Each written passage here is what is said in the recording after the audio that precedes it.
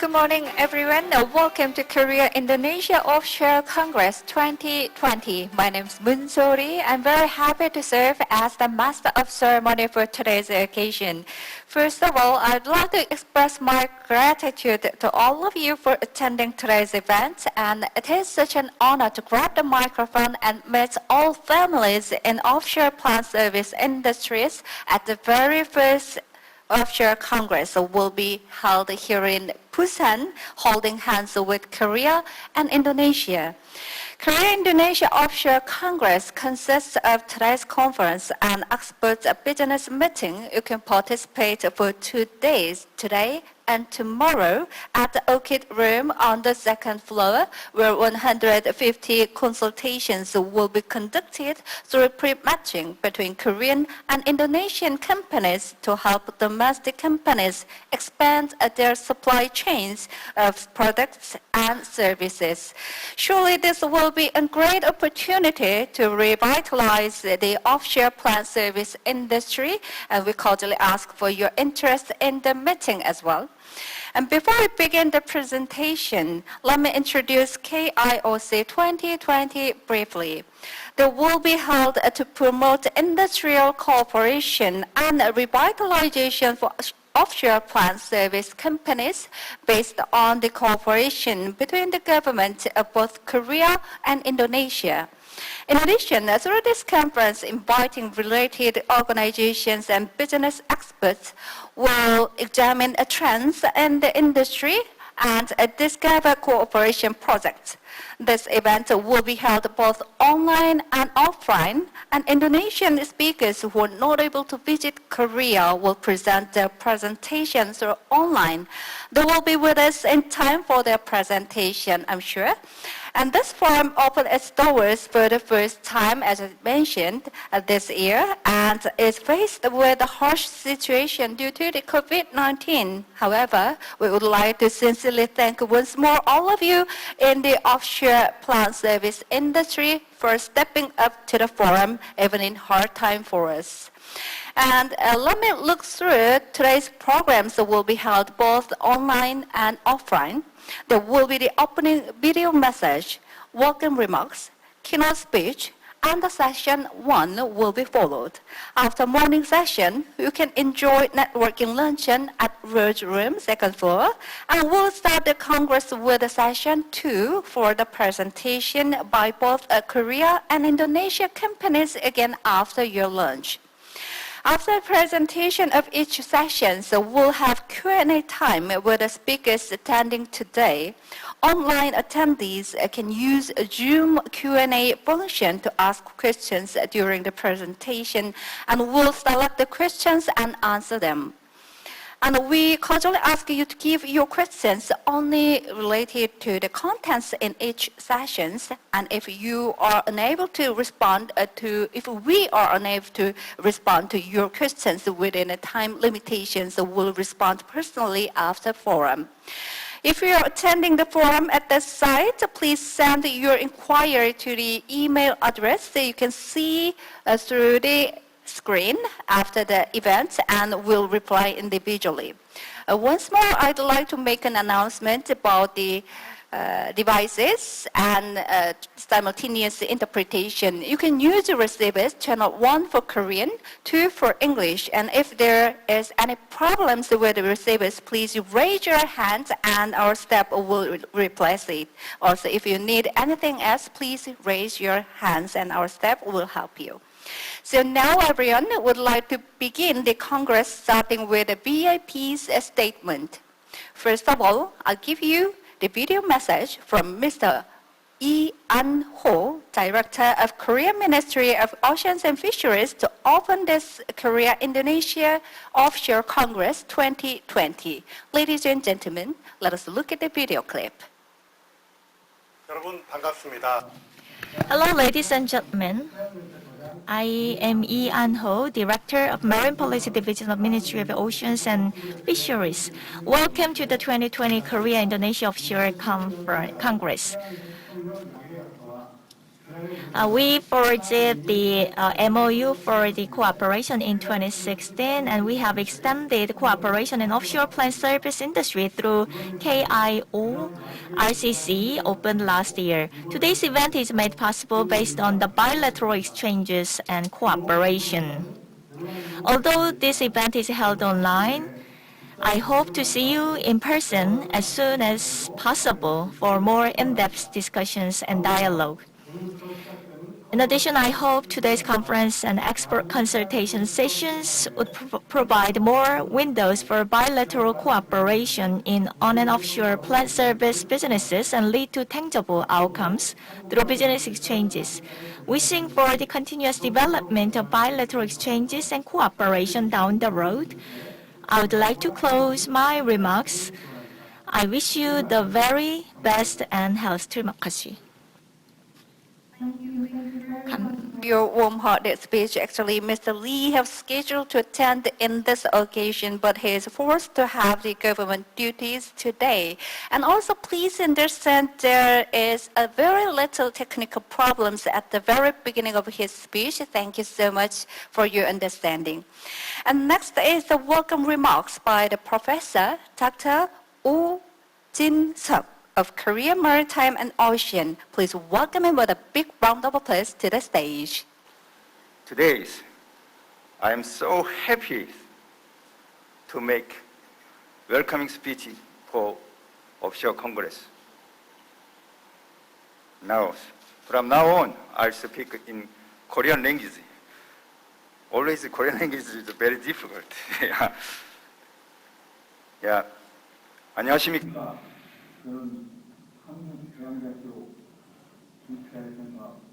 Yes, good morning and good afternoon, good evening. I am Oh Jin-seok with the Korea Maritime and Ocean University and also the center head president of the ETRS Center. I'm delighted to have this opportunity to deliver this welcoming remarks to all of you. I'd like to take this opportunity to express my sincere appreciation to Director Lee Han-ho from the Korea Ministry of Oceans and Fisheries, and also Director Nyoman from the Indonesian Ministry of Oceans and Fisheries for working with us to successfully prepare and host the KIORCC 2020.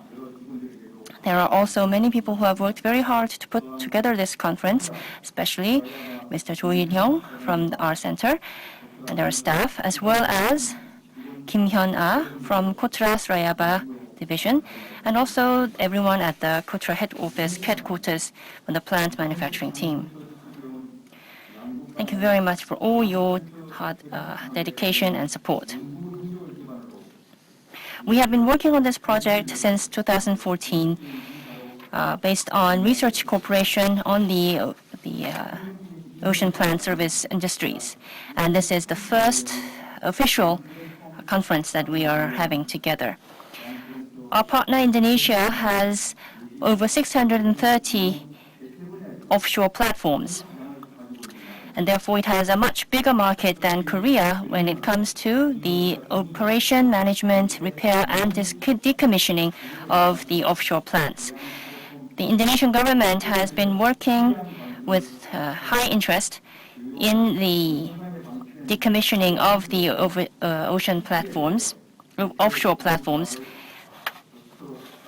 and has announced that it will abandon the old platforms, about 10 old abandoned platforms in the sea routes on a pilot project basis. And also in line with the net zero realization for the global climate, Indonesian government also supports the LNG projects and the shipyard modernization projects that between Korea and Indonesia. The KIORCC wishes to be at the center of all these efforts. We will bring together Indonesia's human and physical resources and join them with Korea's finance and technology, and so that we can lead a future-oriented cooperative projects between the two countries. We will also support many companies with specialized and trustworthy solutions tailored to each individual company's needs when they seek entry into the Indonesian markets. The corona pandemic is a huge challenge for all of us, but I hope that the conference and also the export discussions will be of help to all those participating in this year's program. So although we are meeting largely online, we sincerely hope that next year we'll be able to see each other face to face and have an even more livelier event. We will work very hard so that there will be, in fact, the next year's program. And I must add that in order for that to become a reality, your continued support, encouragement, and participation is absolutely crucial. Today's event was made possible through strong cooperations between Korea and Indonesia. And I hope that the same kind of cooperation will take place between the speakers and all the participants today. I wish you all the health and happiness. Thank you very much. Thank you very much, the Professor O, for delivering us the warm-hearted speech and also making all these possible. Thank you so much once again. And now, ladies and gentlemen, I will invite honored speaker from Indonesia for the keynote speech through the online, who is Dr. Neumann Ladiarta, Director of Marine Research Center, the Korea-Indonesia Offshore Research Cooperation Center, and the Indonesian Ministry of Maritime Affairs and Fisheries. So, Dr. Ladiarta, hello, good morning. Thank you very much for joining us today. Yeah, good morning. Can you just give us the keynote speech from now on? Yeah, thank you. Please allow me to share my presentation. Thank you. Very good morning, everyone. I'm glad to be here to join with that Korean-Indonesian Offshore Congress 2020. I really appreciate for the organizing committee invite us to join with very excellent event today. So my name is Neumann Ladiarta. I'm a Director of Marine Research Center, Agency for Research and Human Resource of Marine Affairs and Fisheries, Ministry of Marine Affairs and Fisheries. Today, I would like to brief talk about the abundance offshore platform reutilization option for marine and fisheries sector. So this is the brief outline of my talk. I will talking about the general situation of the platform and up to the utilization possibility for that platform. So as we know that already mentioned in earlier, the Indonesia has more than 600 offshore platforms, most of them located in the south of East Sumatra, East Kalimantan, North Java Sea, Natuna, Madura, and some in Papua. As we can see from this slide, we can see how the age of each platform from less than 19 years to up than 51 or 58 years. So how that platform distributed around all the sea of Indonesia. Around 80% of the platform are more than 20 years old. Therefore, need to be planned the commissioning roadmap. The stakeholders seek to weigh both technical and administrative to reduce the cost, while at the same time find a multiple effect for the reutilization with other function.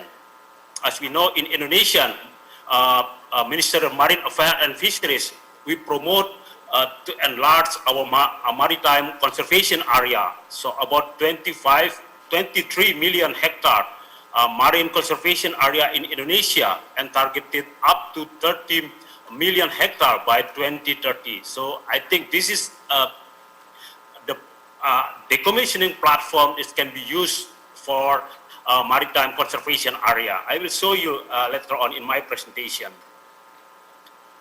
So the commissioning plan in Indonesia for that platform, the coordination ministry started that about 107 platforms are need to be decommissioning in the next 7 years.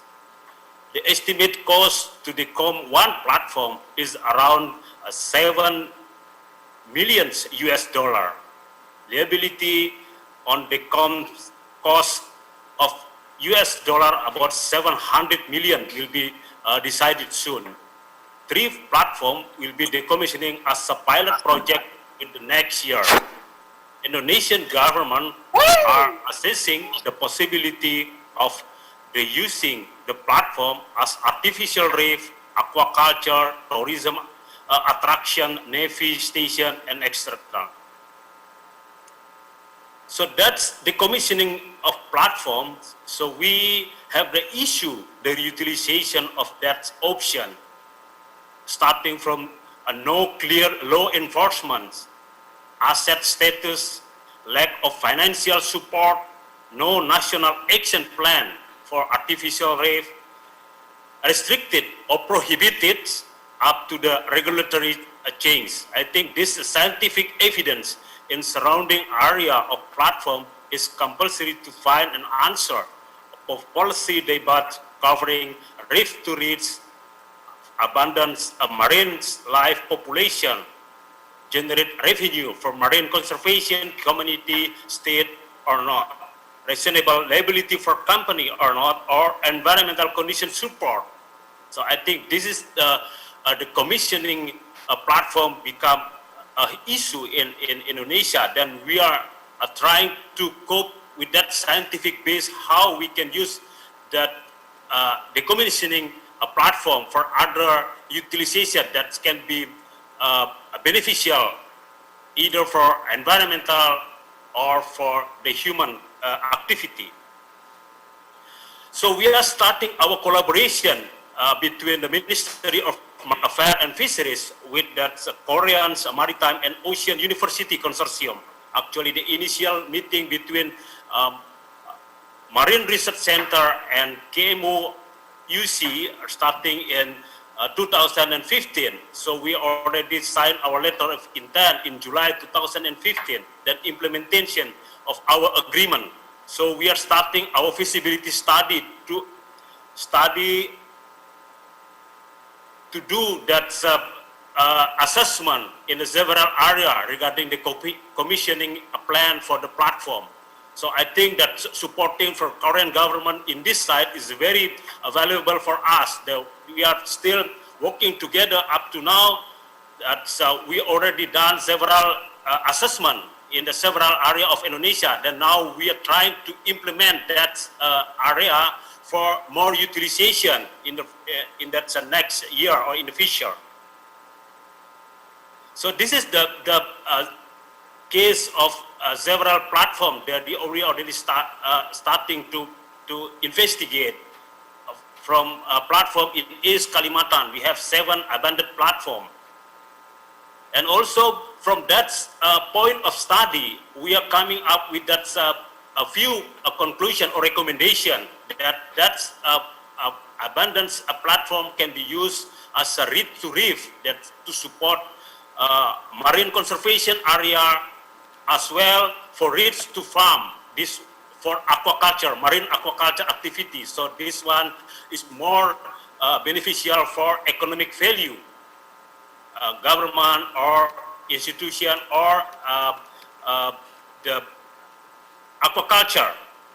So reef to reef and reef to farm are ideal solution for Indonesian reutilization of that platform.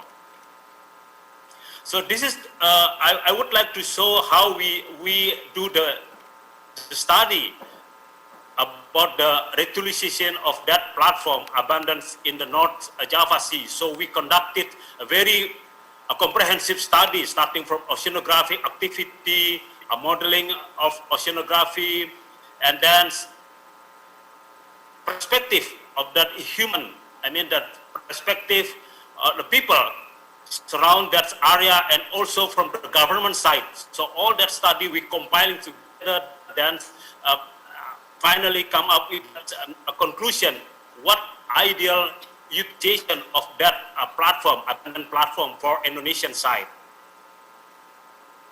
So this is the value of the utilization of that platform is a low cost. We are thinking about low cost and high benefit by using a reach to reef utilization. High cost and also high benefit. This is from reach to farm. And high cost to low benefit, like a sea adventure, renewable energy hub, and fish cold storage. And finally, low cost and low benefit is a research station or a military base. I think that's all possibility option we coming up from our study, from the reef to reach up to that research station and military base station by utilization of that platform. I will show briefly about a reef to reef utilization. So reef to reef utilization is a practice of converting decommissioning oil and gas reefs into the artificial reef. I think this is activity will supporting totally to enhance or to enlarge our conservation area in line with that program of Ministry of Marine Affairs and Fisheries. A method used to reduce the cost of decommissioning as well as promoting the fisheries resource in surrounding area as a coral and a coral reef habitat. Several countries have implemented this method, such as US, Louisiana, Texas, Mississippi, or California. They have donated and converted more than 520 reefs. It is reported that 10,000 or 30,000 adult fish reside in the area and about half the size of a football field.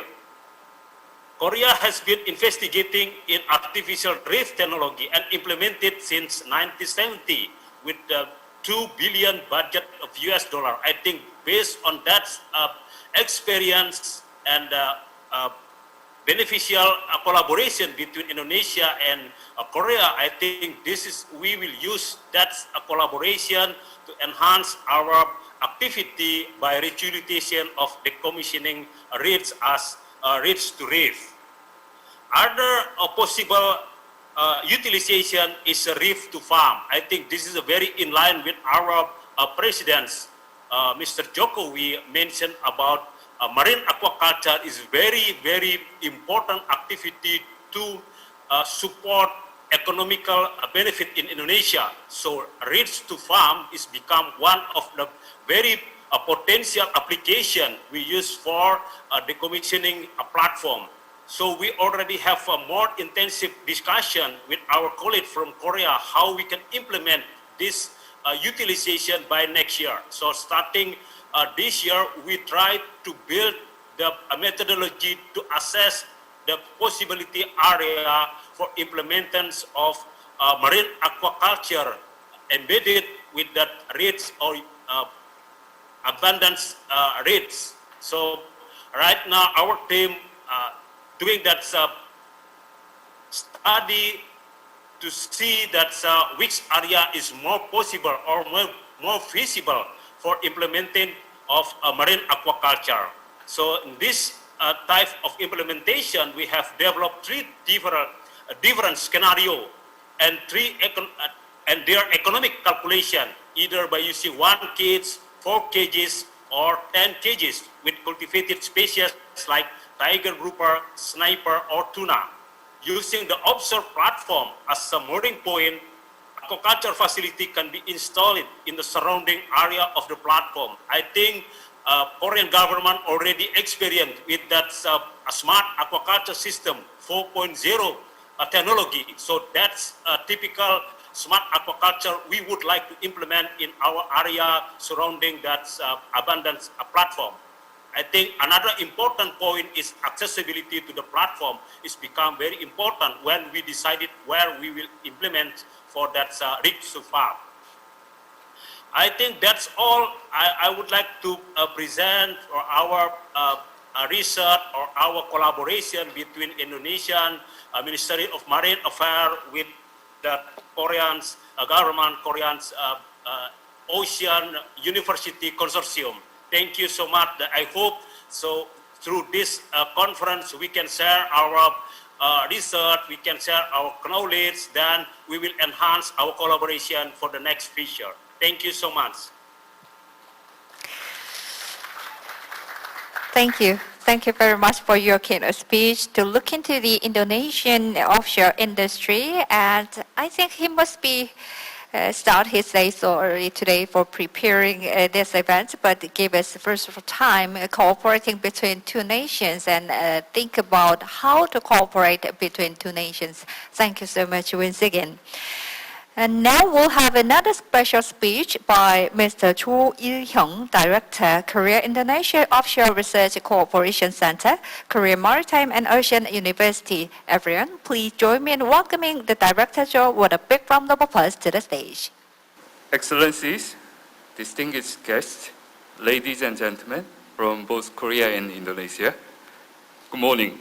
I'm Cho Il-hyung, the co-director of KIORCC, together with Dr. Newman, which was the previous presenter, on the operation of the Korea-Indonesia Offshore Research Cooperation Center. It is an honor to welcome you all to the first Korea-Indonesia Offshore Congress.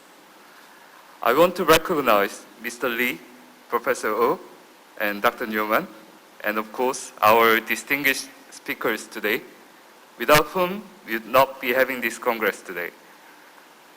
I believe this Congress will give a very good insight on bridging the opportunities and technologies from both countries, which will lead to mutually beneficial collaborations in the G2G and B2B level. Before we move on to the first session of today's conference, I have prepared a few slides on what KIORCC has been doing and our future plans on bridging the mutually beneficial collaborations in the offshore service sector. This is the table of contents of my presentation. Let me introduce about KIORCC first. Basically, we are an intergovernmental organization which was established to fulfill and implement the cooperations between Korea and Indonesia. Although we have a word research in our name of KIORCC, we will not only be focusing on the research side only, but we will be seriously looking for the areas where we can actually implement our collaborations based on the initial studies between the two countries.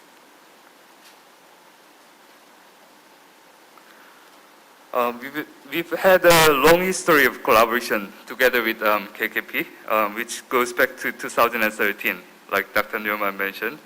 And when we began our communication with the Indonesian government, it was mainly with the Ministry of Marine Affairs and Fisheries of Indonesia. Together, we were assessing different areas of collaboration and ended up deciding decommissioning and reutilization of the offshore platforms being our prime target, considering about the urgency of the issue. Then our collaboration has been recognized by Indonesian Coordinating Ministry of Maritime and Investment Affairs and Korean Ministry of Oceans and Fisheries, where the two ministries' MOU in 2016 includes our areas of collaboration between KKP and us. Based on the MOU, we have established a joint organization called Korea-Indonesia Offshore Research Cooperation Center, in short, KIORCC, by signing and implementing our agreement in July last year and having our opening ceremony in December.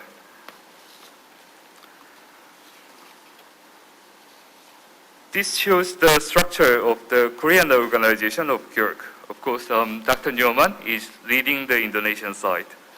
And we have offices, for the Korean side, we have offices in both Korea and Indonesia, where the Jakarta office focuses on the affairs in Indonesia, which is backed up by our members in Korea, where they are deeply engaging with the experts from both countries for our collaborative projects.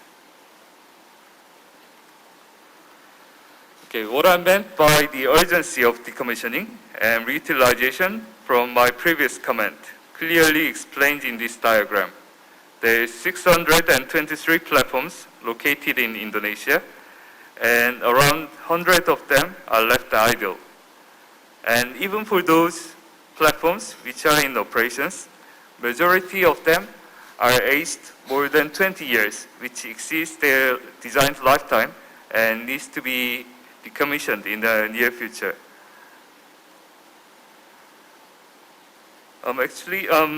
Many of the contents of these slides are covered by Dr. Newman, so I skip through these slides so that I can explain about others. So basically, we see the benefit in the rig-to-reef and rig-to-fish farm activities, and our experts, together with the Indonesian experts, has some calculations on the actual benefit of each options, and we think making the reef into artificial reef or transforming the platform as a fish farm is the ideal solution for Indonesia, considering about the environment, maritime environment in Indonesia.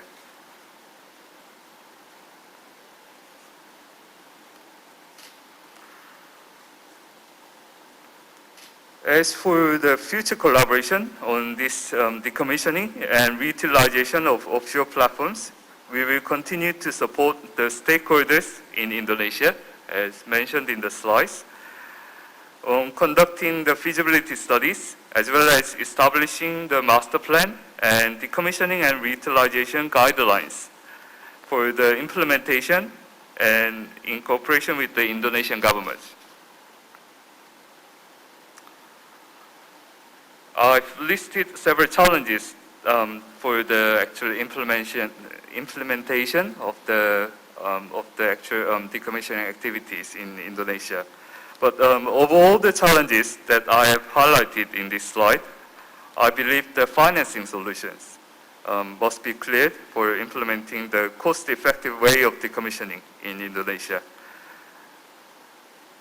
In addition to the technical issues that we are studying together with KKP and different organizations and institutions in Indonesia, we are assessing different ways of the financing solutions together with the accountancy firm in Korea, where we can support the something like a soft loans, or we can do the best decommissioning together with the soft loan, or we can do the package deals for the decommissioning activities as a financing solutions.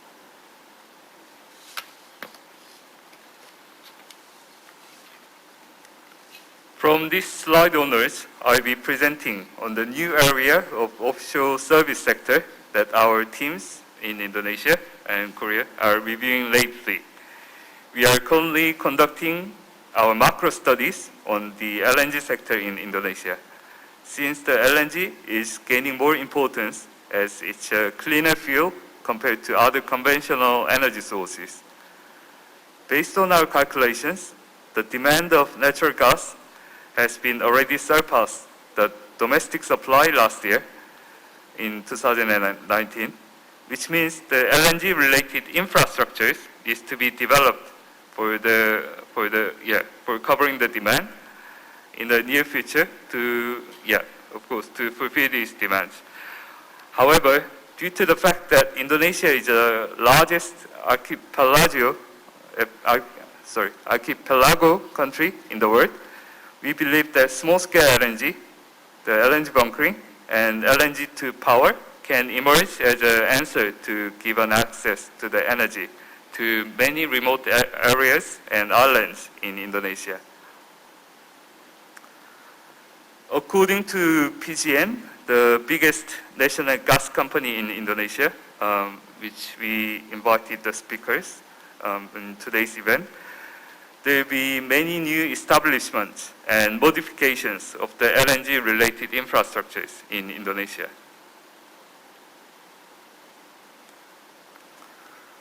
And also, we can see the Indonesian government's initiative in clean energy when we look at the plans by PGN together with PLN, the national electricity company in Indonesia, who want to see the immediate implementation of the gasification of 56 power plants within 2 years' time frame.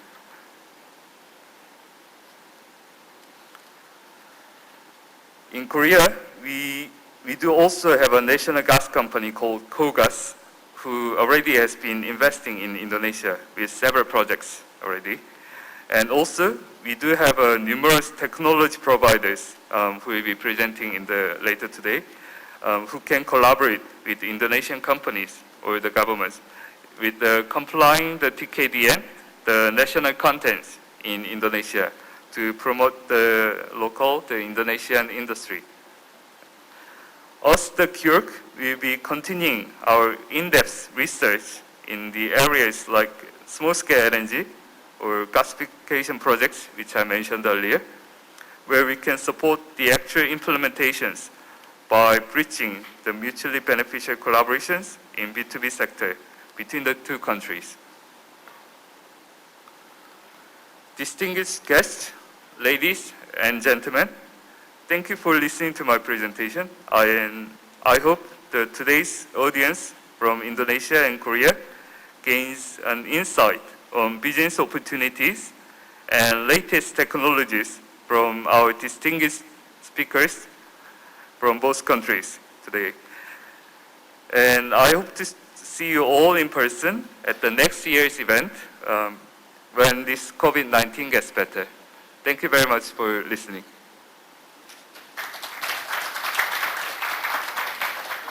Thank you. Thank you very much, Mr. Director, for delivering us the opportunity to think of the way how to collaborate in the offshore service industry between Korea and Indonesia, and also the introduction, the progress of the KIORCC.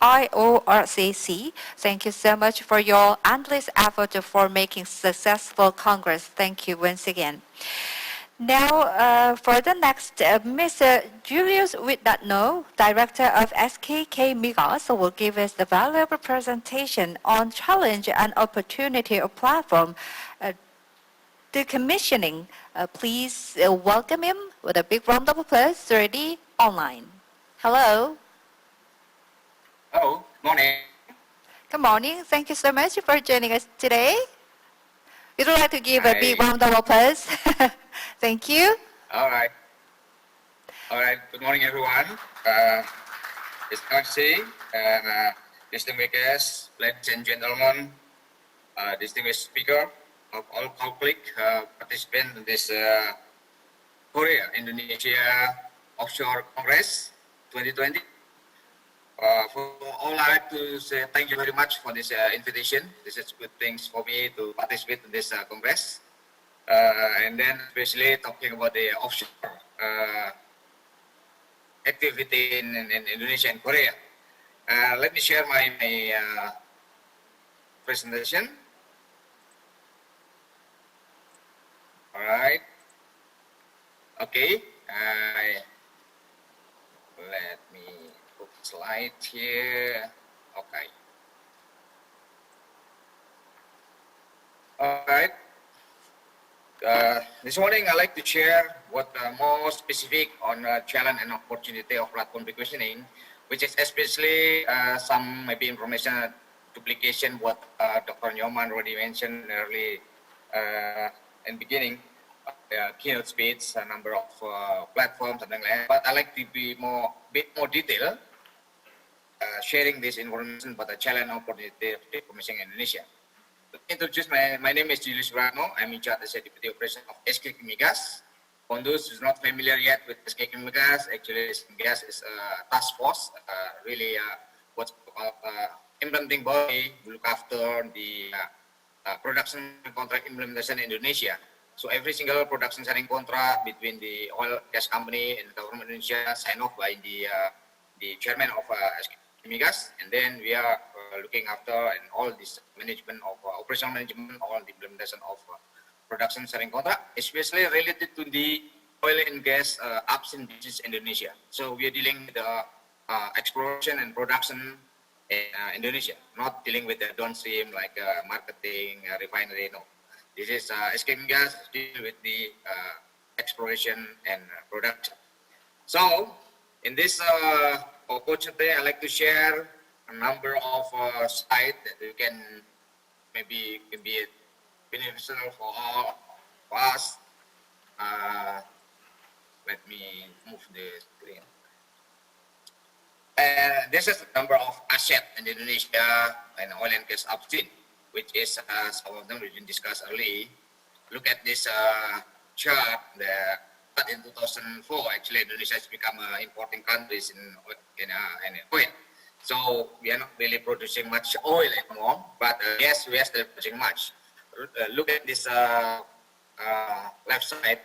Reserve is only 3.8 billion oil, and the gas reserve only 77 billion cubic feet. With this for oil, if we didn't find any new resource, that 3 billion will last longer for 9-10 years, but gas will last for another 20 years. So that's just information, general information about the oil and gas in Indonesia, which is Indonesia is not really a rich country in oil and gas in terms of remaining recoverable risk. But in terms of resource, with this, we still have a lot of resource need to be discovered soon. I hope we have only less than 50% of total basin available in Indonesia has been drilled, but more than 50% are not really untouched yet at the moment. So there's a possibility, big opportunity in Indonesia to have further exploration and production activity in future. So there's what the asset overall. You can see on the slide, number of well, everything said. But I like to highlight on the number of platform that yes, you've been discussed because related to this today Congress. We have 630 platform and installed in Indonesia to date. More than 100 now is already non-operated already. So I mean left as not producing anymore, not being operated anymore. But some of them already ready to be decommissioned. So as mentioned earlier by Professor Nyom, Dr. Nyom already, that we have planned, we have set a roadmap for the next 7 years. We're gonna do some decommissioning activated platform. There are a number of platform and also LPG plant, LNG plant, also more than 20 kilometer pipeline onshore and offshore. There's a total asset in Indonesia which from west to east. About the well itself, if we talk about that decommissioning in Indonesia, that should include what we call ASR. ASR so-called abandoned and site restoration. So the decommissioning is just cut and remove the platform, so-called decommissioning. This is about the well. So we start from the well itself. We have more than 40,000 wells and drilled in Indonesia, and then again, more than 50% also already abandoned, not active. Some of them already abandoned already. So 20% of that unactive well already abandoned. There is information about the historical costs doing the plug and abandon from the offshore well, onshore well, also subsea well, which is for subsea well will cost a lot of money, more than $7 million per well, as our experience. So there's a number of challenges actually in Indonesia doing the P&A, plug and abandon from the well, because we have a lot of very old well drilled during the more than 100 years old wells. We lack of the historical well data, and we have a concern about the well integrity also. And then some of the old wells being operated by using traditional methodology by the local people, and that will impact the social environment issue also. This is some information related to the well, P&A and the well. And as earlier mentioned, there is a number of platforms right from east to west, 600 platform. And one information that I like to share here, actually in Indonesia, there are 3 sea lines, international sea line from west and the center and the east. And number of platforms which is not in operation are located not far from the international sea line. This is some recommendation from the Minister of Transport that this platform need to be removed as soon as possible once it's not really operated. We have number of platforms as mentioned earlier by Dr. Nyoman, that 7 platform in East Kalimantan, they will be removed soon. And we have the platform next coming years to be decommissioned also. So again, 630 platform is huge as compared to the platform installed in Korea. And for next future, I think we need to have good cooperation, coordination together, try to really participate in the decommissioning in this platform. And I see 3 of them already set up, and we have been working together, try to decommission within early next year on this platform. I like to share one recent experience in Indonesia where we have decommissioning activities last year when we had incident in one of our platform in north of Java Islands.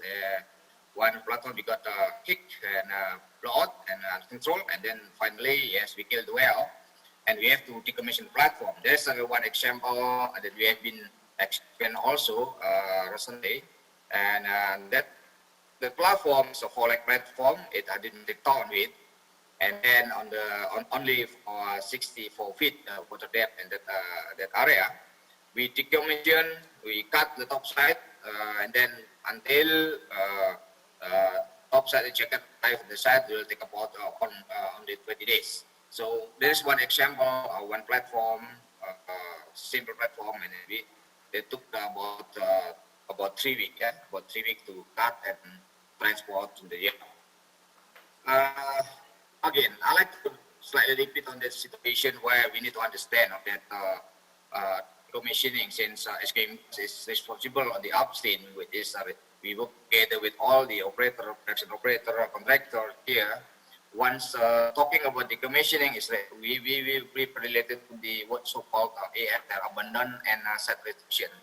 And once we study together with our production operator, contractor, like oil and gas company, and then we finally decided not to really further operate anymore this field because of one another reason.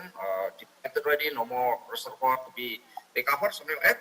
We need to once complete the assessment, and then we decided to decommission. Start from well plug and abandon. I think we need to plug and abandon every single well, secure. Once we cut off all the surface equipment, that will be safe and okay to do some decommissioning. And then for sure, before cut the platform, we need to really do perform kind of hydrocarbon cleaning, flush and clean all this pipeline. So to make sure there is no safety hazard and everything will be in the best engine practice to perform this decommissioning. And then the final step will before again maybe in conjunction doing some study.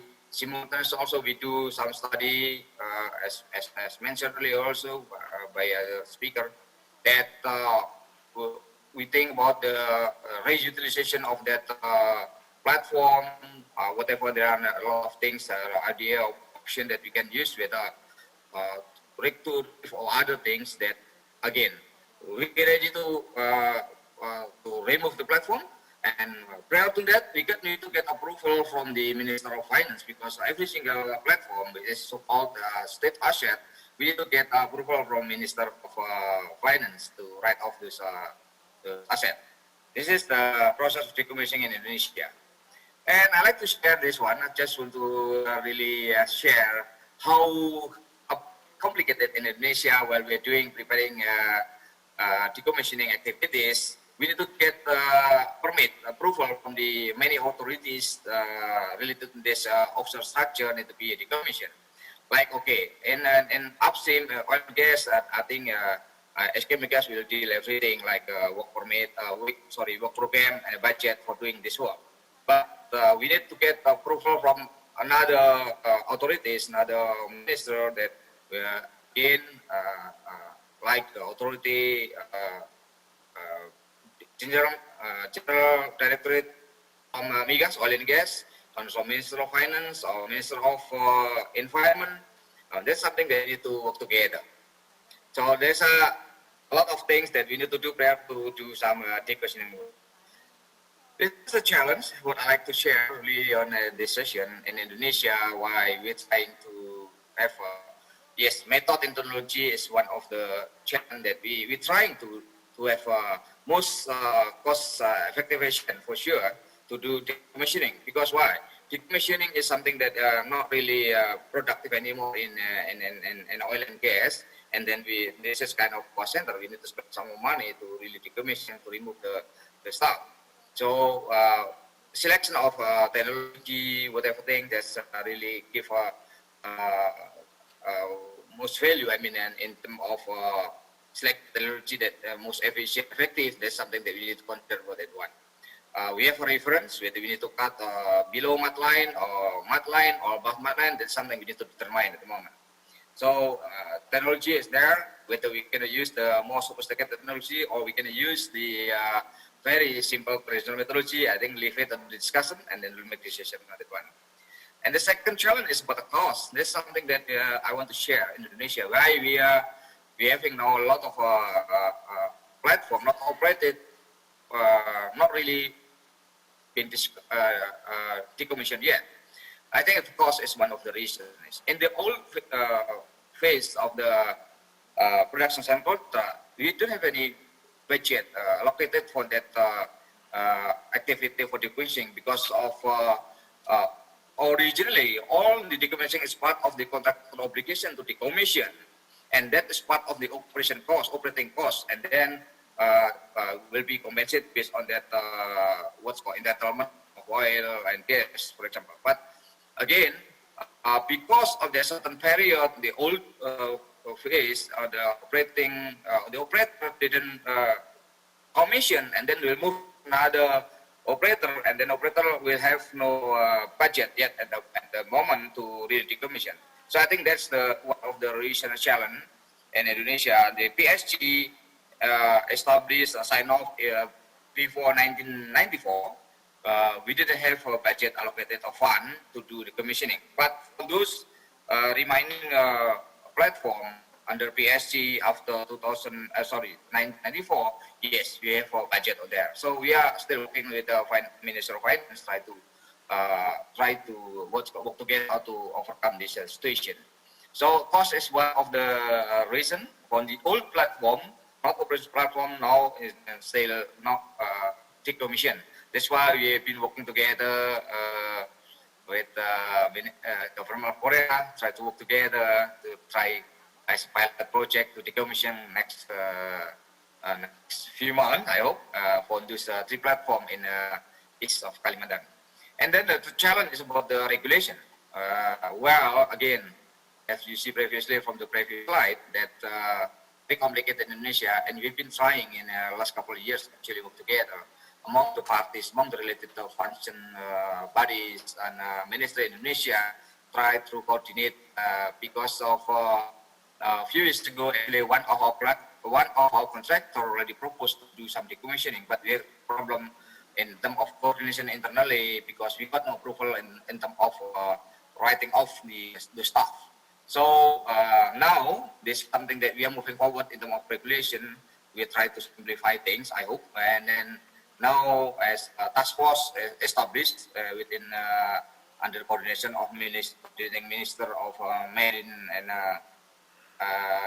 Marine Affairs and Investment, and then involve all related parties, ministers like Migas, SK Migas, Marine Affairs and Fishery, and Minister of Environmental, that will get together as part of the task force to really resolve this issue in the regulation, try to simplify it, not really too complicated to do as decommissioning of the platform. So this is something that those three challenge, and we've been facing in Indonesia, and I hope we work together with the cooperation and coordination among the two countries, G2G. I hope that we can resolve and we can practice the next couple of months to do some decommissioning activities in Indonesia. And again, this is I like to share one slide on the opportunity, as I mentioned earlier, that again, reutilization, as you can use from another stakeholder can utilize this platform, or in the worst case, maybe just a dump and then sold as old art, something like that. And we in Migas already have kind of what so-called strategic planning related to the next 10 years, what we are doing in oil upstream, oil and gas in Indonesia. While one of the strategic pillars is so-called decommissioning. So one of them, we have number of pillars, and then one of the decommissioning, because we experience, so we are facing a difficult station, but now we are structuring the national strategic roadmap, and we align with all the international consultants, independent consultants, try to work together to establish the roadmap, the best roadmap that fit for purposes for all parties. So we develop already the jet planning, and then ISR, abandon and sunk restoration activities as part of one of strategic pillar. And then we moved already on the every single new POD, plan of development already, as I mentioned, actually after PSG 1994, we included already some planning and also ASF funding for sure to cover for future decommissioning. So there are budget more than $1 billion already available, and for future platform under the PSG of 1994. So this is something that we give an opportunity also to together in future to carry on this to perform these decommissioning activities. And another opportunities, as earlier mentioned, also aging platform, because number of from 600 more platform, actually almost 70% already aging condition. Aging what so-called is really beyond the design life, which is usually we design platform for 25 years, but now the number 70%, almost 70% of the platform are really in aging, and maybe 40 years old, and some of them are 50 years old, and for sure ready to be decommissioned soon. And that's why we have already plotted roadmap already for the next 7 years already. We will have really massive activities related to the decommissioning. So we have established a roadmap. We have planned already. We set up already strategic planning from gas related to the oil and gas, and also involve for the related stakeholder in Indonesia. That's why I think that one big so-called decommissioning is really very important for us in the future, and we need to work together and with good cooperation to really implement this strategy and plan to execute this decommissioning in Indonesia. I think that's all what I have in this session, and thank you very much again for this opportunity, and looking forward to work together with all you involved in this Congress, and we're very welcome to work together. And again, enjoy the Congress. Thank you very much, and have a very productive discussion. Thank you very much. Bye-bye. Bye-bye. Thank you very much, Director Wiratno, for your valuable knowledges and ideas through the online. Thank you so much. We hope we can meet again in person maybe next year. You're now watching the session 1 on offshore industry in Korea and Indonesia for the Korea-Indonesia Offshore Congress 2020. And let me make an announcement for all participants on site before we move on to the next presentation. The questionnaire is prepared in the presentation kit on your table. It would be great help in preparing for a better Congress next year if you fill out the questionnaire before you leave. Thank you so much for your cooperation. And now let us have the second presentation by Mr. Oh Tae-gun, team leader of FIRA, Korea Fisheries Resource Agency, who will talk about the status of fisheries resources enhancement in Korea, artificial reefs, and the applications. He's now with us on site. Please welcome him with a big round of applause to the stage. 예, 안녕하십니까. 방금 소개받은 Yes, good morning. I am Oh Tae-gun, as was just introduced. We've already had some wonderful presentations on the gas platforms that are currently in Indonesia. About 69% is very old out of the 630. The gas platforms, after this decommissioning, how is it going to be utilized? As a way of such discussions, I'd like to introduce the use of artificial reefs. And we are currently, in Korea, moving on with the marine ranching project. And I'd like to first start off by introducing that project to you this morning.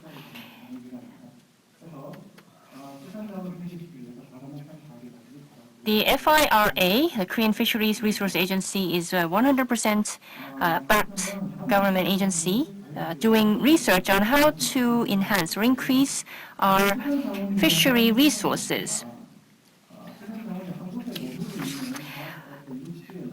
As you know, the fishery resources, they move around the ocean. They don't stay put like the trees.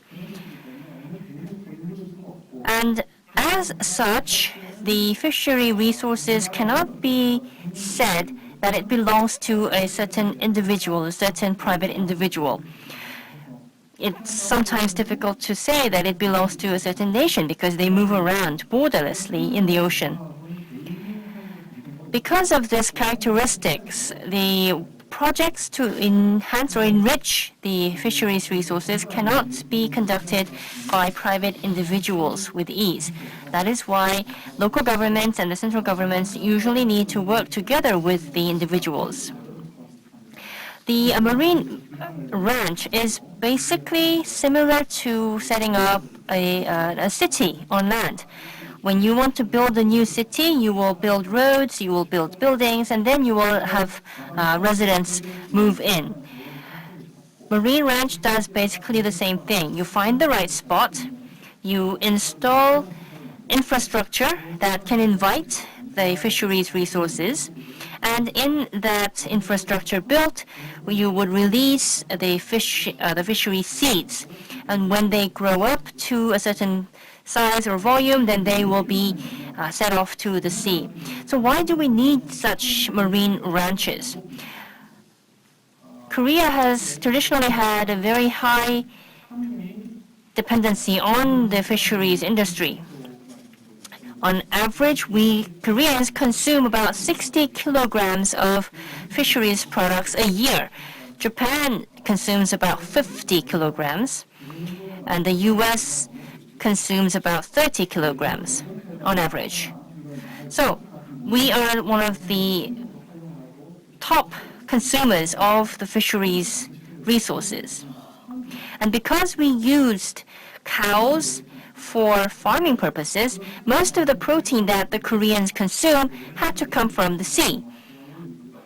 But with the marine environment being more contaminated and the coastal development speeding up, we are seeing more destruction of the coastal habitats for fisheries resources.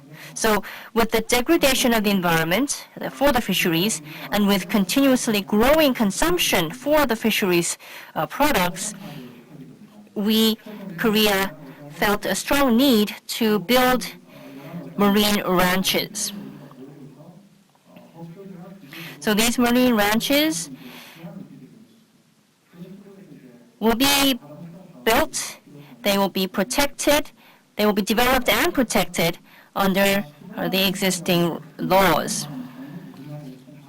We have already started 5 pilot marine ranching projects. We have actually completed the 5 pilot ranching projects, and the pilot projects was completed in 2013, and another round of pilot projects will be completed in 2022. As you know, Korea enjoys warm sea currents throughout the year. And because we are surrounded by the oceans in 3 sides, we have cold current seawater flowing down from the East Sea, and you have large tidal flats that are formed on the western side, the Yellow Sea. And these ocean environments is quite similar to what the Indonesians enjoy. The Jeju pilot marine ranch project was conducted from 2002 to 2013, and we put in 35 billion Korean won in the project. The area that we identified for this pilot ranch is actually a very optimal spot for scuba diving. So we also introduced various leisure activities to be set up in connection to the marine ranches. So we have a lot of theme parks using the stone statues called 돌하루방 in Jeju. And also we put up spaces for scuba diving. And when you have tourists coming in to do scuba diving, you will need to train them. So there's a need for the training center. They will have to sleep and eat. So restaurants and accommodation buildings have also been introduced. We also have coastal marine ranching projects. And we have currently 50 in operation, which will be completed by also 2022. Jeju has about 5 of them, and each area uses a budget of about 5 billion Korean won. Like the marine ranching projects, the coastal marine ranching projects also invite various activities, facilities for various activities to be built alongside the coastal marine ranches. In Jeju, we have what is famously known as haenyos. These are female divers who dive in to about 10 meters in depth and they will catch various fisheries products. So apart from the haenyos activities, we would like to set up artificial structures in the coastal areas where the sea is deeper than 10 meters, because that is like the limit for the haenyos to dive in. So how does the marine ranches, what would they look like, or how would they be set up? The marine ranches are centered around artificial reefs. So those are the key factors of a marine ranch to be set up.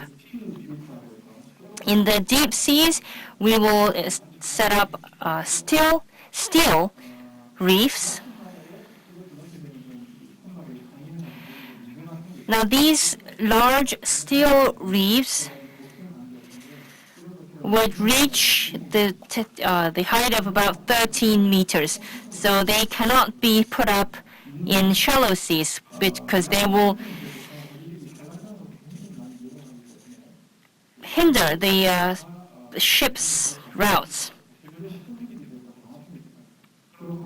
So in the shallow seas, we will set up concrete artificial reefs where the fish can lay their seeds and use the artificial reefs, the concrete reefs, as a place to protect their seedlings until they grow. As for the artificial reefs, there can be largely 2 types, one for the fish or the other type for the algae growth. So you're looking at the artificial reefs made for fish.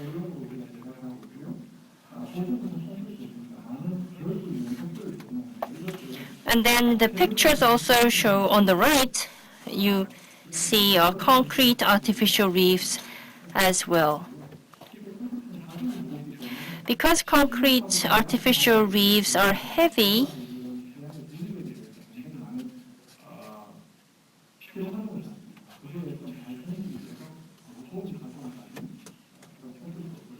they are placed in areas where the depth is below 10 meters.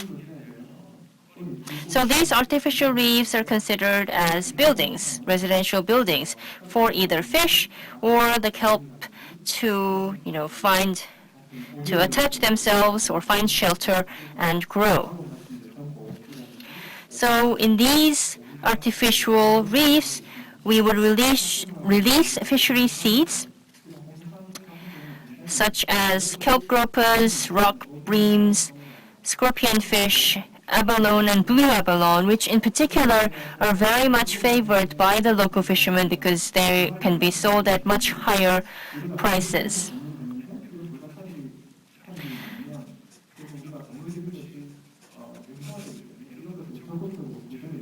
Starfish will eat up the fishery seeds or seedlings that we release to the sea. So as part of the activities for setting up artificial reefs, we also work with the local fishermen to get rid of the starfish.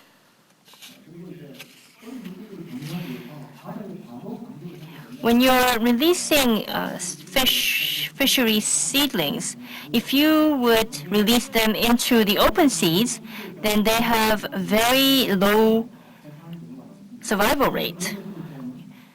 So in order to prevent that, we have built an underwater floating fish cage to protect the seedlings to grow to a certain size. And then when they reach a certain size, then they will be released out into the open seas. So that limit will be about 10 centimeters. So these seeds grow into a seedling to a size of about 10 centimeters. They will be released out to the open seas, and they will in turn come back to the artificial reefs to lay the seeds later on. Now these marine ranches are basically located under the sea, so it's not visible to the public. And we wanted to make sure that the general public knows that there is a marine ranch out there, understand why it is important, and what these marine ranches actually do for us and for the environment. So to do to support these kinds of activities, we built eco-experience zones inland in connection to the marine ranches. So these experience zones are used for education, for advocacy activities. We also set up underwater theme parks, which is where we install underwater sculptures, basically, so that the divers, when they go under the sea, they can enjoy not only the natural environment, but also the wonderful sculptures that have been put in there.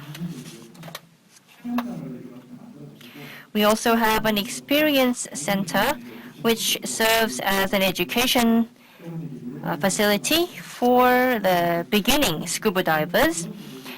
The experience center also serves as an accommodation place for the scuba divers that come visit the marine ranch areas.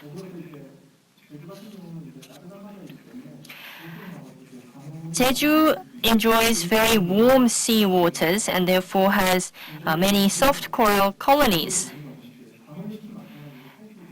And we are using these soft coral colonies being attached to the artificial reefs, and they will grow together, and this creates another attraction point for the tourists and scuba divers. Of course, setting up a marine ranch is one thing, and properly managing it would be an equally, if not more important activity that we need to follow up with.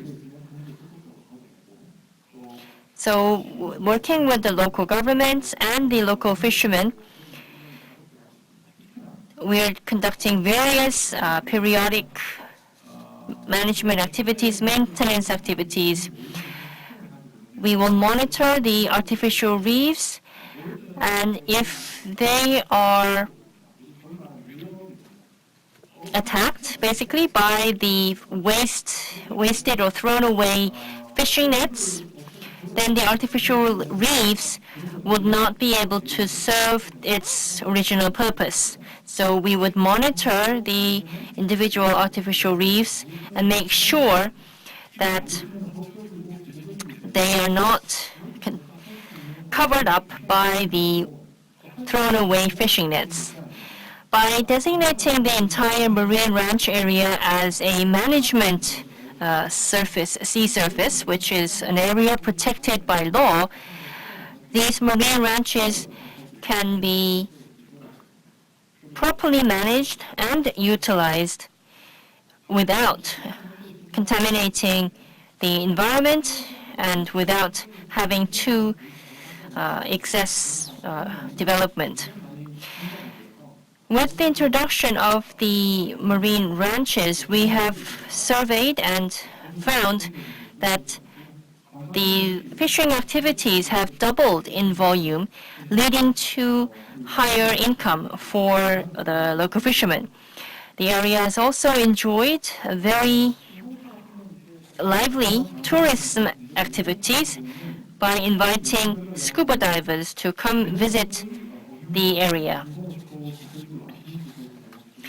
By setting up these marine ranches, we have also found out that the fisheries resources have tripled in volume.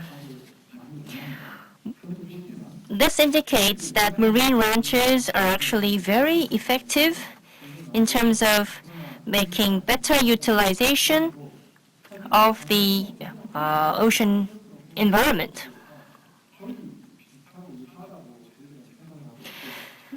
We are actually using a lot of steel artificial reefs in the marine ranches in the Jeju area.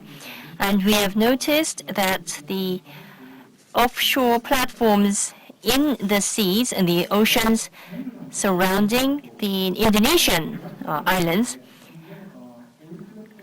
are very similar to the steel reefs that we have installed in the Jeju seas.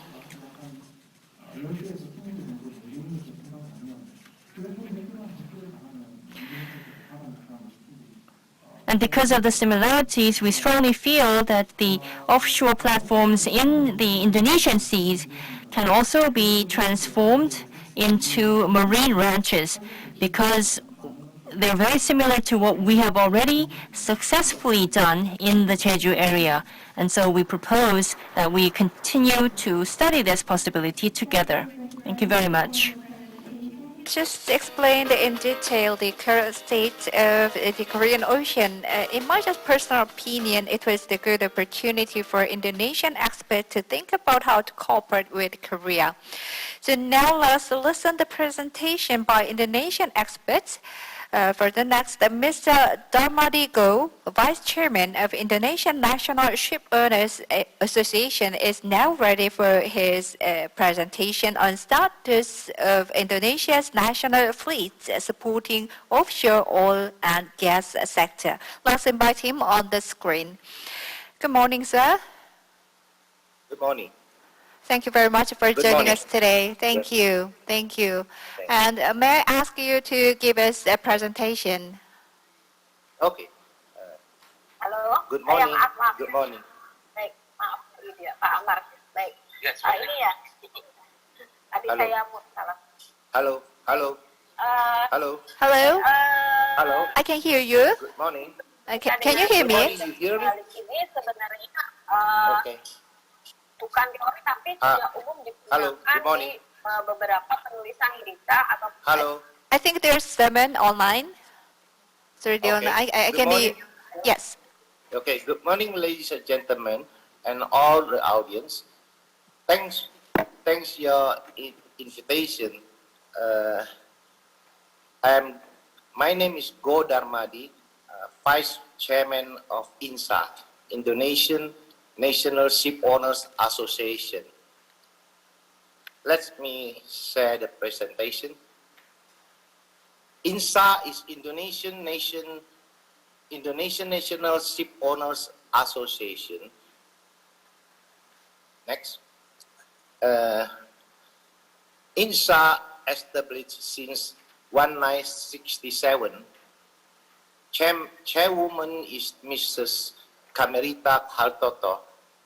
Total our members are 1,700 members, and we have 46 branches in all Indonesia. INSA is the members of FASA, ASA, also IMO. This is our vision and mission. Vision as an economic development infrastructure and agent of national unity. Mission empowering Indonesian commercial shipping to unify, demand, defend, and safeguard the interests of our members, to aim forward by maximizing effort for one goal, to be a welcoming force. This is our profile. Our country, Indonesia, have implementation the cabotage law. This is the president in the president directive number 5/2005 on empowering national shipping industry, implementing the principle of cabotage accordingly, and to develop policy and taking necessary measure to empower national shipping industry. And also Undang-Undang number 17/2008. This is the cabotage law. That means in domestic sea freight carrier by Indonesia sea transport companies to use Indonesian flag vessel and Indonesian national crew. And the foreign vessel is prohibited from transporting passenger or goods between island to island or port to port within Indonesia water. This is cabotage law. Our country have implemented cabotage law. Since cabotage law start, this is a 2005. Our members totally ships is in 2005 is 6,041 ships. And the record until 2019, totally our memberships is 32,587 ships. And totally the owners company is 4,059. Next.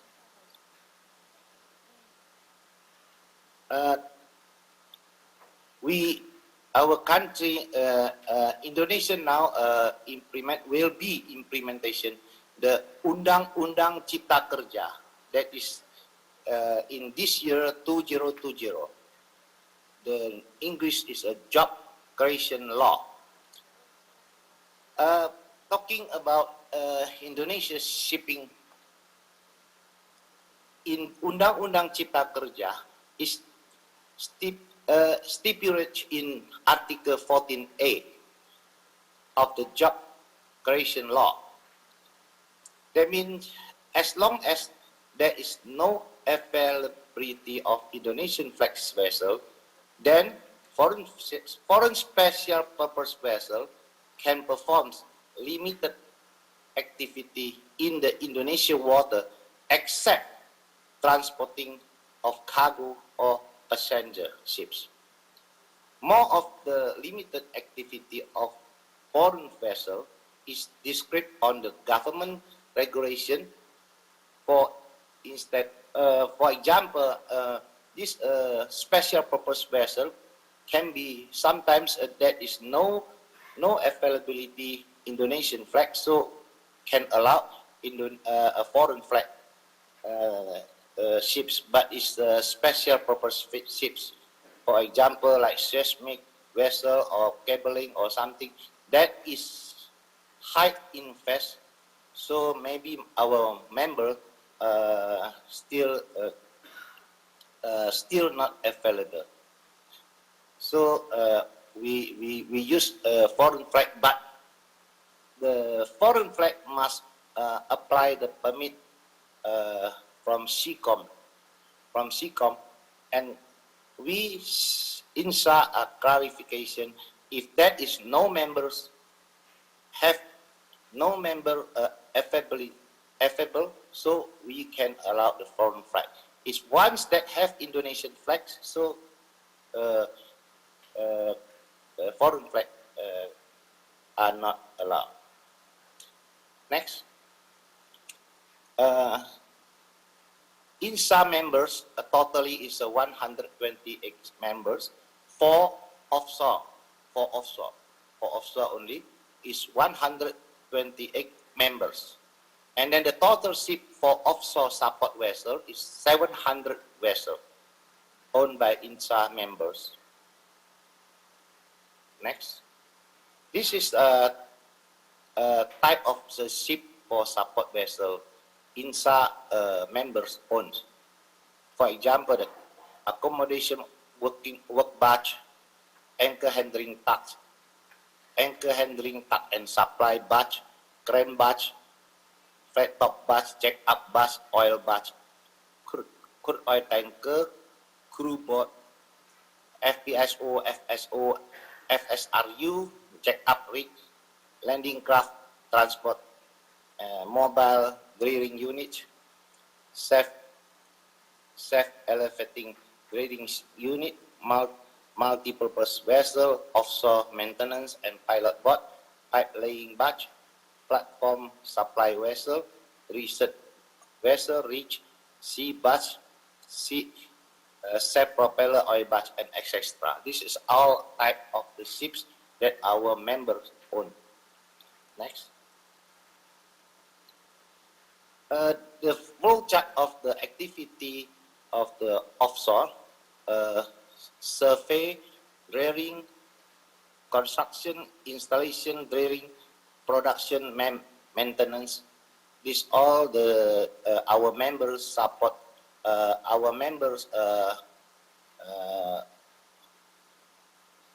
own the ships for the support of the offshore activity. Next. Current condition of Indonesia offshore shipping, of course, COVID-19, this, and then the world oil price, the sharp drop of oil price has slammed the shipping industry, mainly offshore support. And then exchange rate between rupiah and dollar, fluctuation of rupiah value against US has raised additional cost for the country, for the company. And regulation, cost of recovery system to gross rate system switches. Now we fashion this current condition for our members, for Indonesian offshore shipping. Okay, next.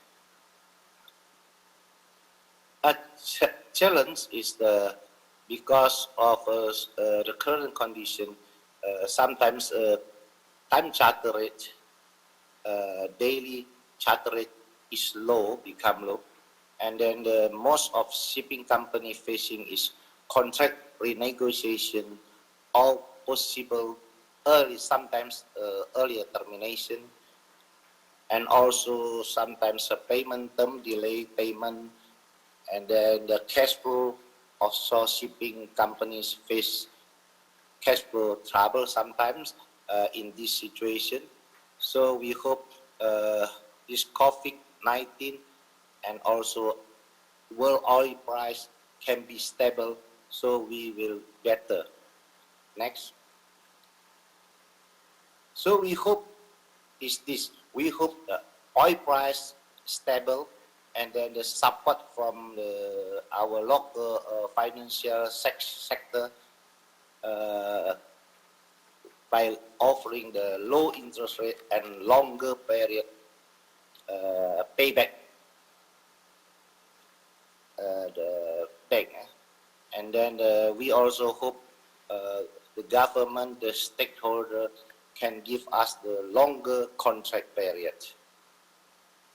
Next. Okay, so finally we welcome your Korean company invest in a shipping company in Indonesia, but must we follow our cabotage law. That means must go in Indonesian flag with the majority 51% is the local partner, Indonesian partner. So 49 is the foreign partner, but Indonesian flag is not foreign flag. Thank you. Thank you, ladies and gentlemen. Thank you. Thank you very much for your valuable presentation. Thank you so much once again. And now we'd like to move on to the next presentation by Mr. Eddie K., the chairman, Eddie K. Logam from Indonesia, who will give us the presentation on current status and major projects for Indonesian shipbuilding industry. I'd like to invite us already online, the chairman, Logam. Hello. Good morning, everyone. Thank you so much for joining us today. You are in the early morning. Thank you. So would you please start your presentation?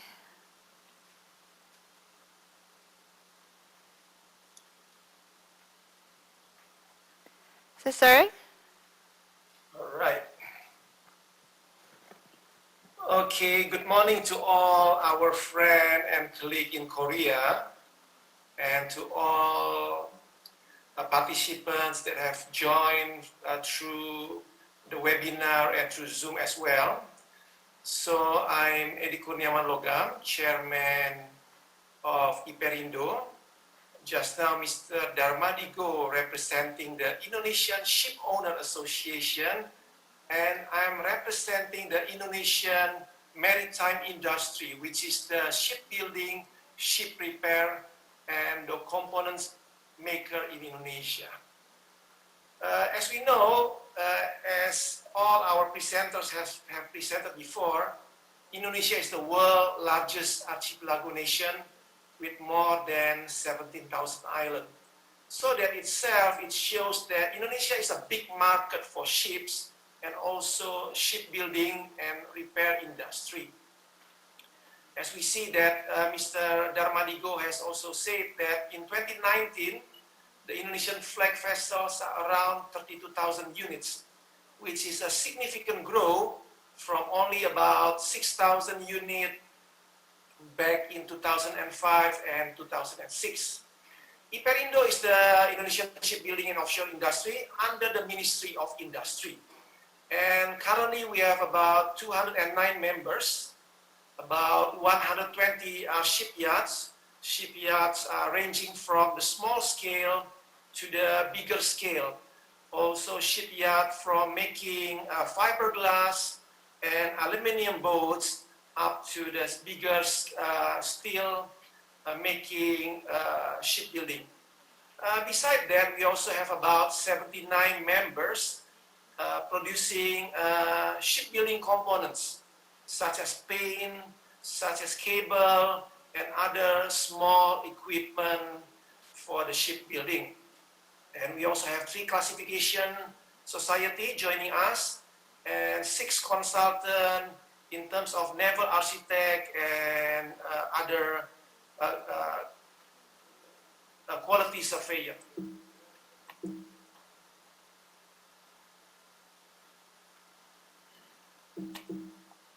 Let me go to, the distribution of our shipyard members is throughout the archipelago, from the Sumatra on the western side up to Papua on the eastern part of Indonesia. Let me focus on talking about the Indonesian maritime ecosystem. Just now we heard a lot of presentation from the offshore industry, such as the decommissioning, such as the installation of platform, and also the fishery industry as well. And what we can say that in Indonesia, all those businesses need ships or floating objects. And we have seen that in the shipping business itself, the area under INSA, the blue octagon on top, we have seen that in the shipping business, there have been a lot of favorable government regulation. So I stress the importance of favorable government regulations. Since the implementation of the cabotage law back in 2005 until now, we see a healthy growth. We see like a multiplication of the number of vessels from 6,000 up to 32,000. That is like a few 500 or 600% within the period of 14 years. So I like to stress the importance of favorable government regulation, because a good government regulation, it will give a healthy growth to that sector. Indonesia forever will need ships in terms of energy transport.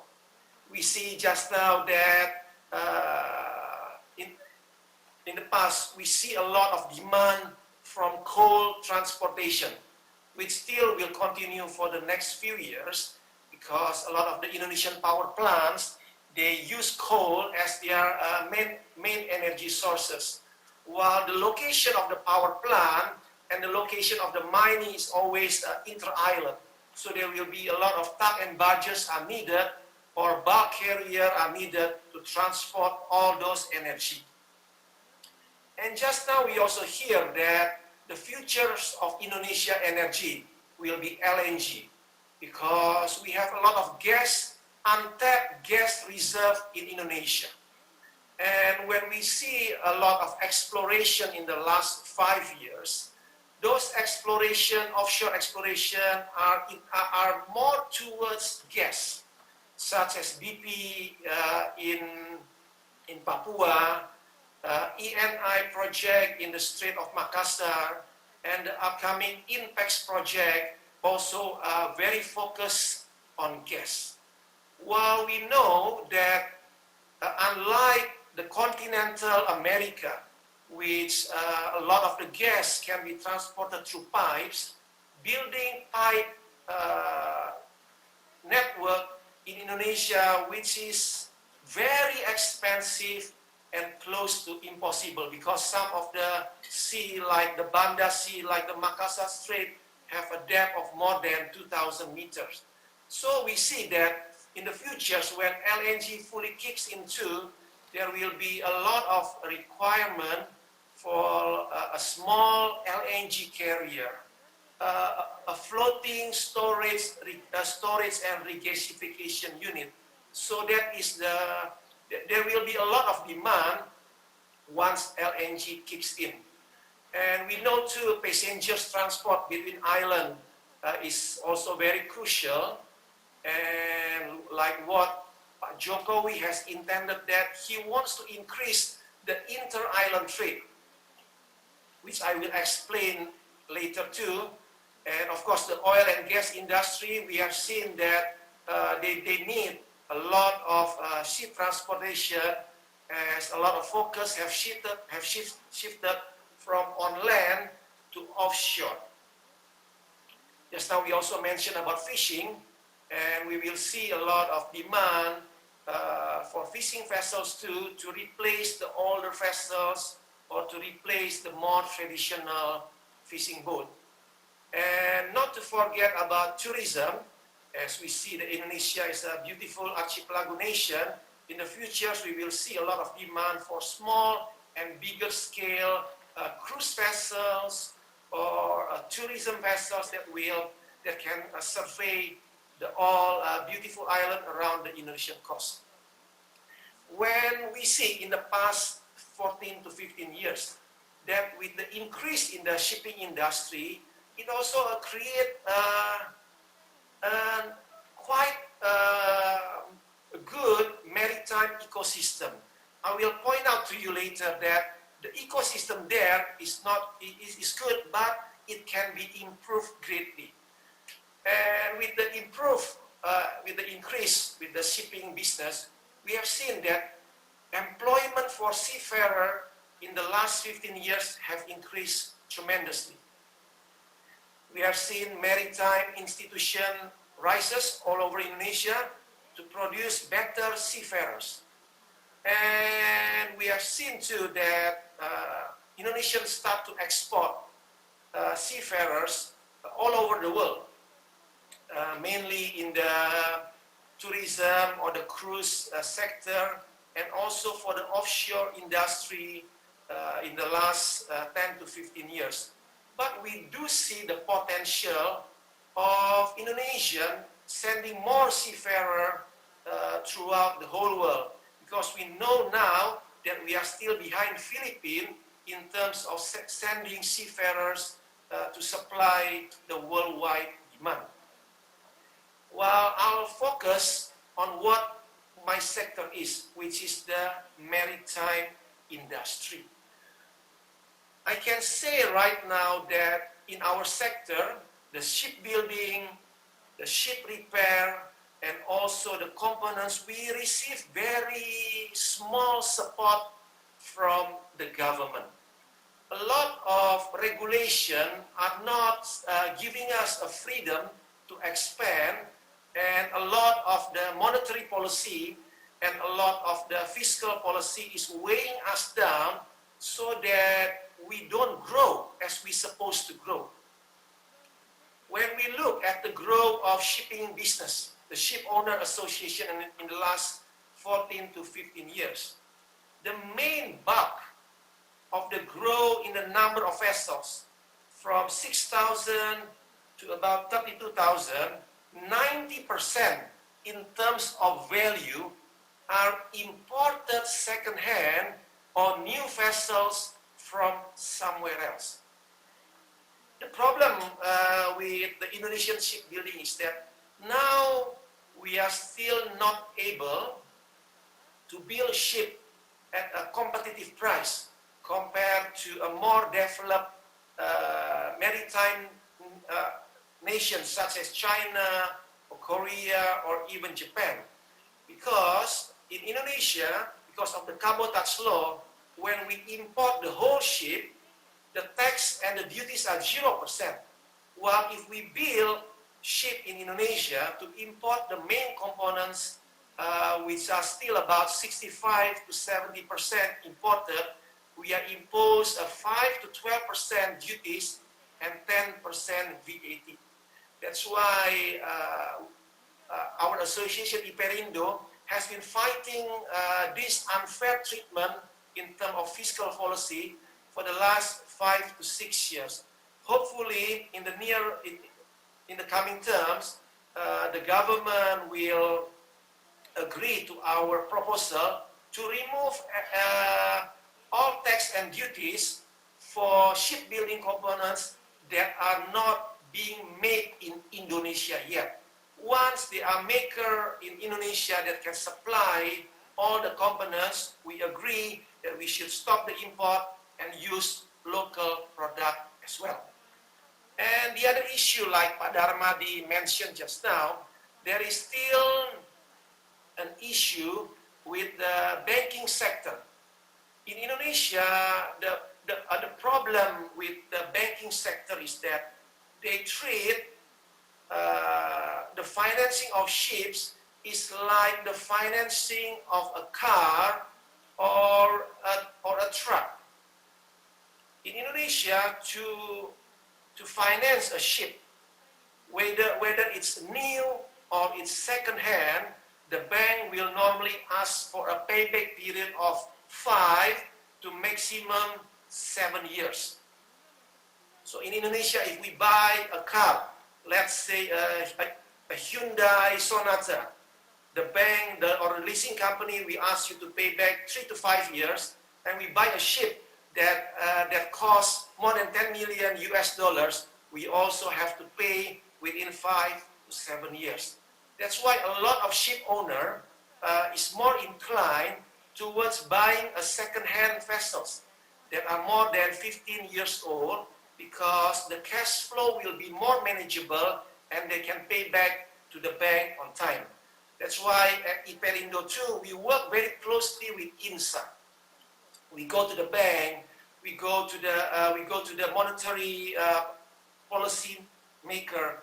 We urge them to change the mindset of the banking sector so that they will be willing to finance ships made in Indonesia over a longer period of time. Let's say 10 to 15 years with a single-digit interest rate. The current interest rate is still about 10 to 12%. We are asking the Indonesian banking sector to lower the interest rate to about 7%. Once that happens, we can see a huge potential switch to local shipbuilding. And also, we hope that the government will implement the local content policy, in which they state that every government spending from the budget, they must have at least a 35 to 40% local content. So we hope by the government implementing that, the maritime industry will grow. And due to the slow increase in the maritime industry, we see that the shipbuilding components and the supporting industry are not growing as well.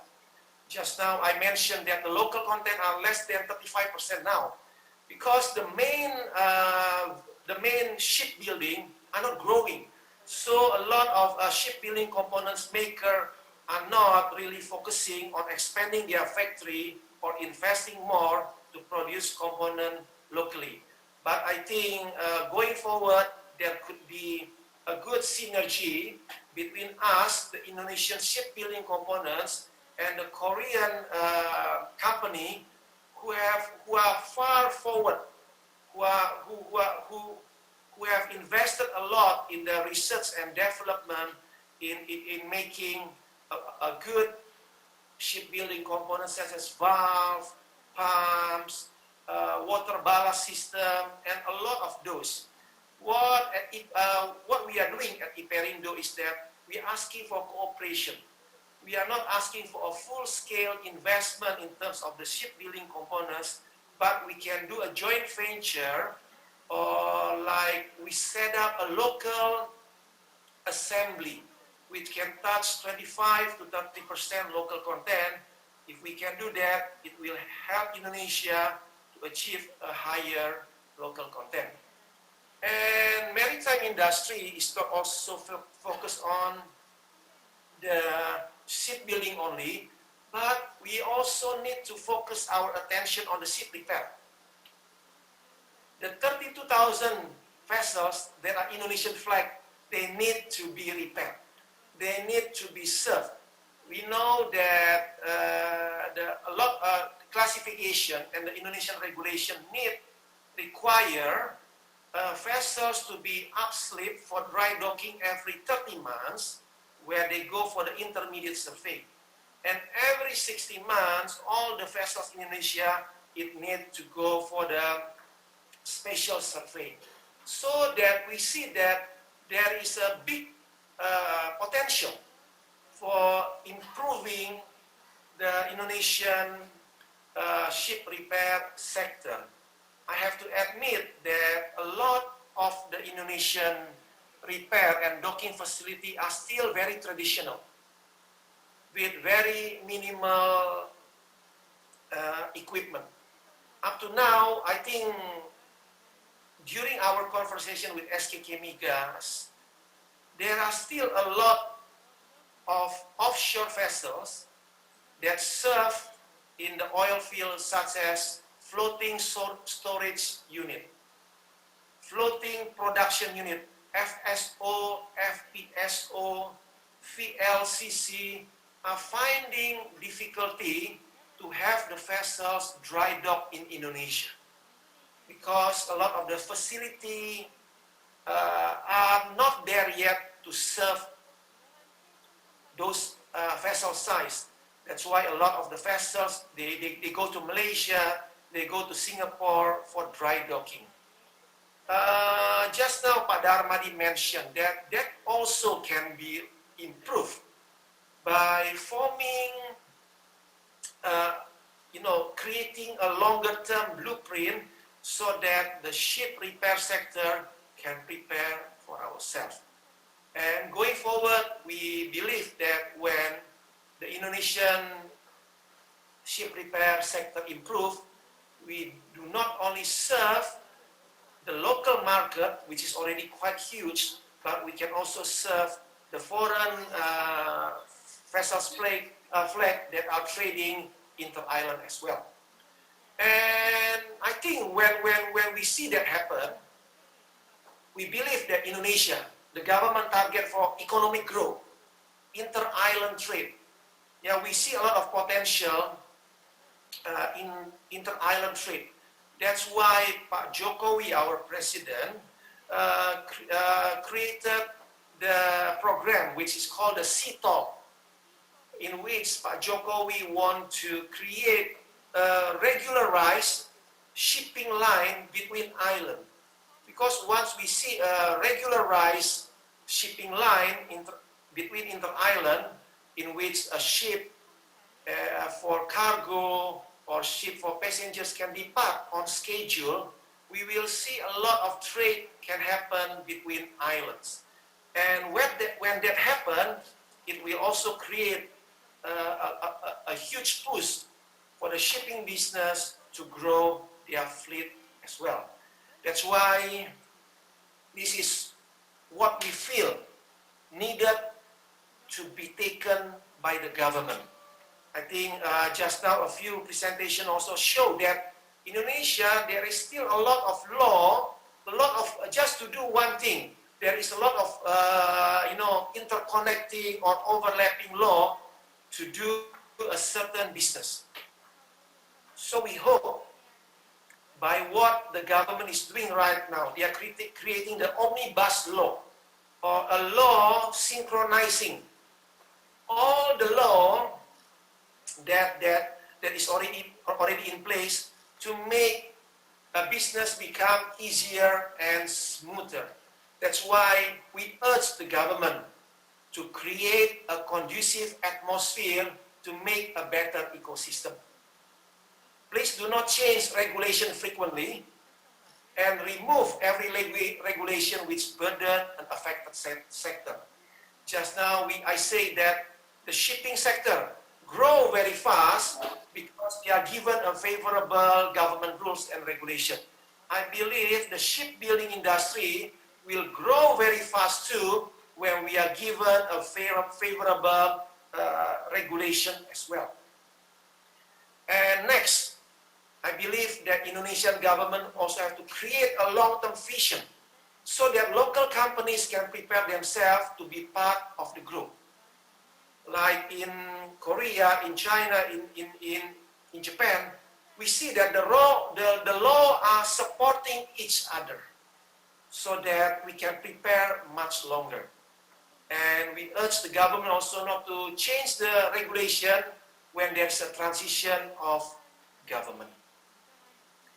And I think the last point that I need to point out that we need a good cooperation between government agency and regulator to achieve our target and plan, in which Pak Jokowi, our president, have already stated we need to be the world's strong maritime nation. A strong maritime nation not only have a strong shipping business, but we also need a strong maritime industry. Because if we just have a strong shipping business, we will forever be a market. Yeah, the trend has indicated that throughout the last 14 years, on average, Indonesia import about 800 million to 1 billion US dollar worth of ships, second-hand and brand new every year. So that itself is a market. That's why we are at Iperindo, the shipbuilding industry is working very hard to make those demand can be supplied from the local businesses and local industry. I hope together we can make that happen. That's all the presentation from me. Thank you very much.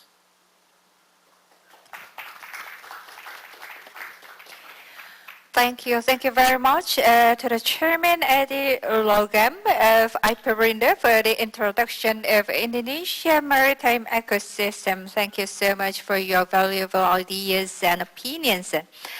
And next, Mr.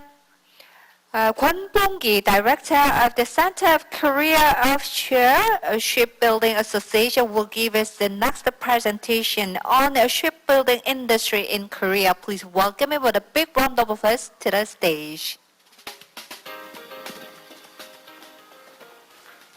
예, 반갑습니다. 한국조선해양플랜트협회 I am Kwon Bong-gi from KIORCC.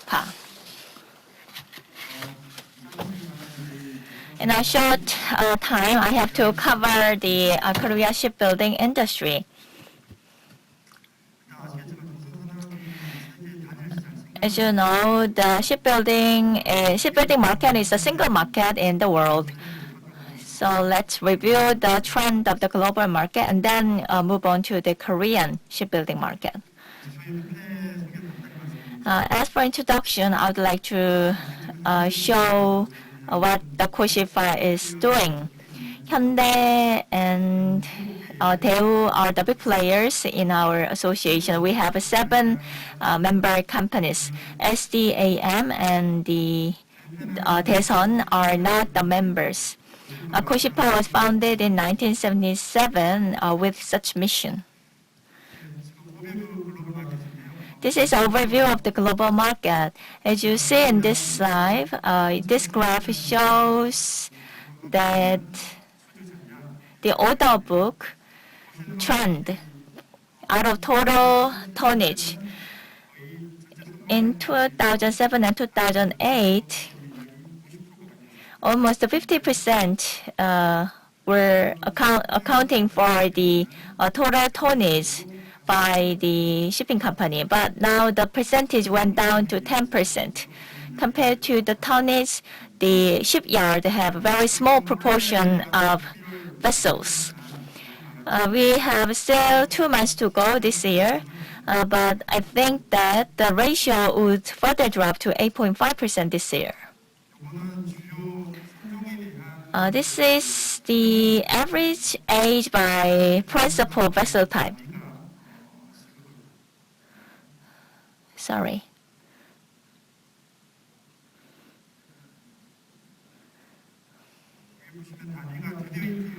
The unit is deadweight. The reason that I'm showing this graph is the vessels older than 15 years are not very high. In other words, replacement demand is hardly expected.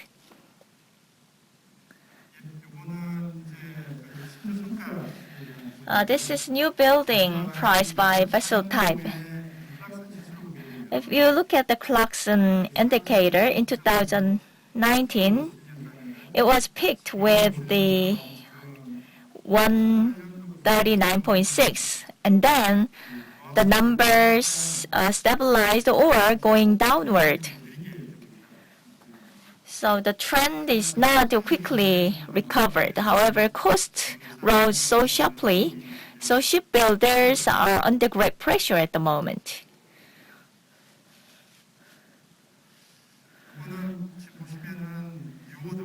This is new order and completion orders are compared, and at the bottom, the order book numbers are presented from 2006 until September this year. You see the trend. When shipbuilding was peak in 2007, at that time, 92 million vessels were reached. At that time, we were at a high time. And the lowest point was recorded in 2016.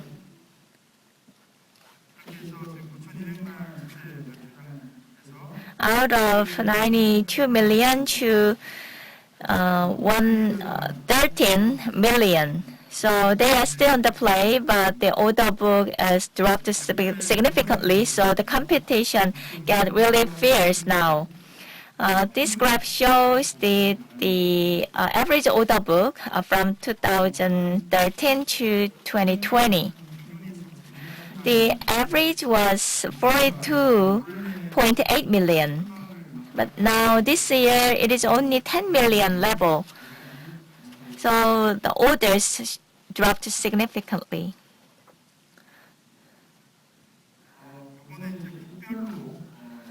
This is a country comparison, the order book and the building completion and new order. In Korea, from 2013, we received 11 million, and China is on the same level. And for completion, Korea is hovering around 10 million. China is 12 million. And for order book, Korea had 27 million in 2017, but now Korea has 19 million. So the order was dramatically reduced. This is a global trend of shipbuilding in offshore. Actually, this is investment scale for offshore. The peak was marked in 2007 in offshore side. 2012 marked the peak in terms of investment. For commercial vessels, 2016 marked the lowest. That was 15% drop from the peak. And in offshore, 2012 and 2016, for this period, 5% was slashed.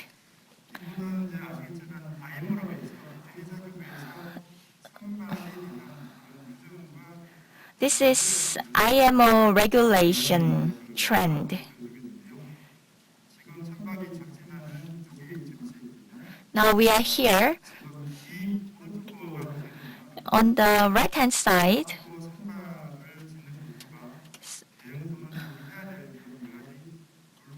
it shows the rules and regulations that the shipbuilders have to be prepared for the future. In early 2000 and mid-2000, the underwater ecosystem had a lot of regulations and control. From 2010, regulation covered more for the air, which is as or exhaust from the vessels. And the hottest topic is GHG, I mean. So newly built ships have to meet the EEDI and also EXI. So these two regulations have to be satisfied in order for new vessels to be in operation. With the strengthened economic regulations, we have to come up with the solutions, which are already available. The alternative fuels or some additional filters may be mounted on the vessel. If look at the right-hand side, in order to prevent the sulfur exhaustion, then you have to use EGR and SCR for additionally. In order to prevent SOx and NOx, as well as carbon dioxide, the easy approach is to use LNG as a fuel.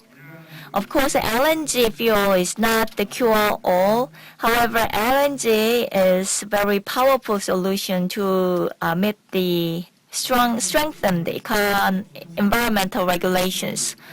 Now, this is about the shipbuilding market outlook for China, Japan, Korea, and Europe.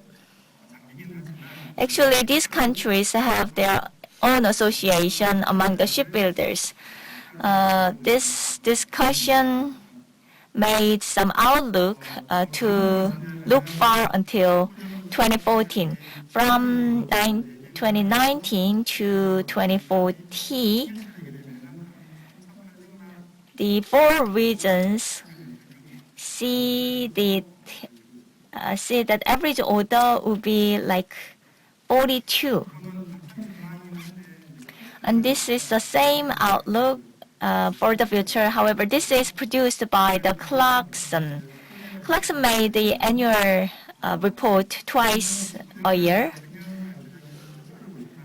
They said the average order was 37 million from 1996 to 2019, but for this year, the number dropped to 23.8 million. And then after the COVID-19, they expect the number will be recovered.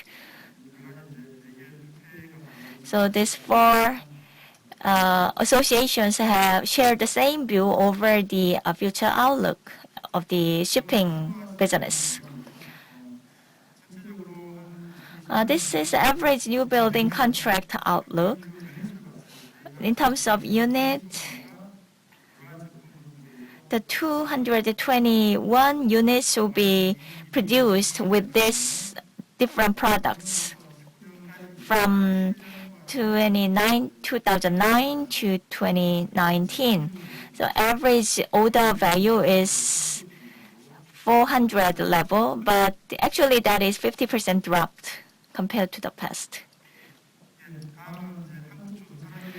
This is an overview of the Korean shipbuilding industry. My organization, KIORCC, have 7 shipbuilders, and there is a KIORCC. KIORCC is a cooperative of Korean shipbuilders. The small shipyards are the members of this KIORCC. The number is 48, and others are the Daehan Shipbuilding and SDSC.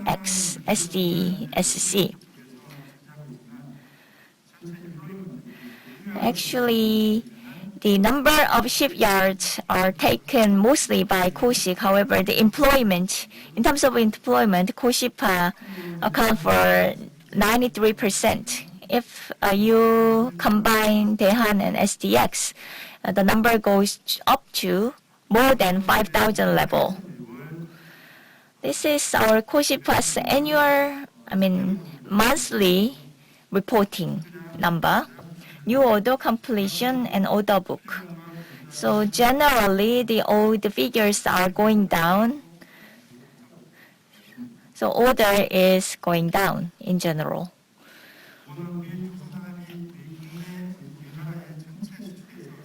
And this is the shipbuilders' proportion in the Korea's export. 2011 marked the peak. At that time, $565 million were exported. And 2019, it only 201 million. And this export also covers equipment and facilities.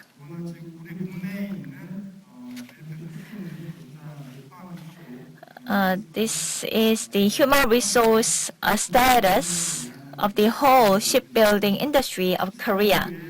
In 2014, the number reached 203,000, but the number cut in half this year. And maybe by the end of this year, the number will drop under 70 million. And actually, the number of sailors will be reduced. And this is our member company's order book. Tanker breaker showed great reduction. At the end of September this year, LNG carriers accounted for 44.5%. This is our Korea shipbuilding competitiveness. In the left-hand side, LNG demand is going up, and LNG as a fuel is also going up. In Indonesia, I saw that there are 5 sites for LNG. So LNG demand will go up in the future. So our competitiveness can be strengthened with LNG and gas. And the right-hand side, this shows a new order for the LNG carrier, which is above 140K by country. In 2018, 65 orders were received, and the whole order is for Korea.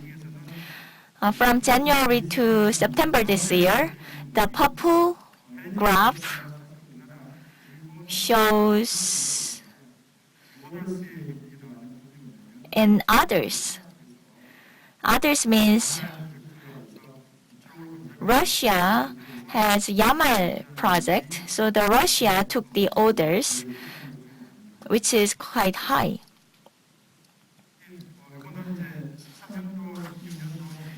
And this competitiveness figure among Korea, Japan, and China for 2013, 16, and 19. China and Japan, they are still captured in the bulk. But Korea replaced the bulk building with LNG carrier building. So the market is polarized. In the traditional side, Korea is distinguished in terms of size of the shipbuilding. Thank you. This is the end of my presentation. Of the Center of Korea Offshore Shipbuilding Association for your great presentation. And now we would like to move on to the next presentation with the speakers in Indonesia. We'll have Mr. Taufik Aditya Woman, Director of Development of Production of PHE, who will give us the presentation on offshore platform relocation and reuse. Please welcome him. I'd like to introduce him throughout the online. Hello. Hello. Thank you so much for joining us today. Would you please start your presentation? We'll share the material first. Okay. Thank you. Good morning, everybody, for this opportunity. So I would like to share with you the offshore platform relocation and reuse, which we have experience in Pertamina upstream, so Pertamina Hulu Energy.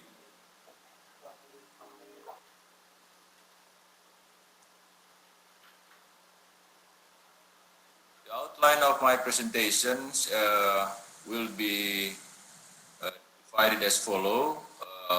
I will share with you background and objectives, platform reuse in decommissioning option, challenge and opportunity, our experience in reusing offshore platforms, summary and discussion. The background of reusing and relocation of the platform is because of Pertamina upstream managing the almost 90% of total offshore platform in Indonesia. So we have also most of platform considered as aging facility because most of them is built in the year 1970 with several platform condition also now is in active condition. And PHE, Pertamina Upstream, has several experience in relocating and reuse in active offshore platform. And in regard with asset integrity of those offshore platform, most of them is still have a valid persetujuan like operasi or operation worthiness from authority. This page is describing the population of all offshore platform in Indonesia territory, where the yellow, shaded yellow is considered platform is managed by Pertamina. Total is there's 547 offshore platform managed by Pertamina as a group. The rest is by other PSC. And then what the objective basically in considering offshore platform relocation and reuse? The first is to determine the best strategy and option for reusing inactive platform after field life phase. And then the second is to maintain the regulatory compliance, because even though the platform, offshore platform is no longer used, but we have obligation to maintain the compliance to regulation.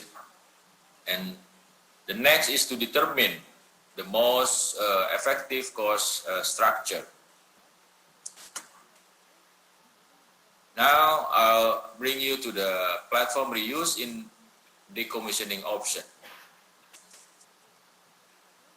As you all know that the life cycle of exploration and exploitation oil and gas business is considered as or consists of exploration, appraisal, development, production, and abandonment and decommissioning. And we call the latter we call as afterlife cycle, which we have to do abandonment and site restoration or after operation activity. The reason why, because the field is no longer economic, and we have to consider safety and environment. And also we have to manage business reputation to company, and also closing or fulfilling the liability, and the rest is meet law and regulation. What actually the post-operation activity is based on or refer to PTK 040/2018 is a regulation issued by SK Chemigas. Is an activity for permanent well closure, termination of operation, and eliminating the ability of production facilities and supporting facilities to be operated again, including permanent demolition, as well as carrying out environmental restoration of upstream oil and gas business activity. The picture is just to figure out what actually the activity bring from the exploration and exploitation field into the site restoration. The example is in Summerland oil field in California. So the left side figure out the oil and gas activity, and after restoration, so we turn into the beautiful beach on the right side. The reuse option of offshore platform so consists of several options. In here we divide into four. The first is removal to shore and onshore disposal. The second is reuse for another development. And the third is reuse for rig to reef, R2R, in situ. So we don't need to bring to the other location from where we remove this offshore platform. And the last is reuse for rig to reef, ex situ, where the destination point is different from the original one. In terms of abandonment decommissioning, so there are total removal. There also can be done as partial removal and reuse for another purpose, live in situ. Example is for fish farming. And the last is write-off in situ. So mean that in our asset register, this government asset register, so we can do write-off, but doing in situ is one option. So the third party who interested to get that wreck or steel, so can do bidding out. And what the challenge and opportunity in doing the relocation or reusing offshore platform? The opportunity, we have a number of platforms is managed by Pertamina at this moment. So as I mentioned earlier that around 570 offshore platform is managed by Pertamina Group. And the next opportunity is typical working area and environment. Some new field for development has typical environment, for example, water depth, type of hydrocarbon, etc. So we can similarity of use. The next is attractive and effective cost. This potentially to reduce abandonment site restoration costs up to in circa 50% charged to two platforms, and much lower cost than total removal as a disposal. And the last is environmental friendly. Reuse of equipment can be more environmentally friendly than recycling or treated as waste. And what are the challenges? The challenge for relocation and reusing a platform, the first is those offshore platform are aging facility, so we have concern on safety and integrity aspect, so we have to consider carefully. So questioning to integrity whether old structures, aging structure facility can be used for new development or not, or we have to modify. And the next is business commercial impact. To get cost effective certainty, effectiveness and funding sources, that's something that we have to manage at this time. And the next is compliant to regulation or approval. To comply regulation and take part in develop updated regulation for platform reuse and relocation. The next is technical aspect, requirement for new development compared to old structure and facility. And the last challenge could be liabilities issue when reuse old platform, handover or still remain. This page explaining what we experience as Pertamina Group in reusing or relocating the offshore platform from past to the recent time. 1984, we have reused the top side of one of our offshore platform in Southeast Sumatra, and then 1992, also top side. 1992 is also topside in Southeast Sumatra, and 1997, so we relocate the jacket and topside in ONWJ, offshore Northwest Java. In 2013, we reuse the complex of the platform because of subsidence at the time. So we lifted all those structure consists of 4 platform and bridge in single jack up to 4 meters to allow another air gap for safe operation.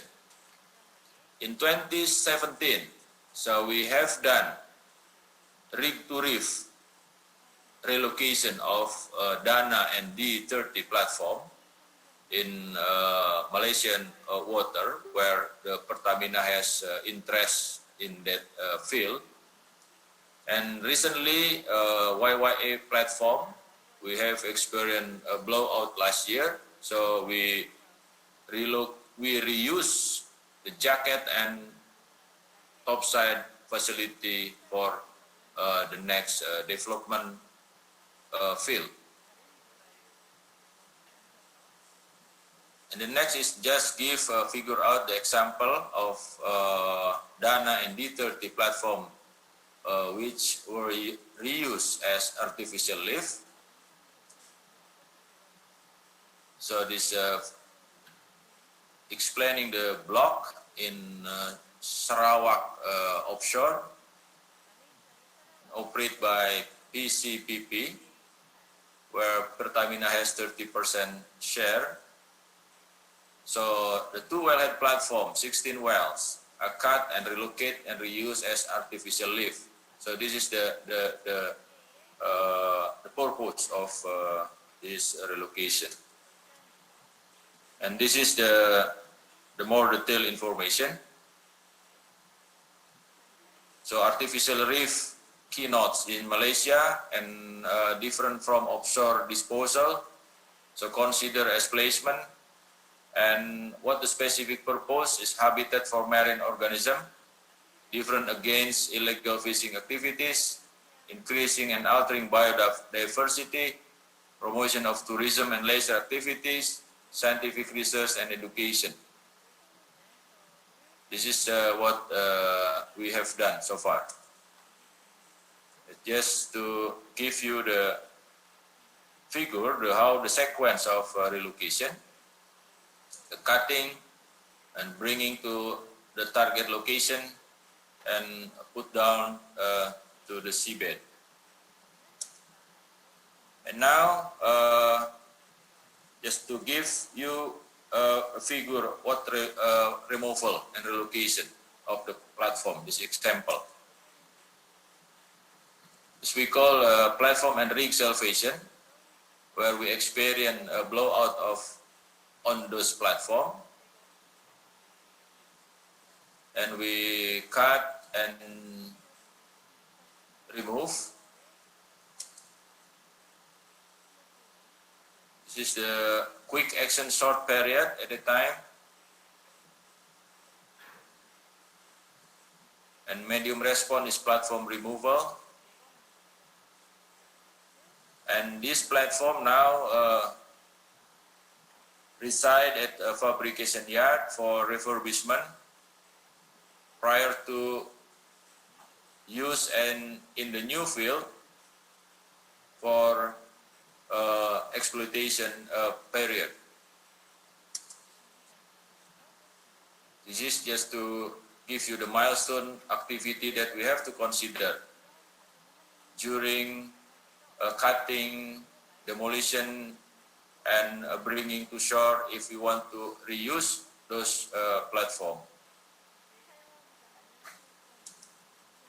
In summary, the platform reuse and relocation is an attractive and effective option in terms of cost and benefit, environmental impact for new development in marginal field, and as decommissioning option strategy. The challenge in terms of reusing platform, first is structural integrity of old platform. Second, afterlife liability. Third is supporting regulation. Pertamina Hulu Energy is open for opportunities for collaboration in studies, assessment, and projects, programs of offshore reuse and relocation. That's the end of my presentation. Thank you very much. Thank you. Thank you very much for your precious information and opinions about the offshore service industry. Once again, thank you. Now, without further ado, we'd like to move on to the next presentation due to our time limitations. We'll have Mr. Shalia Mukhtar, Director of Strategy and Business Development of PGN, who will give us the presentation on unlocking opportunities for gas LNG demand growth in Southeast Asia. I'd like to invite Mr. Mukhtar through the online. Hello. Hello, good morning. Good morning. Would you please Okay. start your presentation? Okay, thank you. Good morning, ladies and gentlemen. Allow me to introduce myself. My name is Sharia Mukhtar. I am currently leader of Strategic and Business Development Organization in PGN. And in this occasion, allow me to share our view about unlocking opportunities for gas LNG demand growth in Southeast Asia.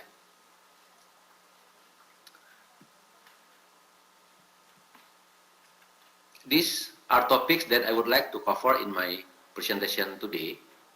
I will give some overview of PGN and then PGN initiative. In this slide, in my first slide, I want to briefly explain about PGN. PGN is a subsidiary of Pertamina, where as of April 2018, PGN mandated by Pertamina to run gas and LNG business, both in domestic and international as part of Pertamina Group business. We become the only subholding gas company in Indonesia, and the company's vision and mission are closely related with how we, as a state-owned enterprise, are supporting our nation's energy security and infrastructure readiness to add value for all stakeholders. In this slide, I need to briefly explain on how Pertamina, our parent company, has established the foundation of LNG business for approximately of more than 50 years, starting from the beginning of LNG project in Arun and Botang, and first shipment of LNG in 1977. And however, only in 2012, our LNG began to be consumed domestically after on-stream of floating storage and regasification unit in West Java, operated and managed by PGN and Pertamina.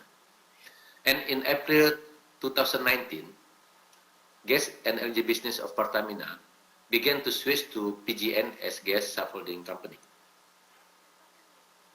In this slide, we can see as part of Pertamina's energy business, PGN inherits Pertamina's rich experience in managing the LNG business, starting from LNG sourcing and trading activities, transmission and distribution business, gas processing, infrastructure, and down to marketing and trading activities. So all of the end-to-end value chain of gas business conducted by PGN right now.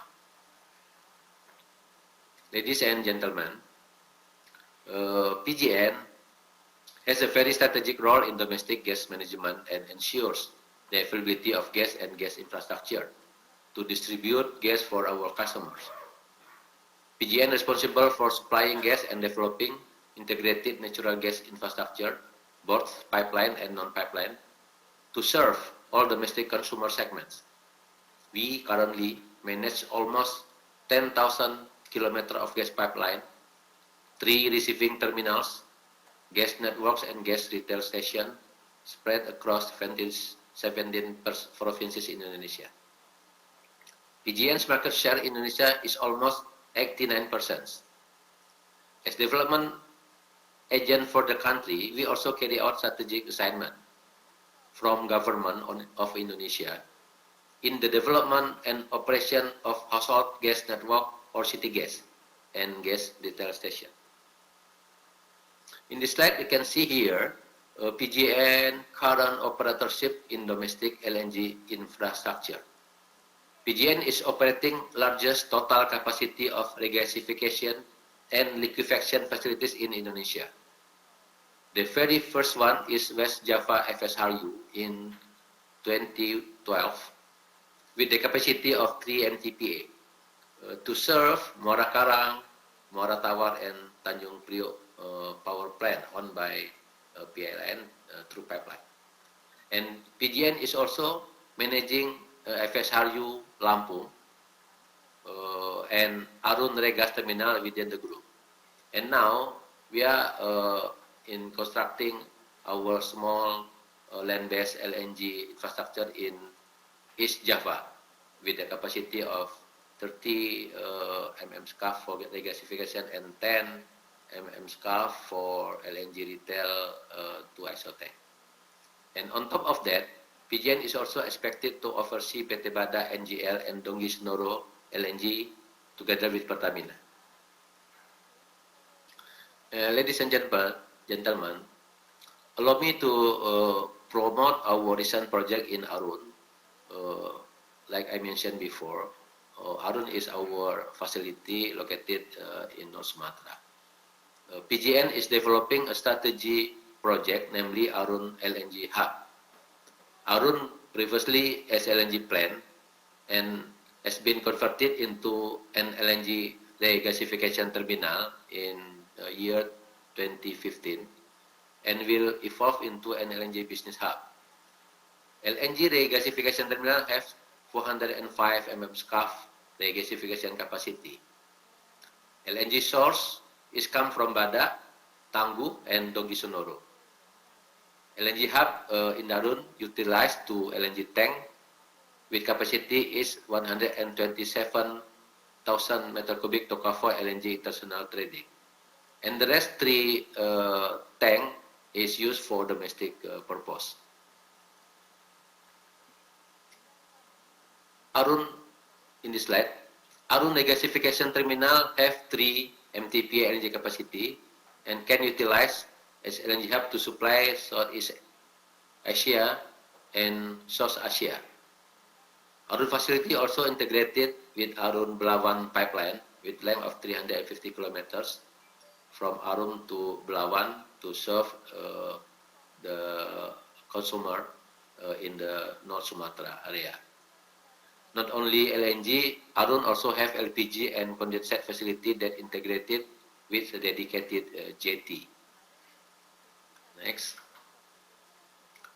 Arun also is ideally located to serve one of the world's highest population density region with economic growth potential. Some potential markets are Sri Lanka, Myanmar, Thailand, India, and Bangladesh. And Arun, as a hub, is very strategic location for break bulking from standard cargo LNG to smaller size of LNG carrier to bring the LNG to our customer in the Southeast or South Asia. And on the 2019 until 2040, the biggest LNG import growth in Asia will come from Southeast Asia and South Asia, that almost 200 million tons per annum. Ladies and gentlemen, in this slide, you can see there is a big opportunity also for Arun to support LNG bunkering on Malacca Strait. Based on IMF GDP data, there is the potential for traffic growth in the Straits of Malacca from 80,000 ships per year to 97,000 per year, or almost an increase of 20% in 2021. The penetration of the LNG market as a marine fuel is currently only 0.01% of the total world fleet. The implementation of IMO 2020 is expected to increase the penetration of LNG as marine fuel to 1% in 2035, or the potential to reach about 1 MTPA LNG bunkering in Arun. Based on the NVGL report, LNG propelled ship quantity will be doubling on 2026. And as we know, South Korea is as a ship building powerhouse, that the epicenter of disseminating green fuel-based ship technology to the maritime industry in the globe. And this Arun Hub in this slide, this Arun Hub will cover the LNG trading business, cool down services, storage and distribution, breakbulking and bunkering. LNG trading will unlock opportunity use of seasonal demand to capture opportunities for the high price of LNG winter versus summer. And cool down service business to serve LNG ship cool down when LNG ship just left the shipyard or docking. And utilization of LNG for domestic to supply to PLN Arun and Belawan. And PGN consumer gas top up in the North Sumatra and also filling station to ISO tank facilities. And the future business are LNG bunkering and breakbulking. Bunkering will be met with IMO 2020 marine pollution and next 6 regulation on SOx emission limitation and particulate matters, like I mentioned also before. Breakbulking will utilize LNG International to support LNG to power for regional market in South and Southeast Asia. And in this slide, ladies and gentlemen, this is the one of the most intense LNG project that currently is being developed together by PGN and state-owned electricity company Indonesia, PLN. There was an assignment from our Ministry of Energy and Mineral Resources, we call it EMR Decree number 13, to gasify PLN's power plant in 52 different locations from Aceh to Papua with a total capacity around 1.7 gigawatt or equivalent to 148 BBTUD gas demand. This is a very exciting project where we are expected to work together with PLN to convert their power plant from consuming diesel oil to gas from LNG regasification. From this project, PLN is expected to gain fuel efficiency up to 1 trillion rupiah per year, or equivalent with $67 million per year. This state budget efficiency can be better used for other sectors as a stimulant for higher economic growth, which are especially needed during this pandemic condition.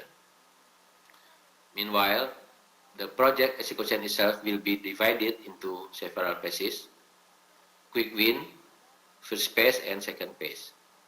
This classification depends on several technical considerations, especially on what is the current power generator readiness to be converted for the consuming gas. For quick win cluster, the location are Nias with a 34 megawatt capacity and Tanjung Selor 15 megawatt, which are expected to be on stream on March next year and January 2022. For phase 1 implementation, there will be 752 megawatt power plant to be converted, while the rest will be conducted in phase 2. These 52 LNG regasification terminals requires creativity and innovation in utilizing latest technology available, such as LNG carrier and small barge, in order to effectively and efficiently distribute LNG throughout our archipelago country. In this project, at least we will develop one FSRU as a hub, and we need at least 8 LNG carrier, small LNG carrier, to serve this project. And we will divide it, this 52 location, into 3 to 4 cluster to get to the most optimal supply chain model. And for this project, of course, we are open to invite prestigious companies from around the globe in working together with PGN to contribute their capabilities and know-how through any partnership scheme available. And this slide conclusion, allow me to conclude my presentation.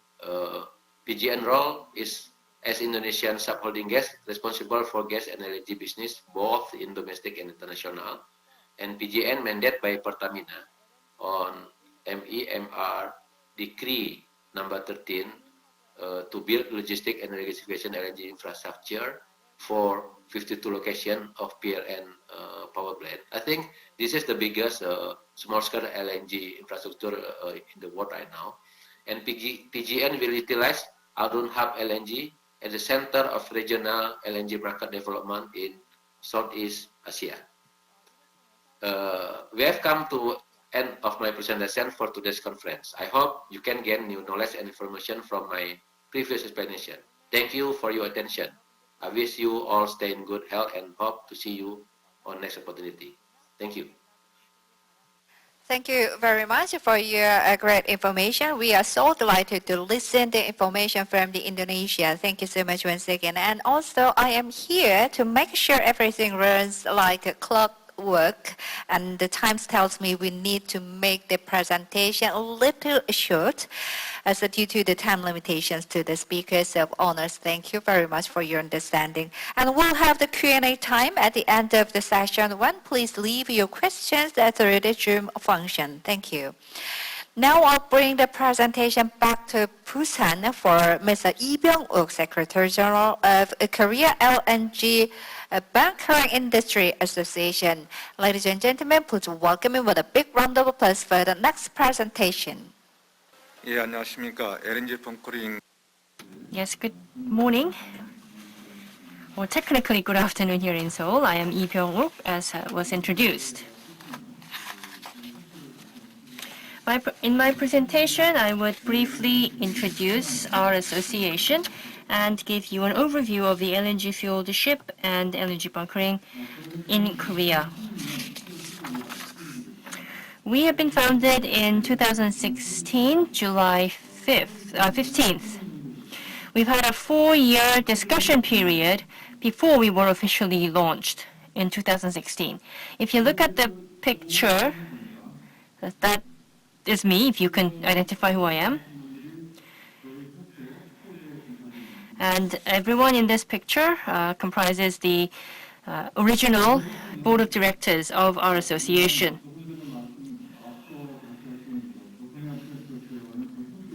We are slightly different to the Koshipa that just gave a presentation. We are different.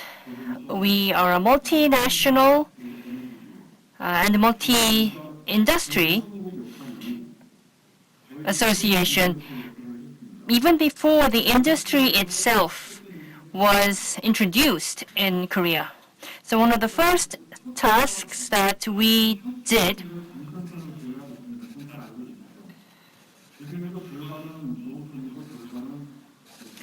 is to work with POSCO. Half of POSCO's fleets are very old, and another half is still in operation. Now, POSCO developed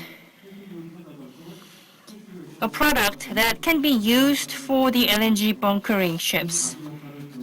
And we, upon learning the successful development at POSCO, we took the issue to the relevant ministries and asked the ministry to allow the industry to begin. So that's how the LNG bunkering industry came about, with the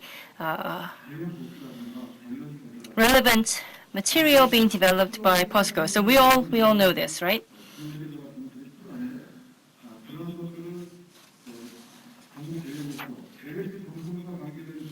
We worked with LNG bunkering related departments within the government, mainly the MOTI and Ministry of Fisheries and Oceans and Fisheries.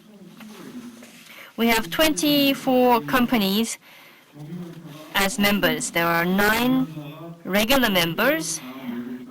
These basically pay for the association's budget. So you have energy-related companies, shipping companies, and logistics companies. Associate members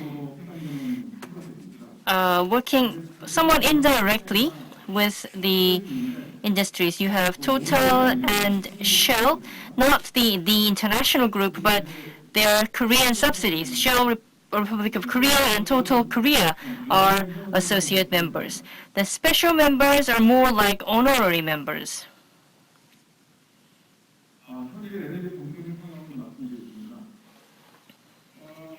So the current situation in the LNG-fueled ship and LNG bunkering in Korea, if you look at the current situation, Korea is somewhat behind in terms of what Europe and Singapore, China, Japan, and the US are doing.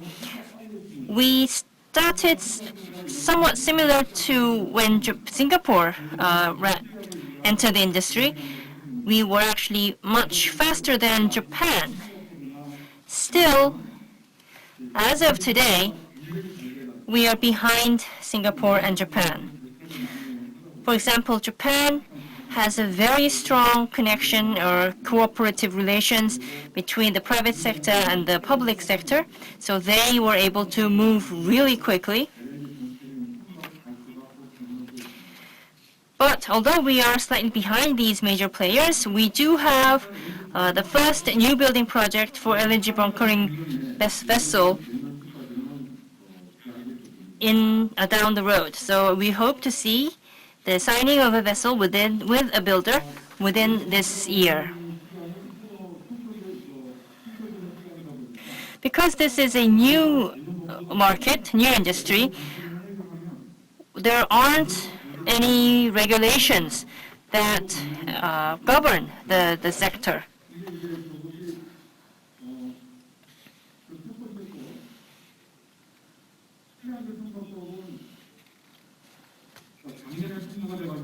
So the Eco-Friendly Vessel Act has become effective as of 1st of January 2020. So if old ships are replaced when the old ships are replaced, they must be replaced by eco-friendly vessels. And the Ministry of Environment is currently piling up a list of what comprises the eco-friendly vessels. Revised law for LNG also has been submitted to the relevant committees at the National Assembly. It has been passed as of early this year. And then the local governments have also set up various laws and regulations that will support the LNG bunkering industry to bloom. So cities like Busan, they are working on constructing an LNG bunkering facility in the Busan New Port. This is going to be a huge LNG bunkering facility. So this is in the preparation stage. Private companies will also be taking part in the Busan City's project. Ulsan City is the largest industrial city in Korea. And they are constructing a new port for the storage facilities for oil and gas, and LNG bunkering facilities will be included in this project. And the southern province of Gyeongsang area is also constructing or creating a new LNG bunkering cluster. So a test bed and various other facilities will be set up here. So the construction work is currently in progress. This slide shows you all of the relevant actions to the LNG bunkering industry taking place in the different regions throughout South Korea. You can look at that later.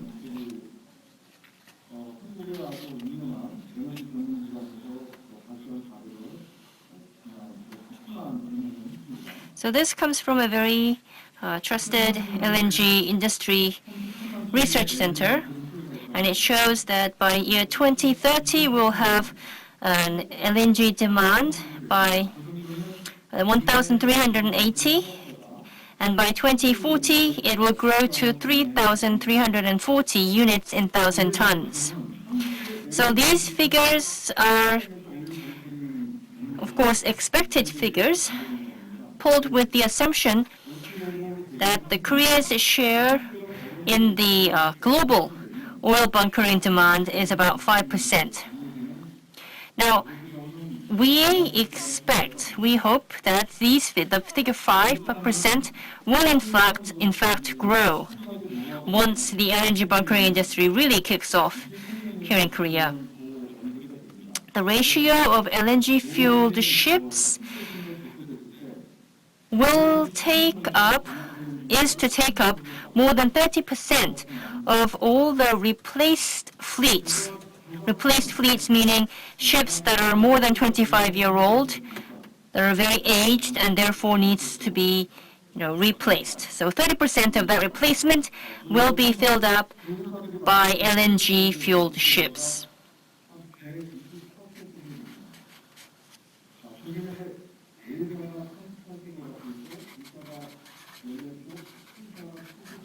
So vessels owned by big cargo owners, you will see that 3 different companies have like 38, 14, and 72 each.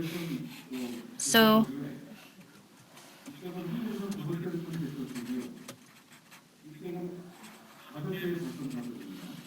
those are respectively the largest steel company in the world, the largest steel company in Korea, and 5 steel manufacturing companies combined in Korea. So together they have 124 vessels. They are currently in demand for the LNG-fueled ships.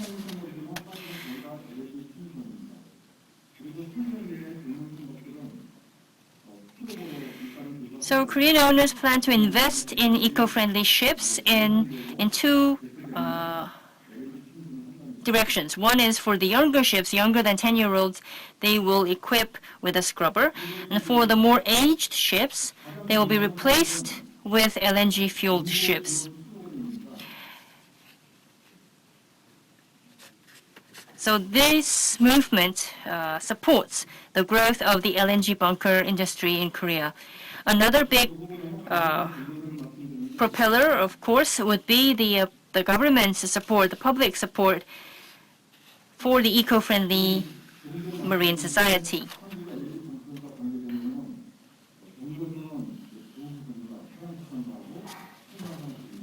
So the Ministry of Transportation, Industry and Energy and the Ministry of Oceans and Fisheries are interested or are relevant in the discussions for the LNG bunker ships.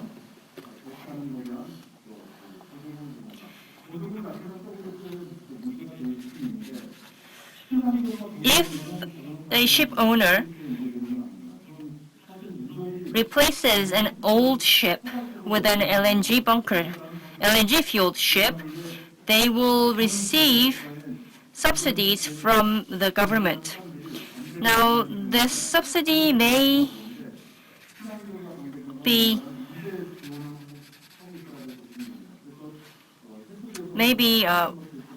become an issue with the WTO, but because this is a change heading for more environmental friendly measures, there will be ways to get around the WTO constraints.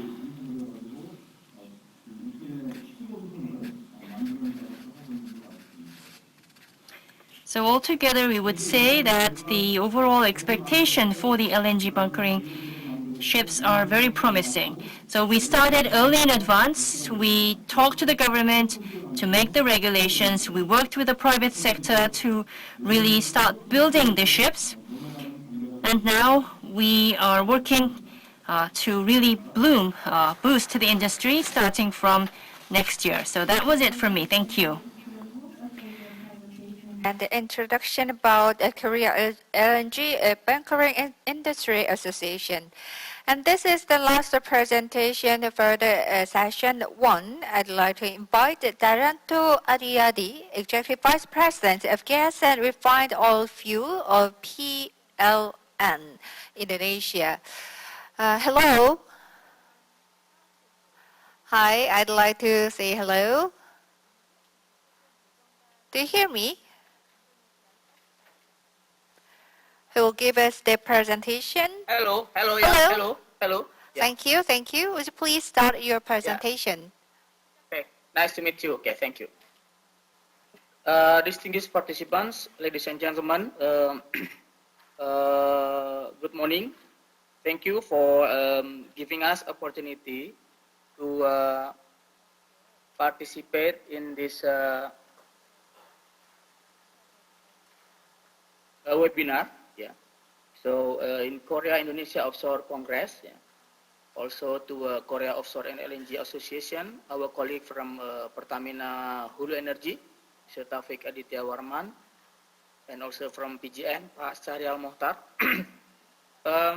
First of all, I'd like to extend our warm regard from our Vice President Director of PLN, Pak Mr. Darmawan Prasojo, who intentionally will deliver the speech in this forum. However, due to some reason, he is not able to participate in this event and allow me to take part in this seminar on behalf of him. So since,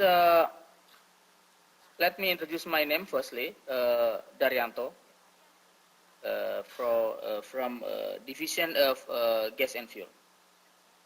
So since this is an international event, for those of you who haven't known PLN yet, I'd like to share a quick story about PLN. Stands for Perusahaan Listrik Negara.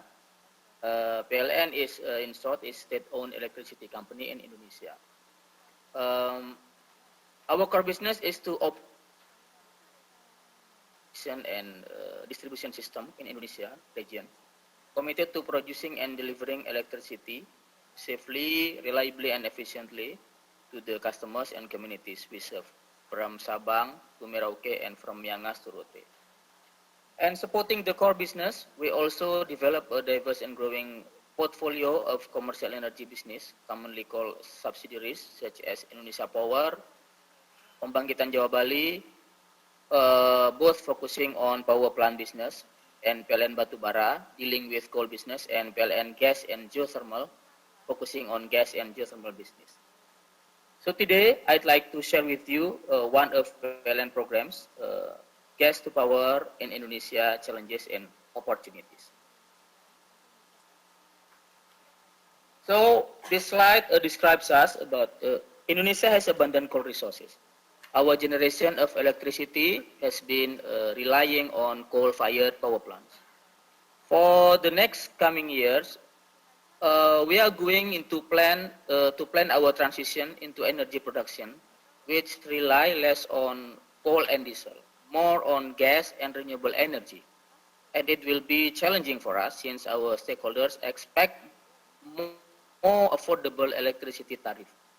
For your information, since 2019, despite the fluctuation of fuel price, we need to pay month to month. Our electricity tariff for household has been set not to raise.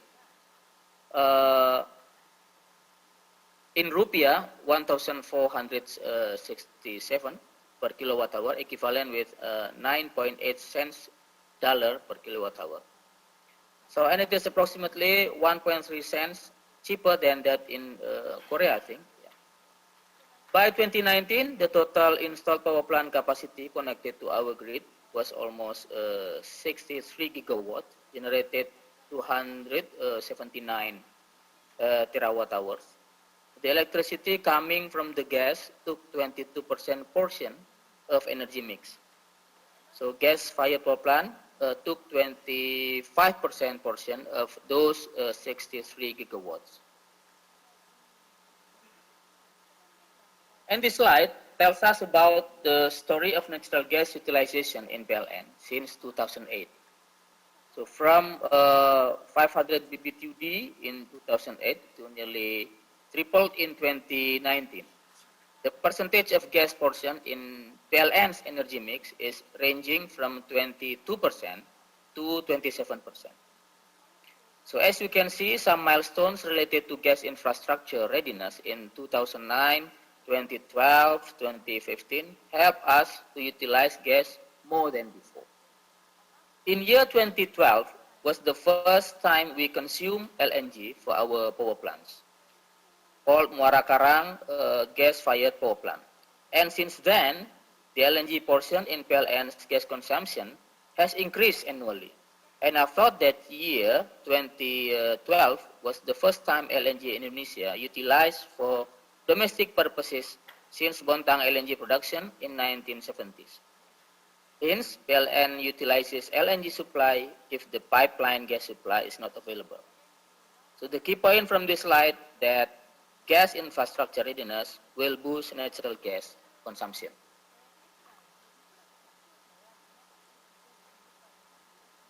Well, ladies and gentlemen, the left side of graph describes our energy mix projection for 10 years ahead, while the right side is concerning its projection of gas utilization graph with the distribution of how much we use pipeline gas and how much we consume LNG. When we utilize pipeline gas, the infrastructure need to build is not so complex compared to those in LNG infrastructure.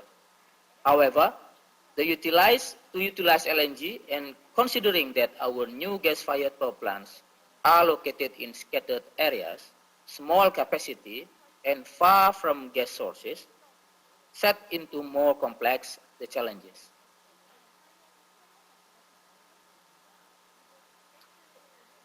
Well, currently, PLN utilizes several LNG receiving facilities. I think similar with the previous presentation from our colleague Pak Sahrial Muhtar. Our LNG sources are coming from domestic sources, either Bontang LNG or Tangguh LNG.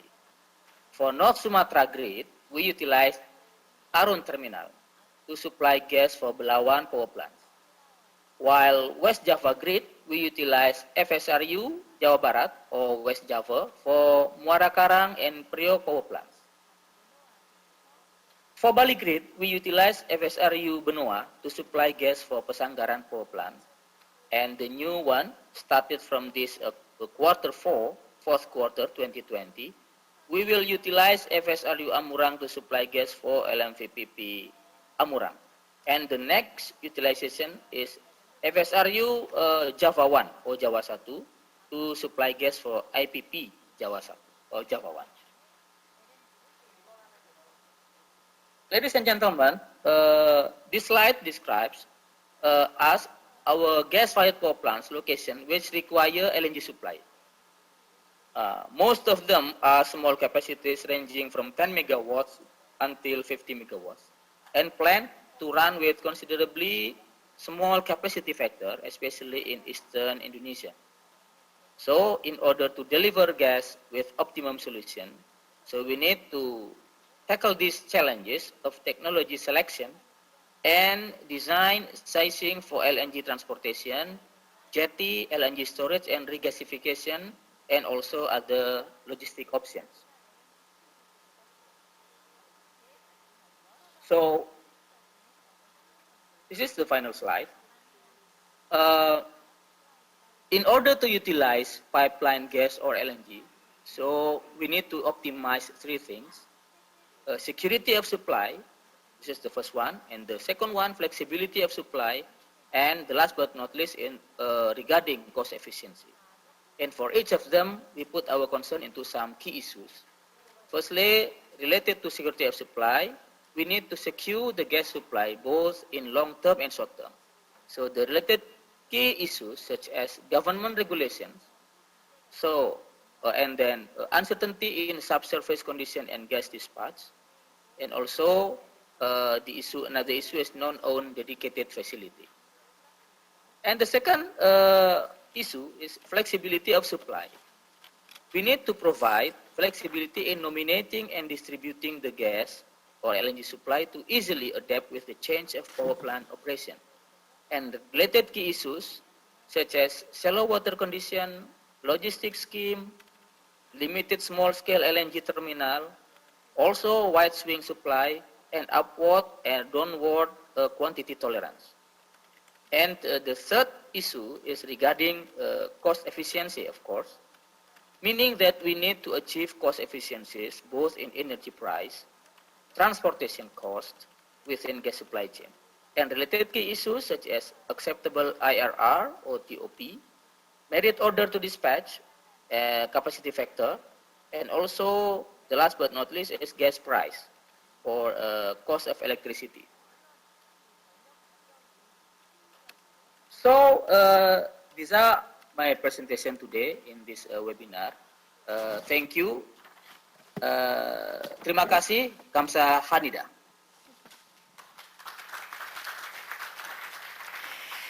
Thank you very much for your valuable information throughout the you just have given us through the presentation, and also would like to give our special thanks to the Korean at the very end of your presentation once again. Now I'd like to give our deepest gratitude to all speakers both in Korea and Indonesia for the presentation with the precious information for the development of offshore service industry. And as we conclude session 1 of the 2020 Korea-India Offshore Congress, we'll have the Q&A time with the speakers who have shared with us the variety of ideas of the development of offshore service industry. Due to the time limit, we'll select only 4 questions from online attendees and deliver them to the speakers.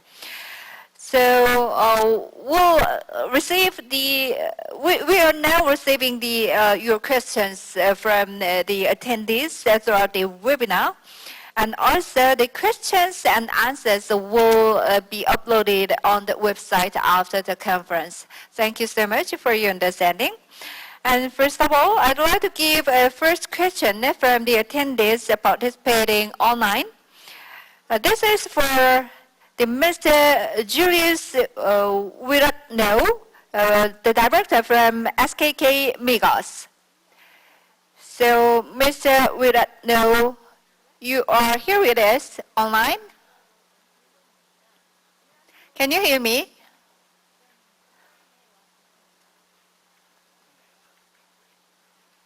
Yes, I can hear you.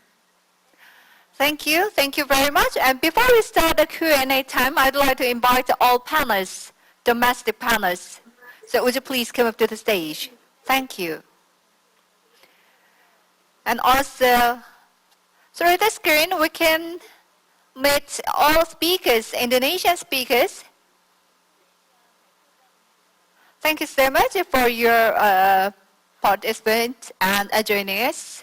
This is the first question to Mr. Julius Wiratno, the director of SKK Migas. I'd like to read the first question. You mentioned that Indonesia is making the decommissioning roadmap for 102 offshore platforms. I think your decommissioning plan is a big project. So my question is that, could you explain your decommissioning plan in detail? All right. Thank you very much for that kind question. Yes, the answer was that we had already set up a kind of so-called roadmap. After we have internal discussion among the parties related to function in Indonesia, like operator who operate the platform, and also SKK Migas and other authorities.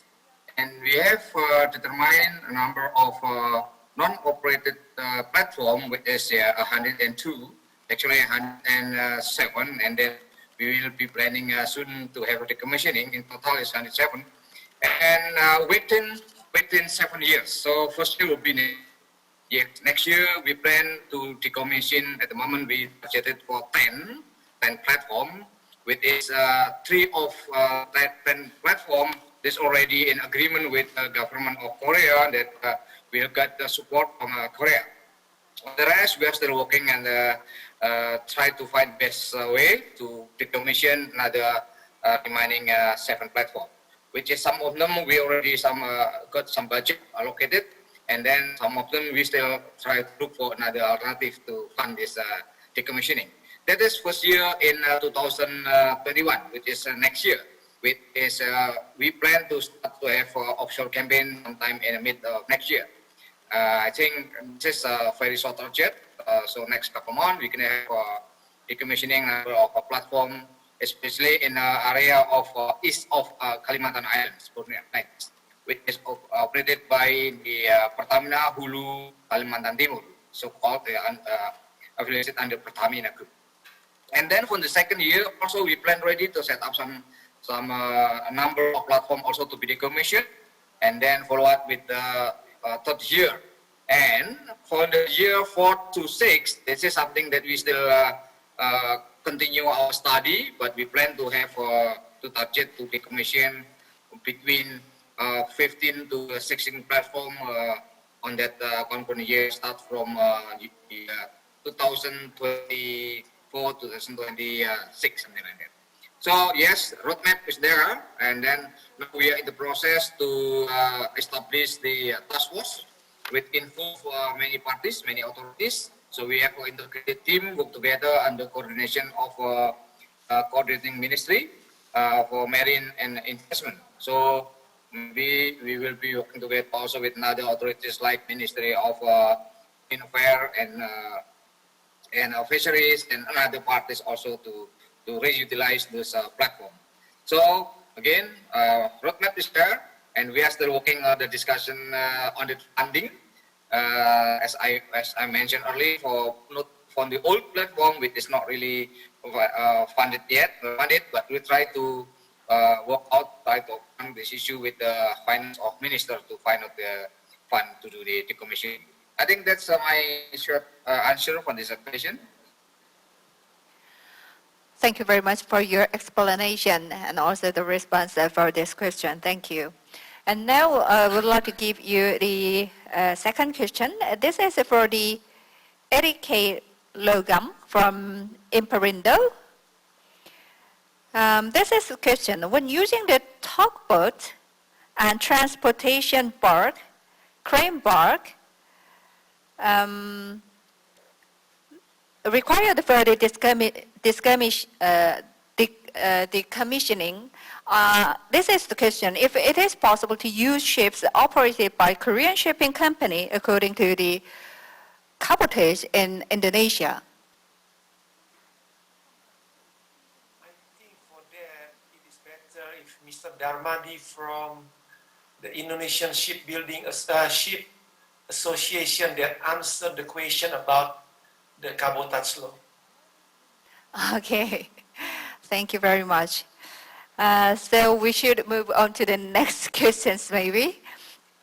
We'll have the questions for Taegon Oh from FIRA. Marine ranchers in Korea, mostly government initiative or partnership with private sector. How much is leisure sector diving contributing to benefit in marine ranchers?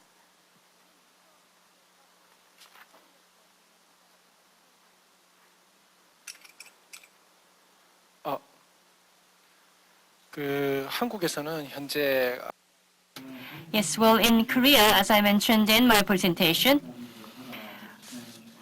the marine ranch project is 100% supported by the government. The setting up of the artificial reef and releasing of the fishery seeds will be the bulk of our activity. Artificial reef is 100% carried out by the private sector. Also, the release of the fisheries seeds is also conducted in joint efforts by the private and the public sector. So both artificial reef and the release of the fishery seeds are conducted by the private public joint activity. However, the ownership of the entire project is with the government because all of the ranch is considered as a social infrastructure, just like the roads or the dams. So it's not a privately owned facility, it's a public, social infrastructure. In China, we see cases where the state has loaned out a certain portion of the sea out to the private sector. So development of marine ranches in these private seas will be considered a private asset. That's a bit different from what we have here in Korea.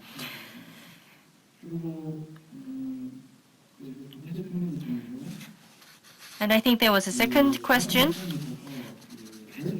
that for the marine ranch, there was the leisure facilities. How profitable are they, were the question. Well, if I were to give you the numbers, we do an economic feasibility study. We do a benefit cost analysis for the entire project. If you look at the BEC, the benefit cost ratio, we had a 1.4 for the Jeju Marine Ranch. So figure number 1 is considered like a threshold. So if any figure above 1 means it's profitable. The leisure activities actually score about 4.7 in terms of the BC scores. This means that the leisure activity itself is much more profitable than the fisheries activities. Jeju in particular had a higher emphasis on the leisure activities. If you go to the Yeosu Marine Ranch, then the focus of the project is with the fisheries. So they have a slightly different picture, but basically that's what happened in Jeju.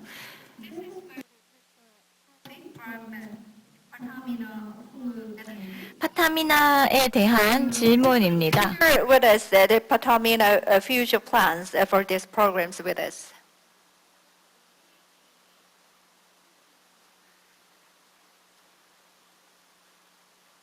So, Mr. Taufik, can you just share with us the future plan?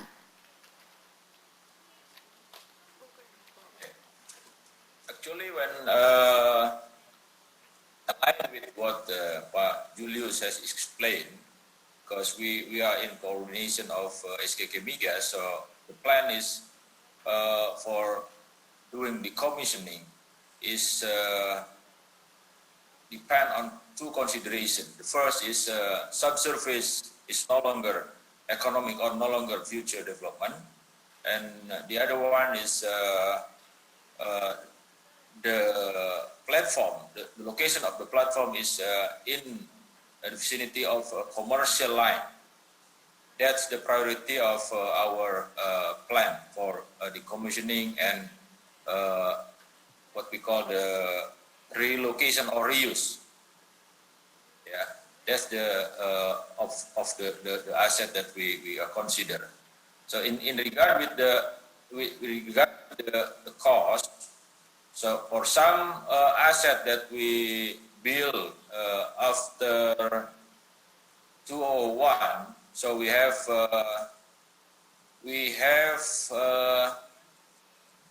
some funding, but it's not much because of it's part depreciation. It's not allowed.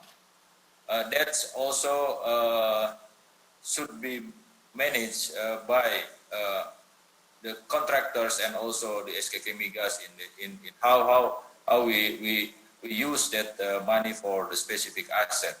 That's in fact this coordination under Ministry of Maritime and Investment is good start to find out how the best way to progress the platform decommissioning as explained by Pak Julius earlier. That's from my view in from Pertamina upstream.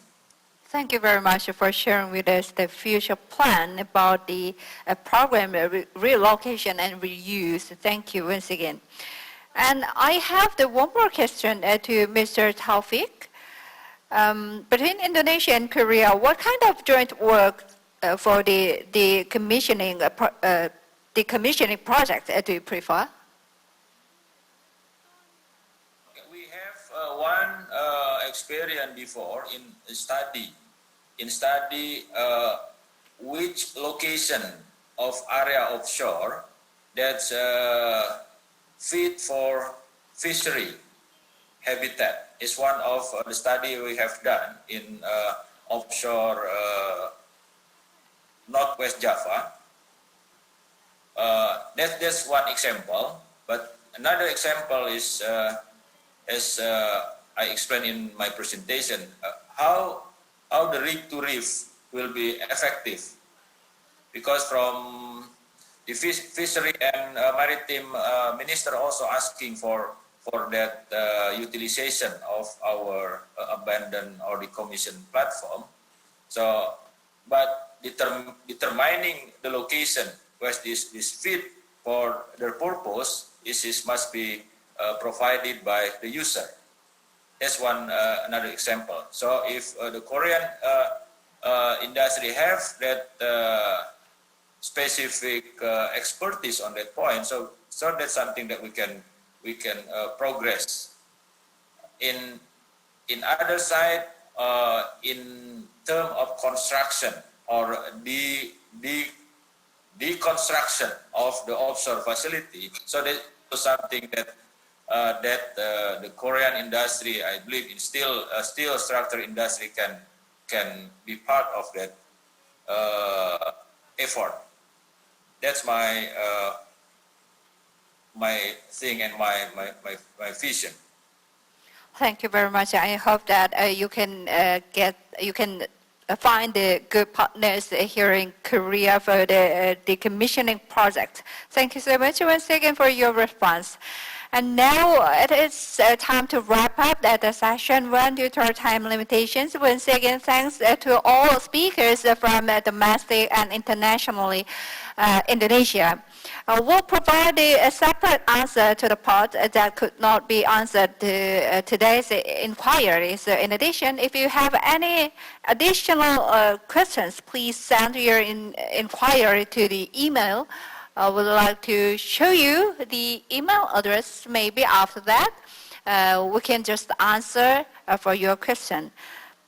Yes, this is the email address. So we'd like to show you the email address through this screen. So if you have any questions, please leave your questions through this email. Thank you.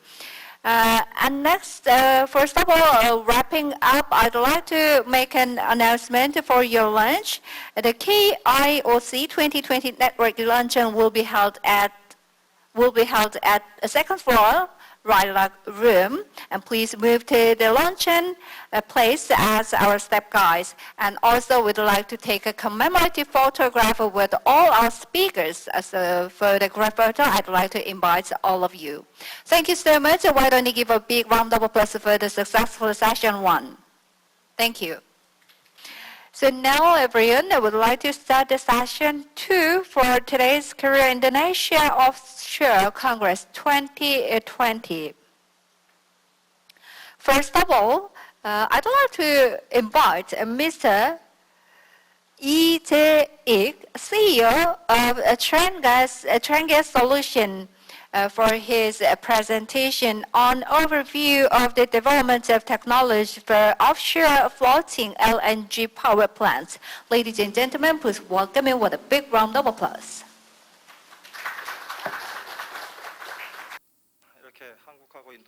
Hello everyone.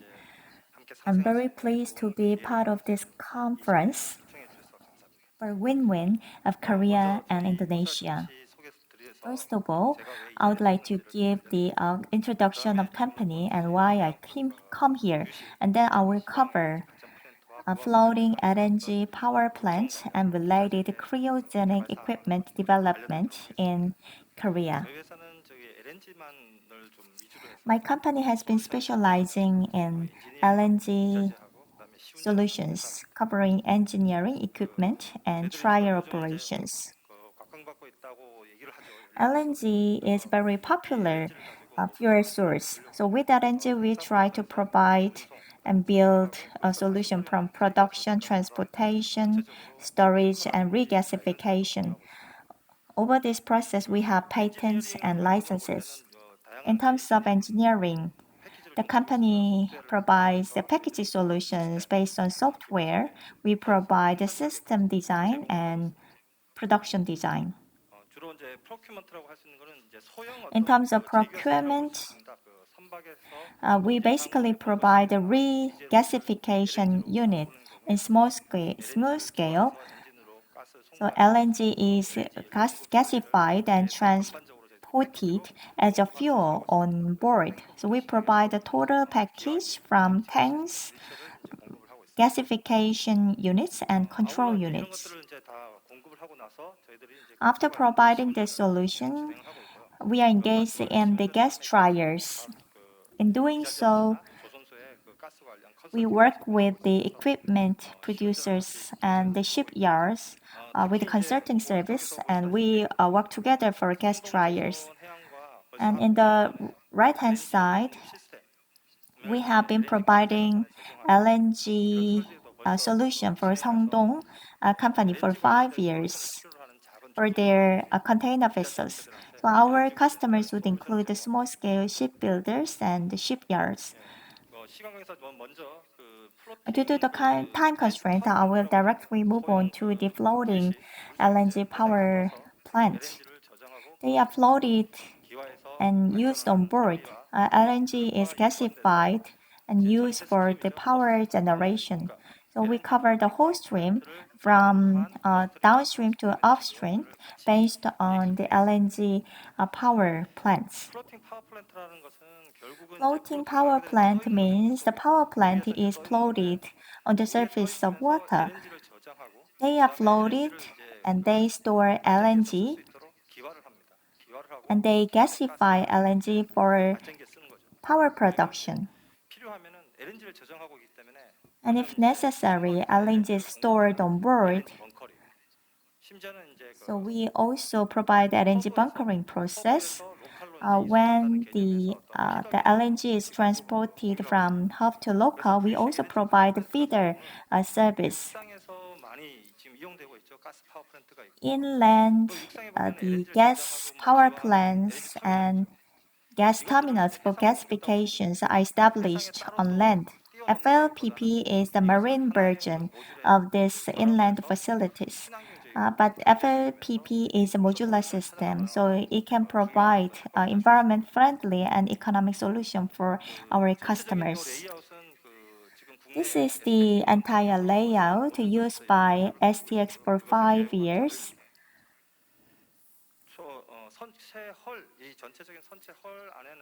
This is a hull, lookup hull. There is LNG storage tank, and LNG is moved in and out of tank for gasification, and there's a power plant units.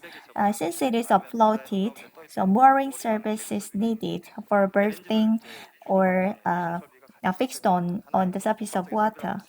So this is very complex power generation facility. This is the total diagram of flow. There is a tank in the left-hand side and pumps, and then the LNG flows into gasification unit and then to the power generation. There's a heat for cooling, and after the power is produced in power plant, there's a waste heat. The waste heat is lost almost 70 to 60%. However, we have a recovery system, so waste heat is recovered after the power generation. For LNG gasification, another heat is used. So that heat is coming from at the end of the power generation process.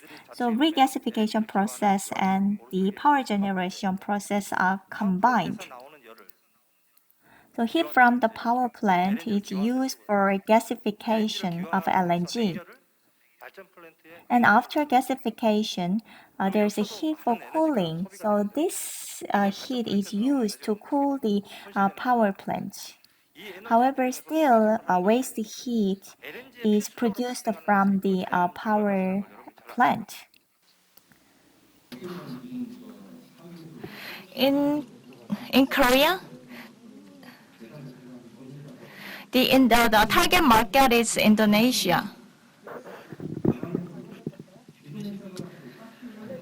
Indonesia is gas producer. The country has a lot of island. Actually, so because of that, they had trouble in building the power generators. So to address their problem, this small-scale FLPP could be a solution. So all the islands are connected into cluster. For example, for Indonesian case, the electricity reserve rate is very low compared to Korea. Korea has 7% in power reserve rate. Indonesia, however, has a low rate of power reserve. Indonesia, the Philippines, and some emerging countries like Myanmar and Vietnam suffer from the same problem. So they need electricity for economic development or industrial development. So the fast movement or mobile transportation is needed for a delivery of electricity.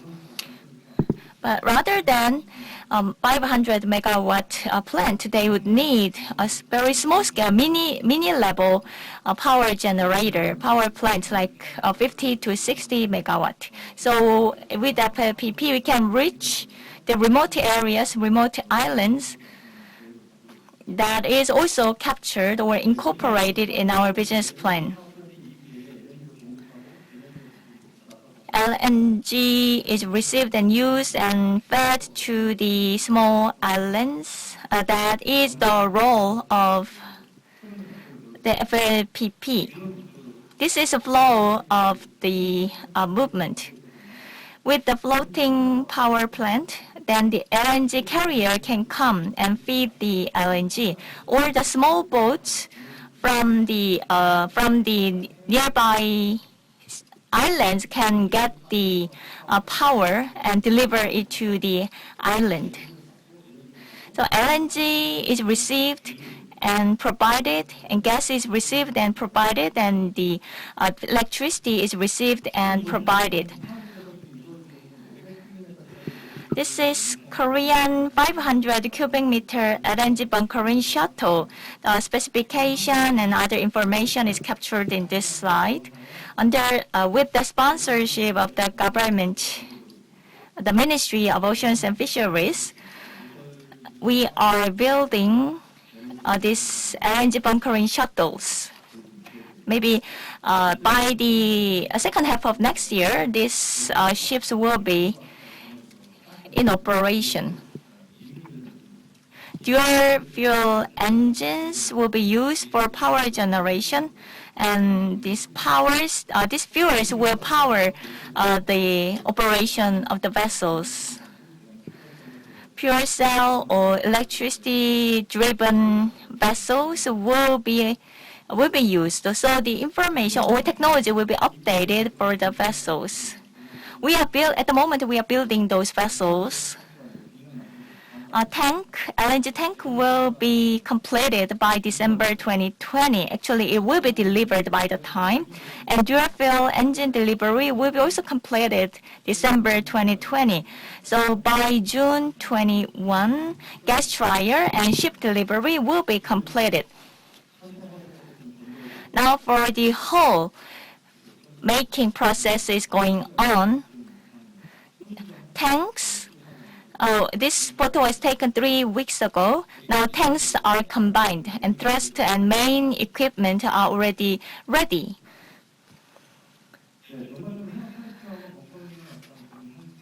Plant and bunkering have been explained, and I would like to cover the LNG main equipment situation of Korea, how much developed and what are lacking. For the lacking part, we need put some more improvement. LNG tanks are all made in Korea. Type B and Type Cs are also produced. They are mounted on the vessels and delivered. LNG pump. LNG pumps are not developed and used in Korea. With the 3 R&D, LNG pump and cargo pumps are delivered, but they are not actually used for operation. So small-scale power plants may use these LNG pumps. LNG valve is another strength of Korea. There are many Korean makers. They produce and sell the product in the market. And LNG vaporizer, there are many kinds of vaporizer: shell and tube and PCH, shell and spiral, and hairpin types, plate pin types. So all the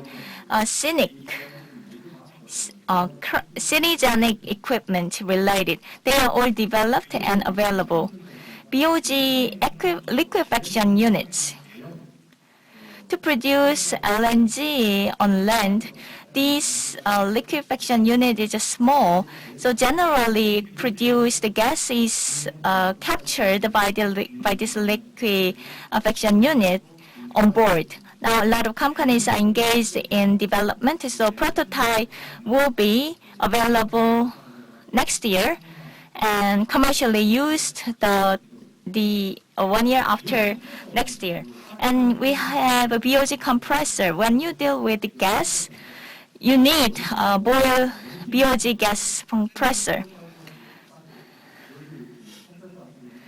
For the BOG compressor in centrifugal type, for massive volume, Hana TechWin has already developed and applied, but what is lacking is a small centrifugal type. It is not developed yet, in the middle of development actually.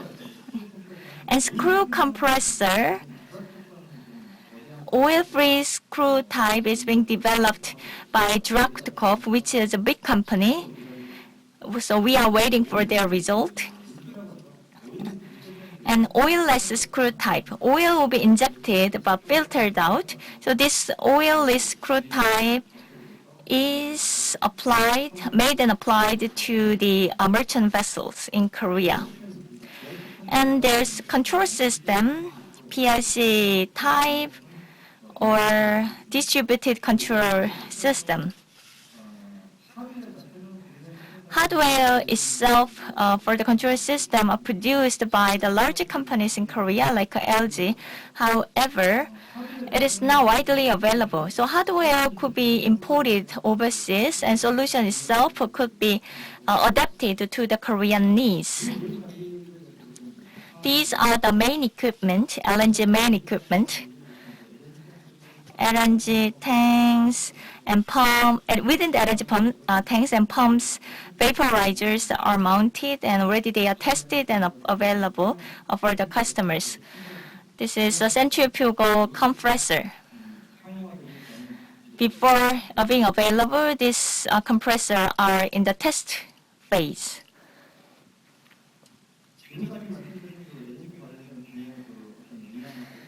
So far, I covered the LNG capability and FLPP situation, LNG bunkering in Korea. If those solutions are applied in Korea, then how it will be applied? Previously, I mentioned how these will be applied to Indonesia, but now in Korea, LNG vessels and logistics are on the rise. So LNG transportation is needed with the hub. So floating would be one solution for the Korean needs. In Incheon and Pyeongtaek base, they are the terminal locations, and to the south, 통영 and Gwangyang are the another terminal location. To the east, Samcheok also has terminal.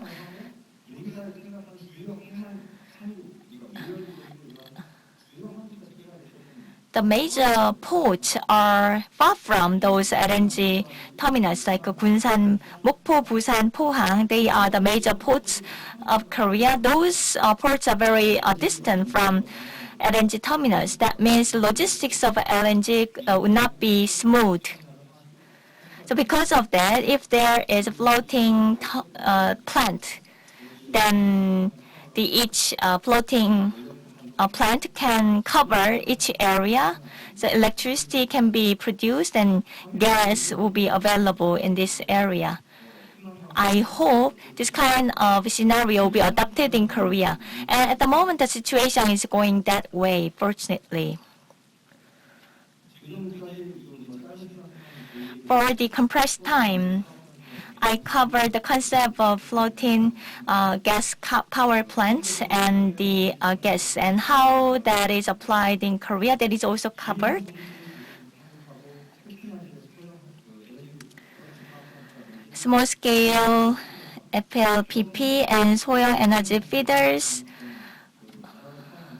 would have wider applications, among others, in Indonesia. Indonesia will be optimal area for the application. So for mutual development, I believe the these small-scale floating gas power plants will be beneficial for Korea and Indonesia.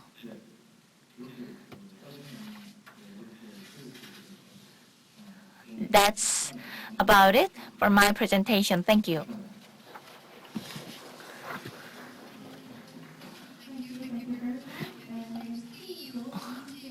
To open the doors for session 2 of today's Congress. And now we'll bring the Indonesian speaker for the next stage. We'll have Wisnu Iketama, Vice President, Marketing and Business Partnership of PDSI, who will give us the presentation on striving for offshore business sustainability. So now we'll invite the Iketama through the online. Hello. Hello. Thank you so much for joining us today. Are you ready to give us the presentation? All, please allow us to convey our great sincerity to the chairman of Korea Maritime and Ocean University, the Deputy Director of the Korea Ministry of Oceans and Fisheries, Director of Kemenkomar, Kementerian Koordinator Bidang Kemaritiman dan Investasi Republik of Indonesia, Director of the KIORCC, KMOU, Deputy of SKK Migas, herein represented by Mr. Julius Wiratno, all panelists and the audience. Good afternoon, selamat siang. We are greatly honored to have this chance and opportunity to present about our company, PT Pertamina Drilling Service Indonesia, or PDSI, and we will present further about our full scale of capabilities, our proven track record, our journey in the offshore business, and also our future business development plan to support purely industry of offshore in Indonesia. So our presentation today will be covering content as follows: PDSI at a glance, who we are, our milestone in offshore business, our future plan of offshore business development, especially in Indonesia, challenges and opportunity, of course, we will review briefly. And the last one is conclusion and or wrap up. Okay, PDC at a glance. About PDC, it's actually a company subsidiary under Pertamina, under state-owned enterprise Pertamina. Officially, we are established on June 13, 2008, and majority shareholder owned by the Pertamina corporate holding. And we have one portfolio company named PT Patra Dealing Contractor. Actually, the main activity to support the PDSI business, and also the share composition owned by the almost 99.9% by Pertamina Dealing Service Indonesia (PDSI). The rest of it owned by the Pertamina Hulu Energy. And what is our vision and missions?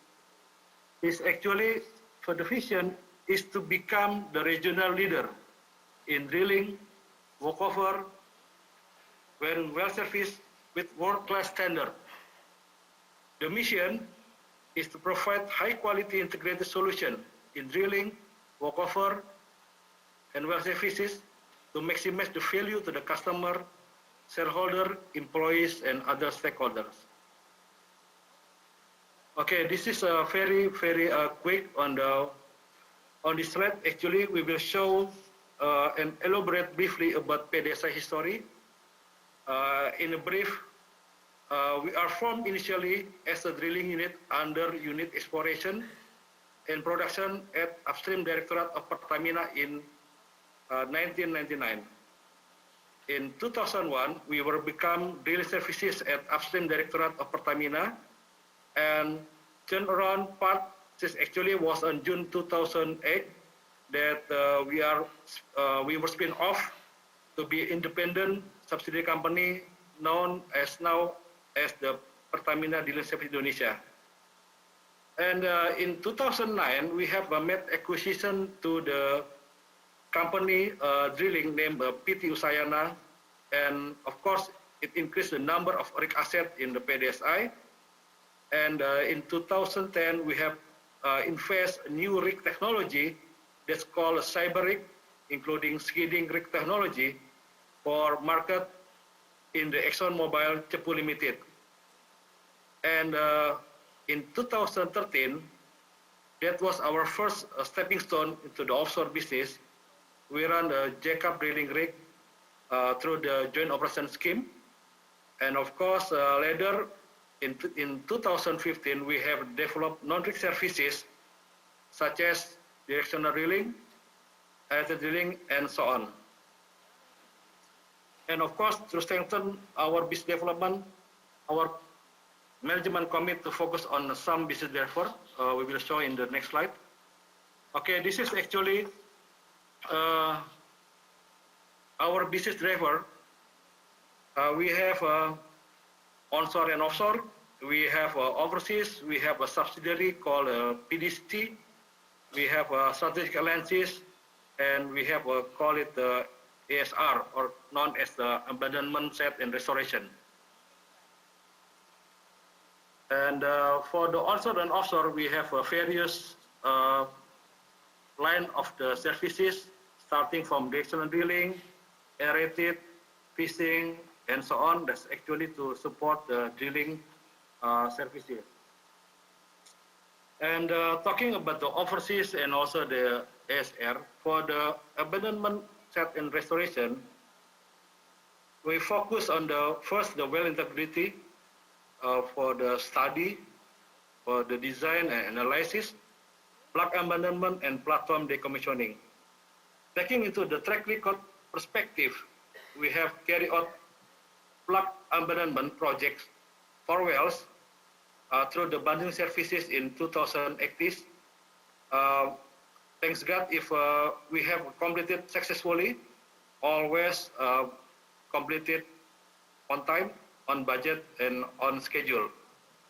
And for the other part, for the overseas, this is aligned with another Pertamina portfolio, international basis. This is Pertamina have the subsidiary named Pertamina International ENP.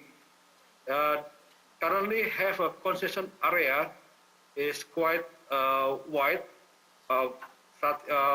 from Iraq, Algeria, Malaysia, Canada, Colombia, France, Gabon, and etc. So it's going to be the international footprint for the Pertamina itself.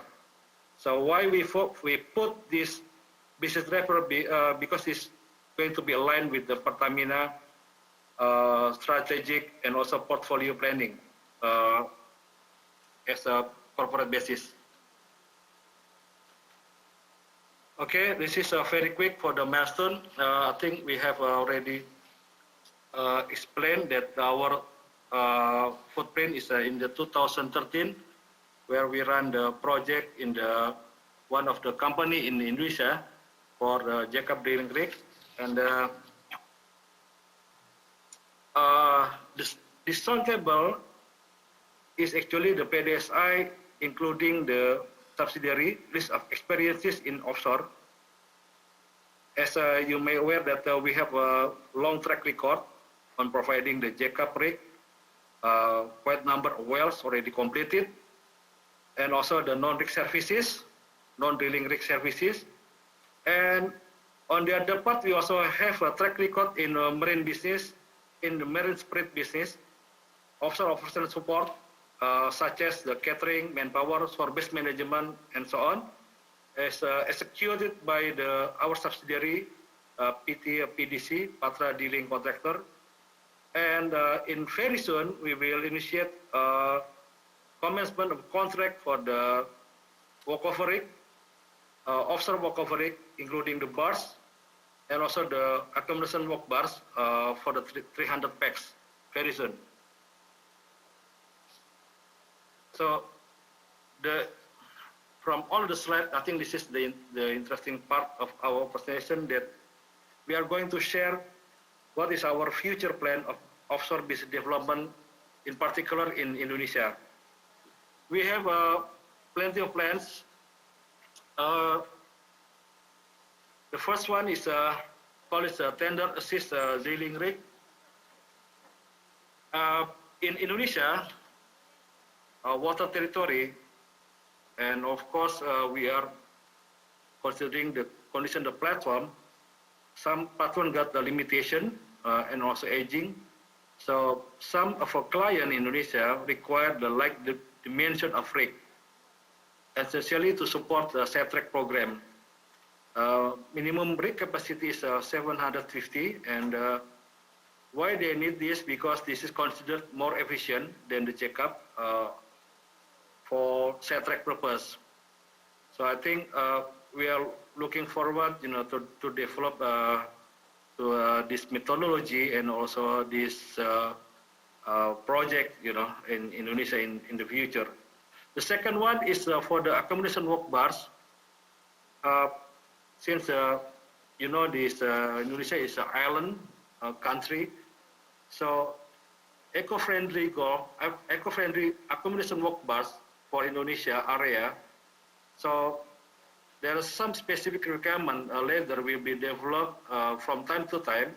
It's going to be furnished with the solar panel application, automatic light switch, fuel monitoring, and so on.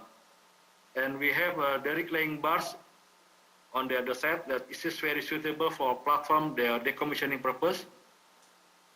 On the left side, on the bottom, we have a lift boot. There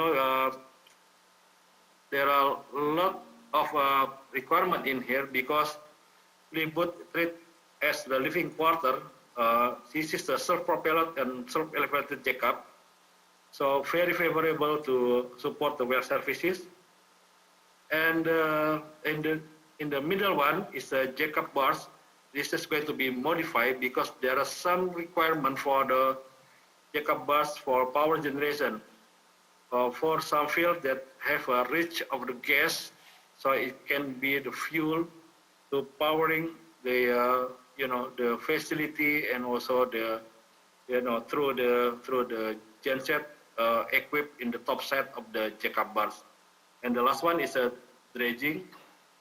some area in Indonesia faced with the high sedimentation rate, so cost of dredging becoming higher. So of course, we will seek for low-cost technology dredger to reduce the cost of civil work. This is the challenge and opportunity. I think we can be very quick on this. One of the things that we will try to elaborate through this slide is aligned with the SKK Migas program to achieve 1 billion barrel oil production in the 2030. I think this is gonna be very massive and very aggressive, program, including the number of wells to be executed. So, of course, this is going to be the opportunities for all of us as a business player.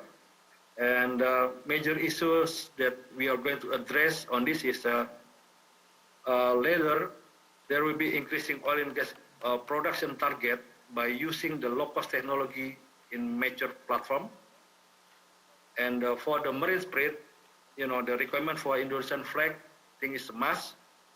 And of course, we are keep continuously improving all the methodology that we think is efficient and effective for conducting the platform decommissioning. And of course, the other part is about the importation taxes to have the economic scale of the projects. Okay, this is our last slide, our conclusion, our wrap-up. So, PDC as the leading oil and gas service company in Indonesia, essentially for the drilling, workover, and well services, we keep continuing the business expansion into the offshore. We see offshore market is very fast in Indonesia and going to be grow in the next 10 years. And the second one is we are continuously looking for innovation or solution because we want to be the business partner solution for all oil and gas operator, not only in Indonesia but also in the international, to give the solution on the cost. On the other side, give the direct impact on increasing production for the field. I think that's all from us, from PDSI. Thank you so much for your attention.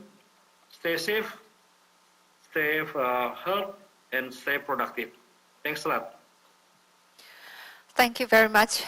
Thank you for giving us to understand the company, Indonesian company, PDSI. Thank you so much once again.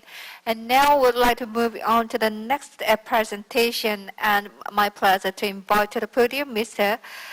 Jung Sang-woo, Engineering Sales Division of Hyundai Global Service, who will deliver the presentation on total solution provider for LNG dual fuel.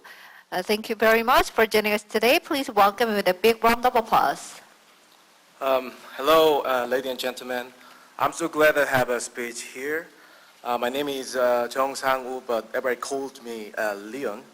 So today I'm going to talk about the LNG dual fuel and FSRU conversion and the smart ship solutions. So I got only 15 minutes, so I think the time doesn't allow me to talk about all the detail here today. So after this session, feel free to ask me through the email. So begin with the company introduction. So the Hyundai Global Service, originally from the AS division of Hyundai Heavy Industry, but we spin off from December 2016 in order to provide advanced service in after-sales market. And every year, we are expanding our global network, starting from the Europe branch and America, and Singapore, Colombia, Aden, and Dubai as well. This is our main business. We are not only providing warranty services, but also providing the parts sales and global academy and digital transformation and the bunkering business And I'm from this engineering service divisions. And actually, we are dealing with environmental protection business, like such as BWTS stands for ballast water treatment system, and EGCS stands for the exhaust gas cleaning system. This equipment is relating to the emission control of the SOx. So through the last 2 years after HGS establishment, we got big success through the environmental protection business.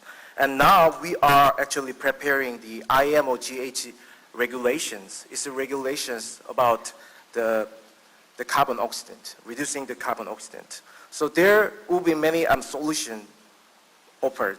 The EPL, the engine power limitation, and ESD, energy saving device, and AS, AMP, and EGCIS, and wind assistance as well. So we strongly believe that the LNG dual fuel also one of the very greatest solution among them. This is our the capability of the engineering. I will just skip this. It's just for your information. So in order to complete the retrofit and conversion project, you have to prepare the all HE processes such as the 3D scanning, inspection, and procurement of the equipment and procurement installation material, and the contract with the shipyard for executing installation and also commissioning. So we are Hyundai Global Service are providing the all kind of the retrofit service as a turnkey provider. So we internally organize our team to specializing in the retrofit and conversion. So the engine, the main engine, we are the shipbuilder. At the same time, we are engine maker. And then FGSS is developed by the engine machinery divisions. And then engineering, we have our own organized engineering design teams. And then we have cooperating with many repair shipyards all over the world. And then after sales, this is our the main job that we usually done. So we are very specializing in providing our after sales service. And also, we are very good relationship with many repair shipyards. But for the LNG dual fuel and FSR conversion, we recommend to be carried out in the Korean shipyard because the infrastructure is really nice because the many of the vendor relating to the LNG equipment is stay in Korea. So we can fully supported by them even in the emergency cases. And this is just for your information about the dock specification. And we are also can cooperate with the shipyard in Indonesia, and also the Qatar and the Semco. And also the Hyundai dry dock are also available for any kind of the conversions at the moment. So please refer to after the presentation. And the LNG dual fuel. So as I mentioned in previous pages, the decarbonization is a big issue at the moment because this regulation will be entering into force 2012. So many ship owners, they have to prepare to meet that kind of regulation. So actually many solutions for them. But we strongly believe that the LNG burning is one of the great solution for to meeting that kind of regulation because it reducing the CO2 but also it can reduce the NOx and the SOx. So the LNG dual fuel retrofit, you have to move over many factors such as the type of LNG tank and the fuel gas supply system and the ship-to-ship capabilities and bunkering and BOG handling and the safety the verification. We already complete more than 100 the LNG carriers and the FSRU, and also more than 12 the LNG dual fuel perfusion vessels. And then the fuel tank, FGSS, engine bunker stations, and then main engine and the generator engine and the boiler should be considered for your LNG DF the retrofit. This is our general concept of the LNG DF of the container vessel. Depending on your voyage route, the many, concept and configuration should be changed. And this is the concept of the bulk carriers. It's the concept of the ro-ro ships. And this is the concept of the LNG carriers. So applying the type B tank, it will require 22 months from the sign of the contract to the completion of the commissioning. And in case of the type C tank, it's about the 15 months is required. And we have delivered more than 6 container ships, and the 3 bulk carriers, and 13 the tanker vessel, and 1 bunkering vessel. And this is just our track record of the LPGDF performance.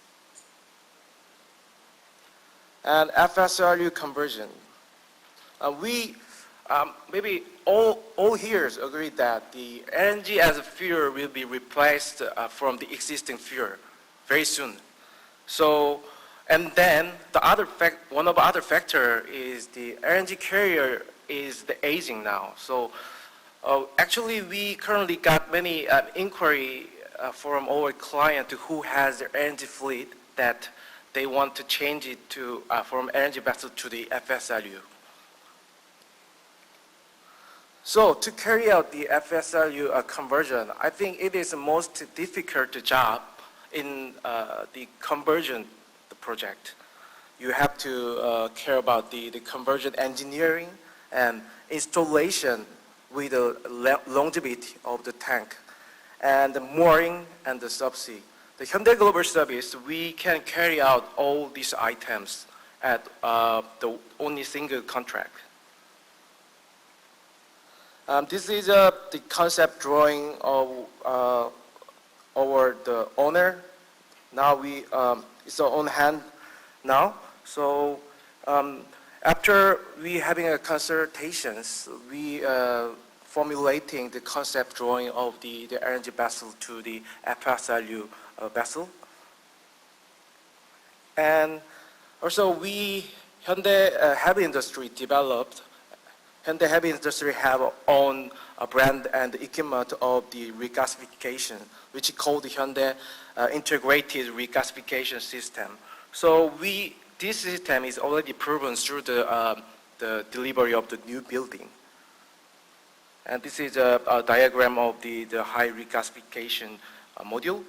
And then you can refer to it after this session. And it will require the sign of the contract about the 23 months to complete of the commissioning. And the reason why some of the owner they wanted to changes their LNG vessel to the FSRU because the capex is 3 times less than the new building.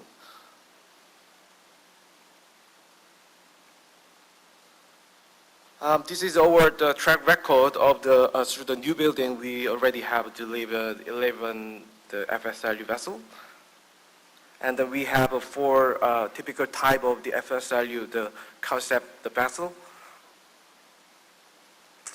And last one is smart ship solution. We recently installed the ISS system to the all new building. So at the digital center in the Busan office, we capturing all the process of the operations or any malfunction or any issues. And then is there anything pops up? And then we capture all the detail, and then we immediately give a feedback to the owner with a solution. And if necessary, we immediately dispatch our engineer to the vessel.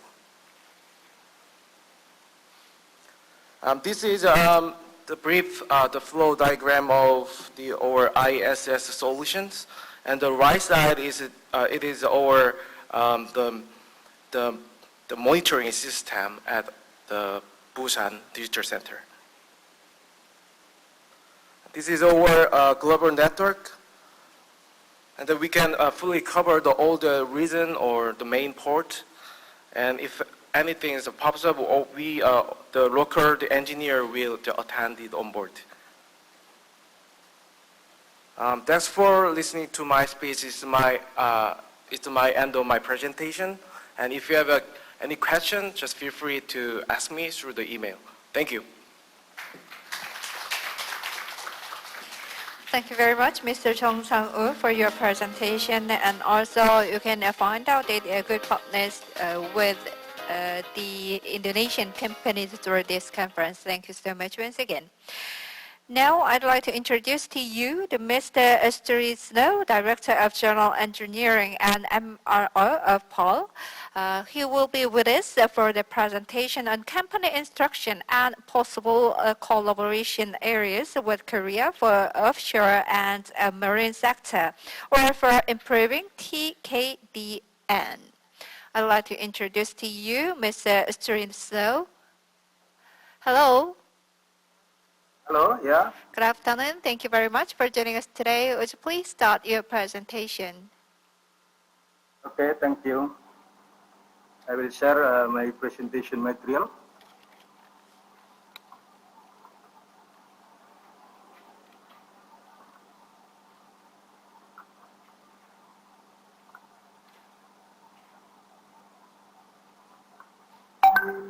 Okay, good afternoon, ladies and gentlemen.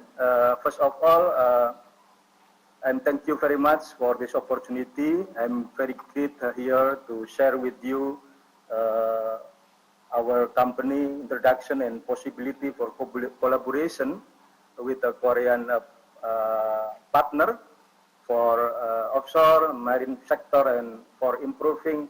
We call TKDN here, and in English is local content. So this is our outline presentation, profile of PT PAL, and then proven experience of PT PAL, collaboration development, and the last one is conclusion. This is our shipyard, established since 1980.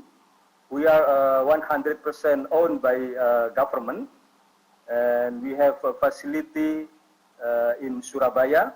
We have 1,600 employees, and our head office in Surabaya, and we have representative office in Jakarta. This is our major business portfolio. We work for new shipbuilding. We build a naval ship, and we have some our product like OPV, LPD, landing platform dock, and SSP that's already exported to the Philippines. And also we have collaboration with Dammenskelder Naval Shipbuilding from Dutch to build like frigate 105 meters. In the field of non-defense sector, we also build many commercial ships like Sepak Carrier, Star 50, tanker, and research vessel, and many more. This is the new business of PT PAL. We collaborate with DSME Korea, supported by government of Indonesia. We already built a submarine facility, and then we are successful to build the third of the submarine for Indonesian Navy. We call Alugoro. Recently, this submarine is still in finishing, and then we expect it to deliver to MOD and Indonesian Navy with it this year. And then for the new overhaul, we also conduct a submarine overhaul for Indonesian Navy, KRI Chakra. In the field of maintenance, repair, and overhaul, we conduct so many repair and maintenance for naval vessel and also for commercial vessel. And our capability until mid-life modernization to modernize all vessel become productive vessel until 15 years life or more. So in the term of general engineering, we conduct offshore structure engineering, procurement and construction and installation, and also onshore facility. In these 3 last years, because the demand of the offshore structure is declined, so we saved and occupied our facility to develop power plant businesses. Actually, for the long time, we already have experience to design and build some balance of plant, like the main condenser, heat exchanger, HP heater, air cooler, and etc. And recently, we are building a batch-mounted power plant with the size 150 megawatts. And then for the research and development, we always continues to develop our proven design, become so many variant, and then we also develop a nuclear power plant and FSRU is supported by very recently software design engineering such as Catmatic, NAPA, and also Primavera. This is our product portfolio in the field of general engineering. Some product already delivered to the customer. We count from 1988 till now is already 282 units of products delivered to the customer. In the field of shipbuilding, 232 units vessel already delivered to the customer, and 86 unit is naval vessel. This is our track record of export. Our product already delivered to many countries in Europe, Asia, USA, Africa, and also in Southeast Asia. This is our proven experience for shipbuilding.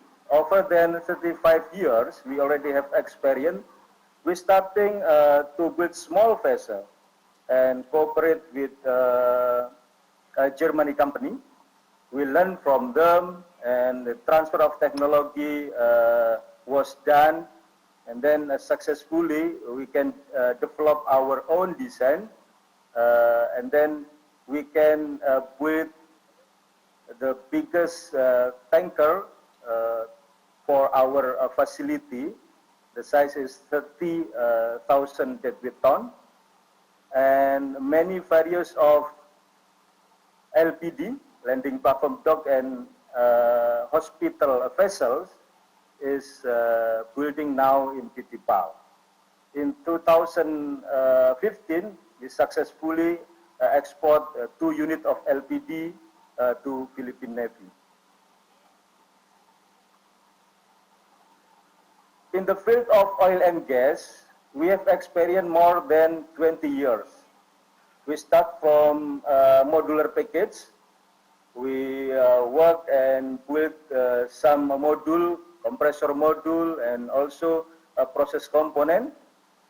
And then our capability is continued to increase, and then we can conduct our self-engineering, procurement, construction, and installation. Some EPC of wellhead platform already finished by PT PAL, and the biggest one is Vanuatu in Sumatra. The owner is Sinop from China. The total weight of the platform is 2,600 tons. In the field of the electricity and power plant, we have experienced more than 30 years, and we start from the component, and right now we build the unit of batch-mounted power plant. The capacity is 150 megawatt for Indonesia Power, subsidiaries company of PLN. This is also our experience for repair and major overhaul of single point mooring. This is also very interesting business. We have experience more than 15 years. So regarding the procurement, I think this is interesting. I would share our strategy for sourcing. So I expect this strategy informed to you, and then you can learn from us, and then hope you can formulate your strategy to meet our expectation. So based on our excellent product, then we break down the product structure and we become two streamline. We call core component and non-core component. So both of these we treat different. For the core component, we conduct a supply risk assessment and sourcing strategy using this scheme. We divide to become the material of strategic, the component of strategic, or bottleneck, or leverage, or non-critical. And then the sourcing strategies can be, we conduct by global sourcing, and also better we make a joint process improvement with our supplier, or relationship restructuring, and also together discuss with our a good supplier to improve our product specification in order to give more satisfy our customer. So the creating value in this area can be create the collaboration and partnership. The partnership is the ultimate cooperation with our partner in terms of the supply and chain. So in non-core component, of course, this material should be in the area of leverage or non-critical. So we collect all the component of non-core by volume, and we expect the supplier can give us more competitive price because the volume procurement is more than previously. So the strategy, we try to have consortia buying. You know that the PTPAL is the member of the cluster of Indonesian defense, consists of 5 state-owned enterprises. So we try to have a consortia agreement together. And then the volume of the material that will be bought from the supplier is more volume. So the achievement and objective of this strategy is to achieve a good quality on time arrival, increase ticadian, and saving costs. So this is, I think, very surprised because according to our database since 2016 until 2020, the material is imported about 77%, but from the import is mostly from Korea. The percentage is about 58%. The rest one is from Asia, only 21%, and from Europe, only 21% also. So we already engaged with our good partner from Korea, like DSME, STIC Engine, Hanjung International, Sejin, and so on. So many raw material, diesel engine, generator, shaft propulsion, and accommodation, cargo handling, and so many more supplied from Korea. Why we choose Korea? Because if we compare with another country, so far Korean good is more competitive in terms of quality and price.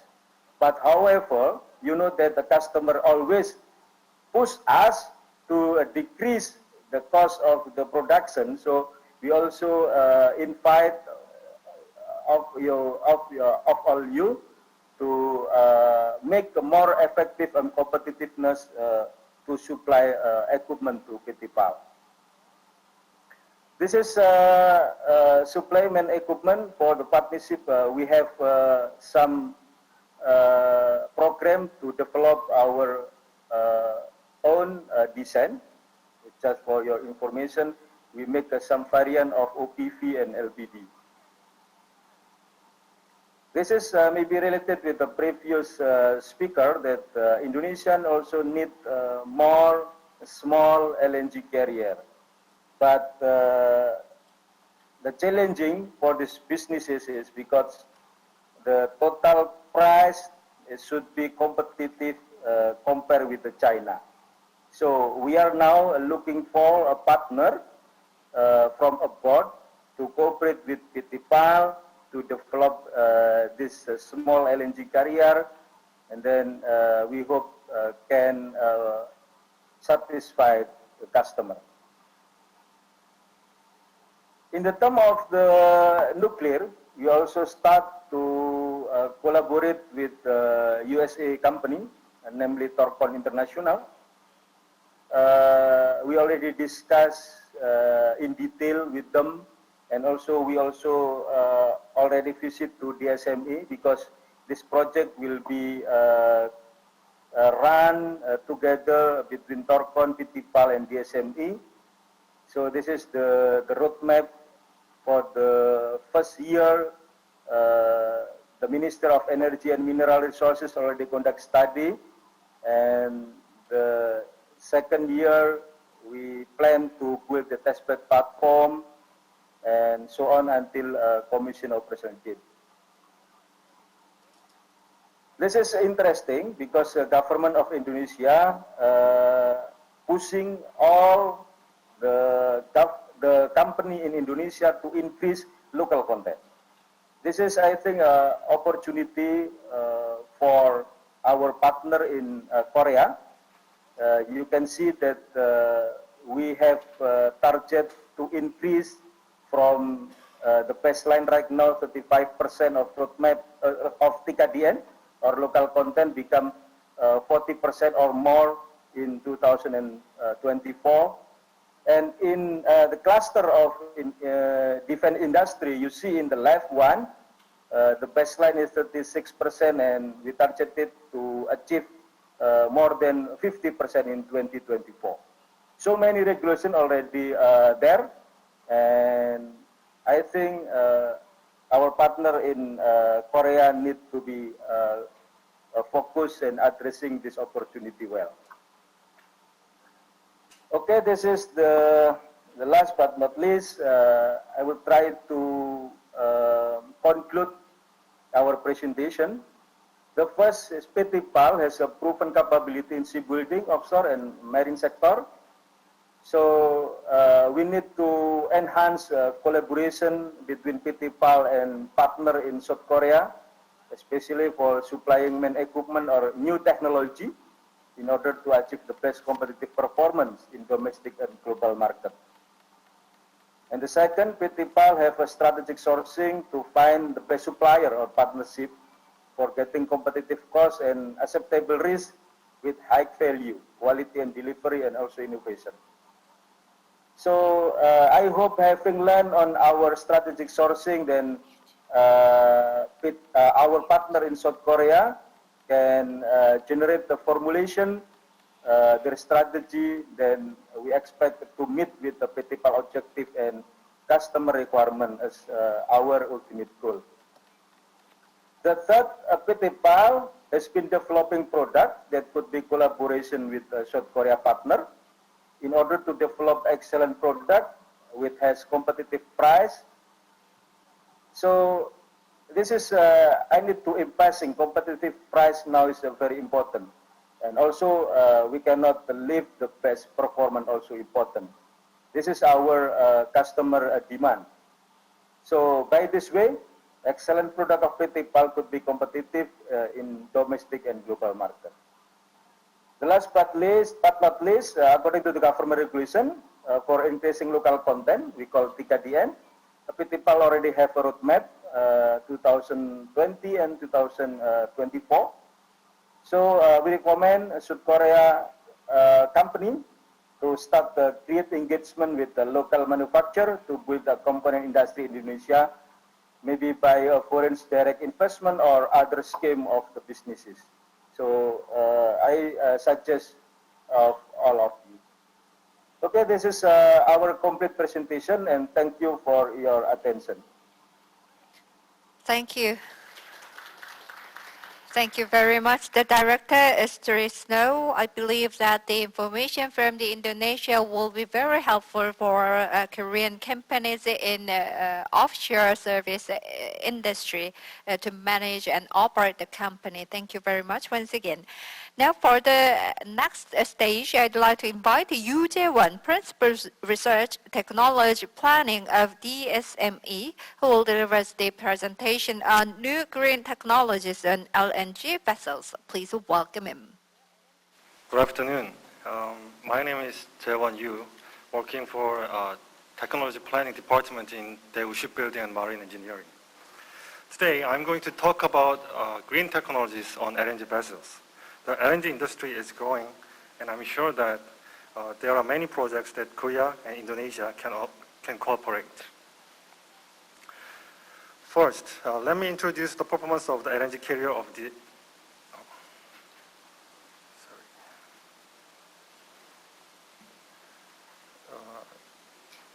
First, let me introduce the performance of the LNG carrier of DSME. We started building membrane-type LNG carriers in 1995. In 2005, later, we built the world's first LNG RV with a regasification facility.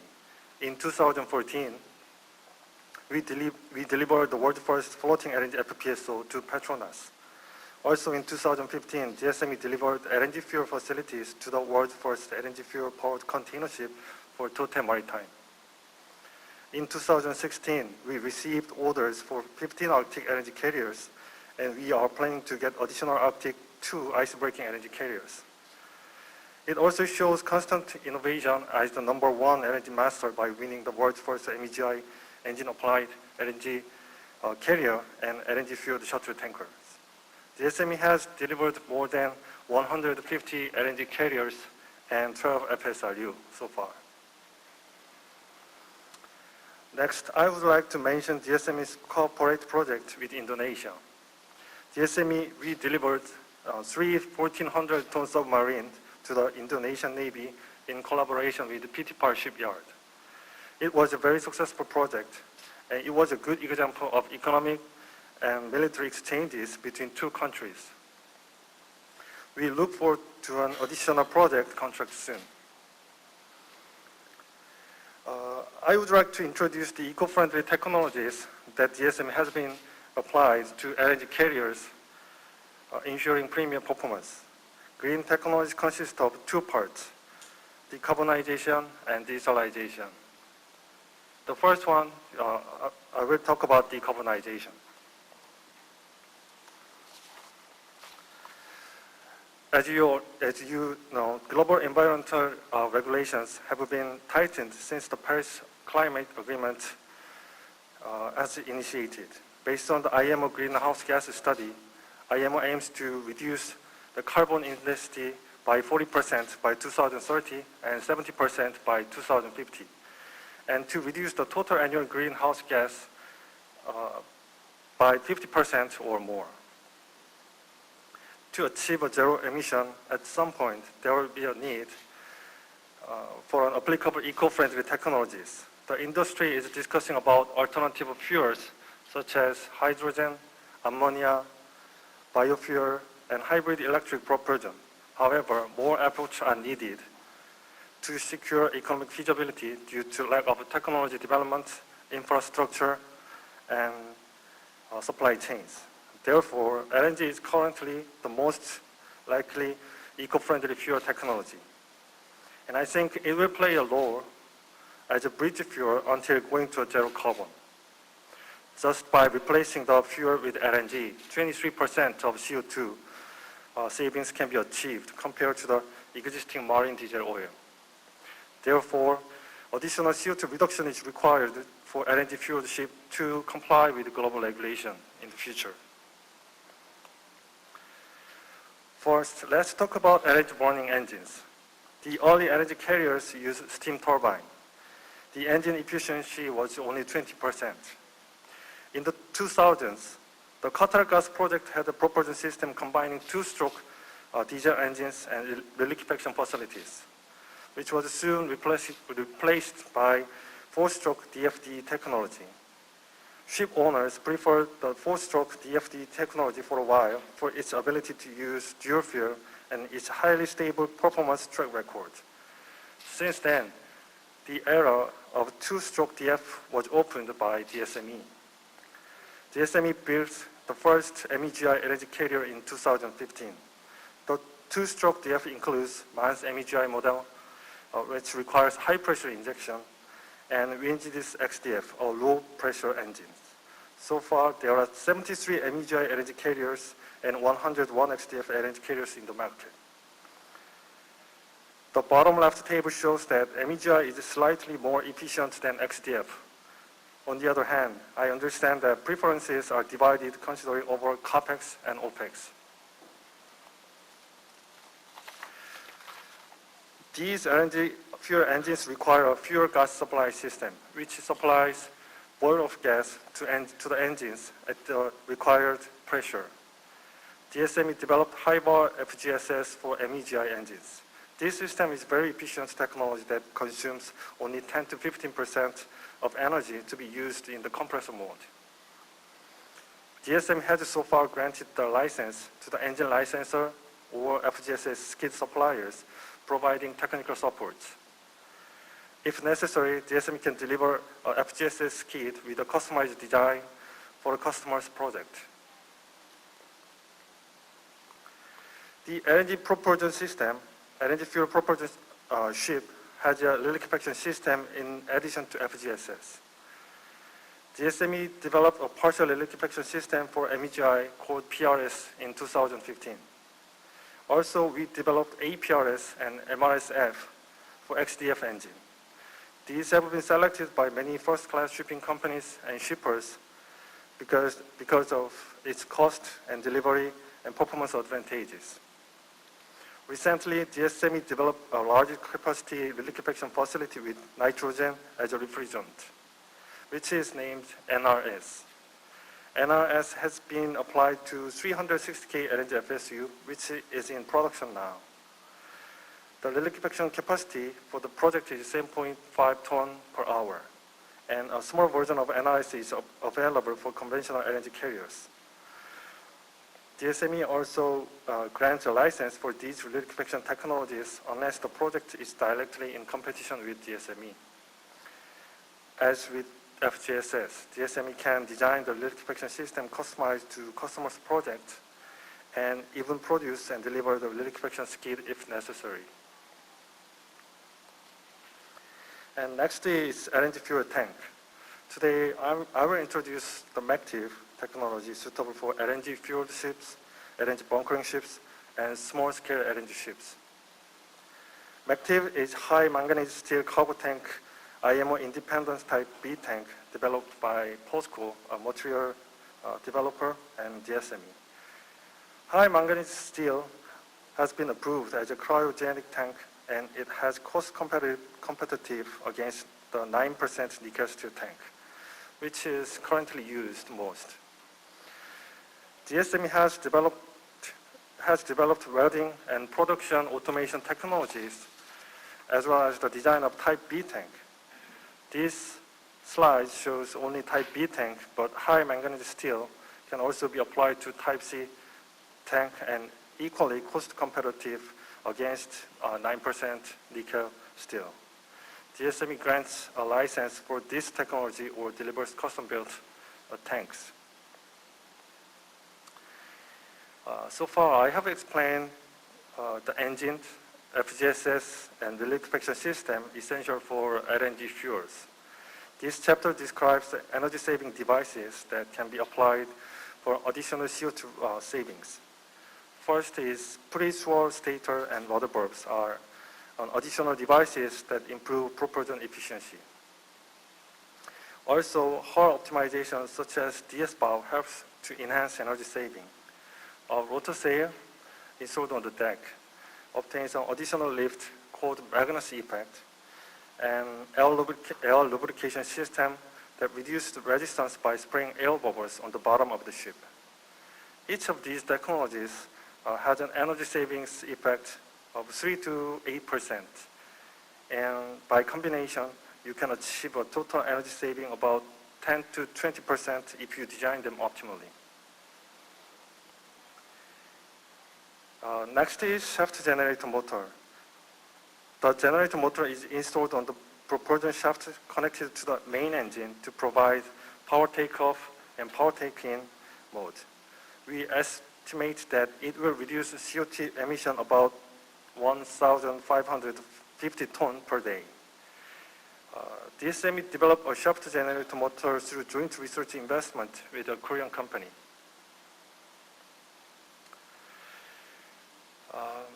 Next, we will introduce LNG-related products which can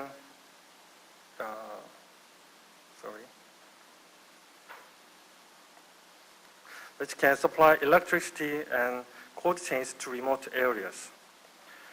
Especially these products may be beneficial to Indonesia since the country has many off-grid archipelagos despite abundant natural resources in those areas. The first of all, it's floating storage power plant developed by DSME. It's equipped with LNG cargo tank, power generation and regasification facilities to supply natural gas to the shore as needed. The power generation capacity of this design in the slide is 125 megawatts, but the capacity may be designed smaller or larger from 50 megawatts to 1 gigawatt, or even higher in line with the demand of the installation area. FSPP can be moored to a jetty or ground in the seabed. Next is DSME patented a floating igloo. This product integrates the cold storage onto the FSPP.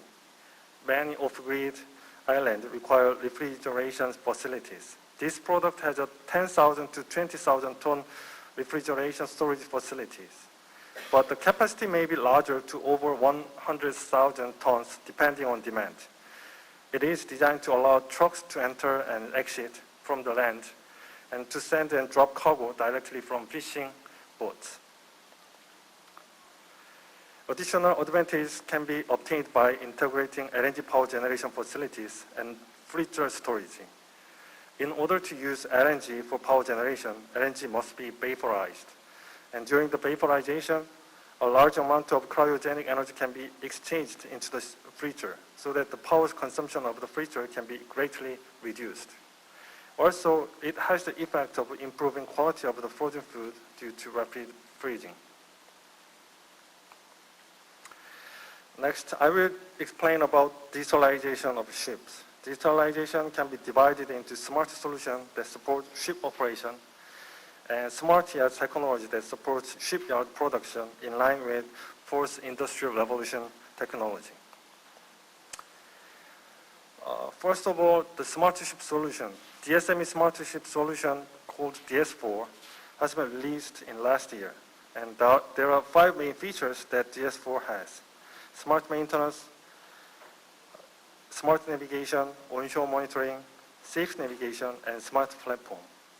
These features allow ships to operate more economically, efficiently, and safely.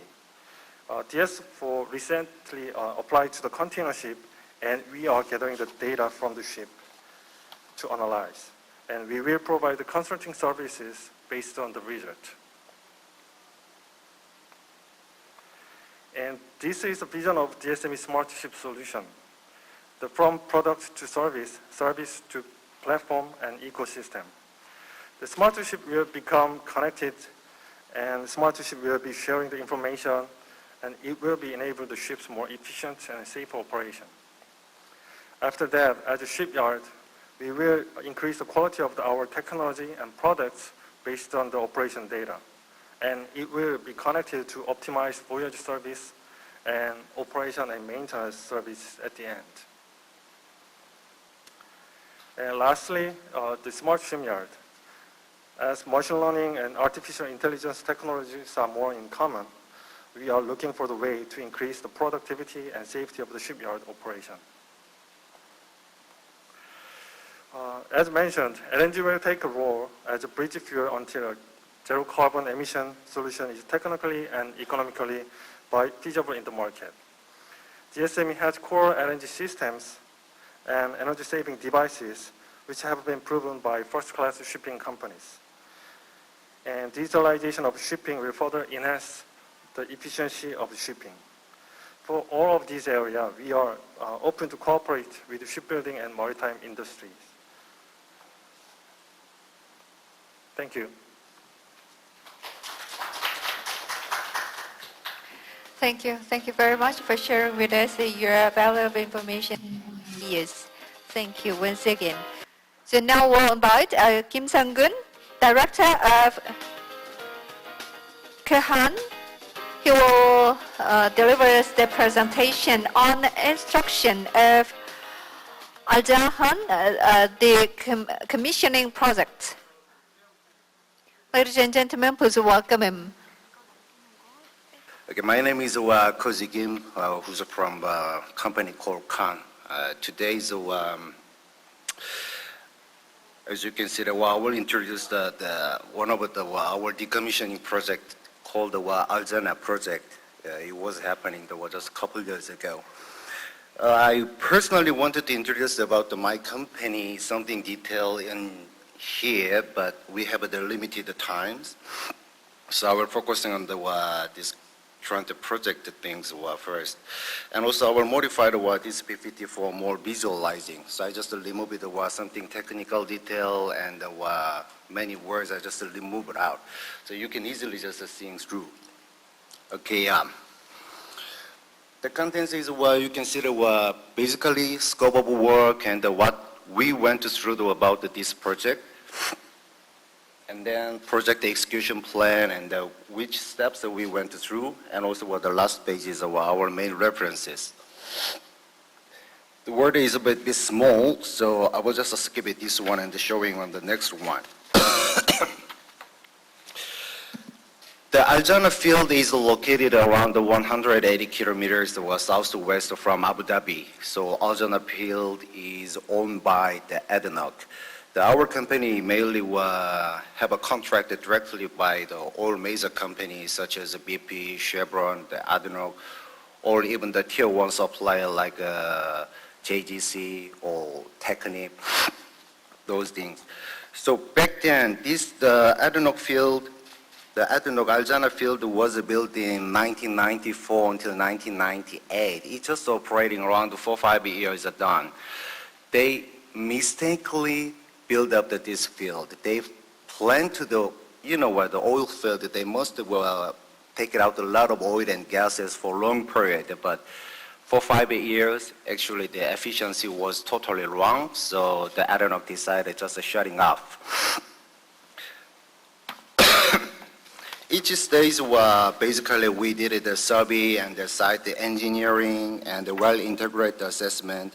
And also back then we did both sides, the offshore demolition and onshore demolition in same time. So basically offshore 38, the platform, and onshore a lot of structures around 20,000 tons. And also there are subsea cables. That's what we done. Again, as I said, I was just visualizing, more easy to recognize it. This was offshore structure, what we did it demolition. So we called it decommissioning.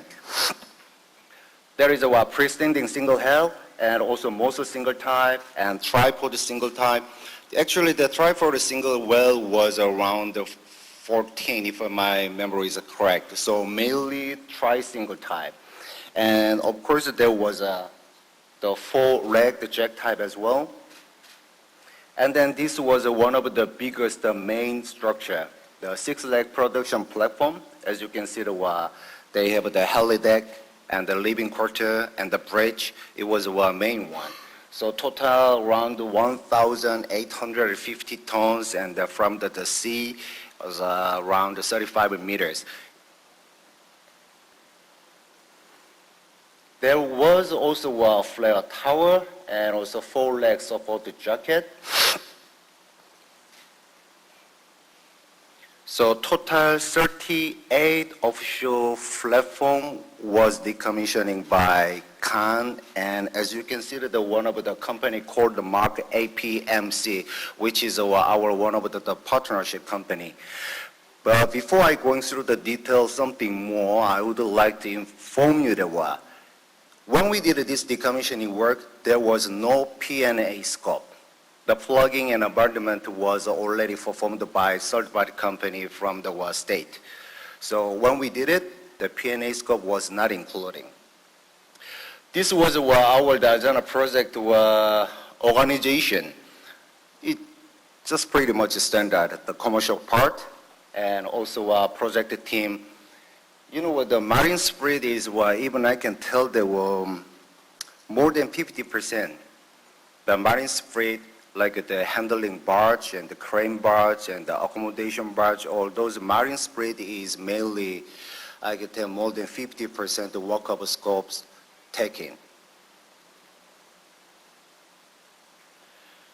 This was the schedule. 2017 April, we got the green light to go through this project, but as usual, most of the offshore project are taking some argument between our side and the client side. So it took around 4 months to all the engineering review. Then actual starting work was 2007 August. And then it totally took around 12 months to last documentation, dossier handover, taking around 18 months period. So basically, middle of 2017 until end of 2018. We completed all this work. So first step, what we done, of course, is the site survey. It's, as I said, is located in the Middle East. So we mobilized the supervisor and the project team, and also obviously need to sink through under the sea. So we starting with the site survey and the double checking with all the engineering documentation is correct. And we also bring up our 3D scanners to double checking is there any errors or modification was not involving the built-in documentation. And second step was a well-integrated assessment. As I just before informed you that the P&A was not including in our scope. So basically what we done, just remove for all the hydrocarbon gases. So we did the cold tapping. Later I will show you up some of the images. And then this is the equipment, what we done for the remove the remaining gases, all the platform and pipeline. Like here, there is 02, 23, 04.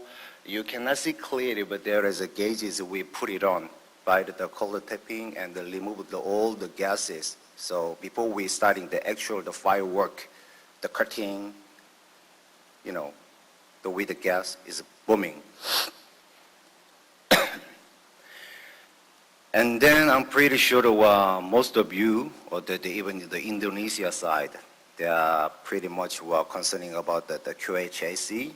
So we also prepared all the KIORCC stuff, obviously following by the ad hoc procedure.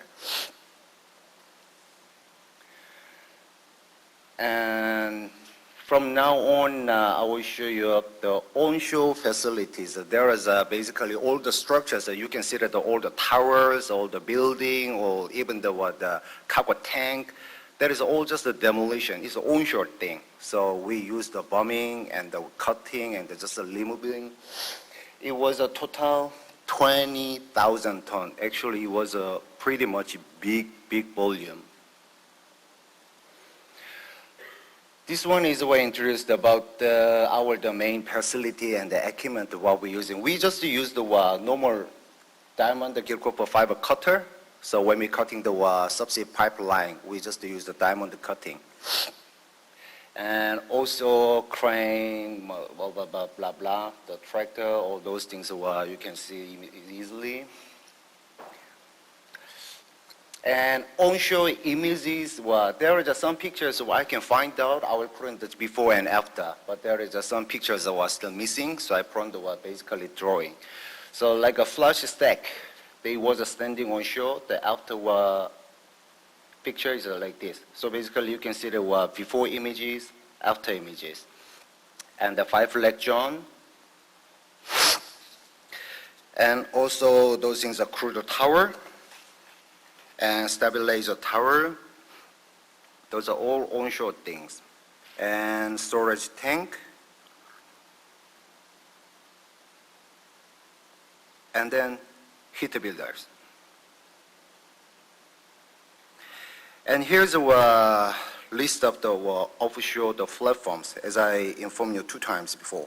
Total 38 platform, and it's mainly 14 triple wellhead towers, 2,450 ton. So offshore platform is around 6,000. So we totally remove, including the subsea cable, total 28,000 ton.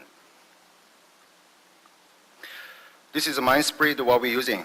The heavy lifting crane and the jabber and Scandinal and the normal barge and extra. And this one also, the comparison pictures before the image and the after we're starting the cutting and the remove it off. The monopod, you can see that the top side is before. And after we're starting the cutting and the removal by crane, you can see the bottom pictures.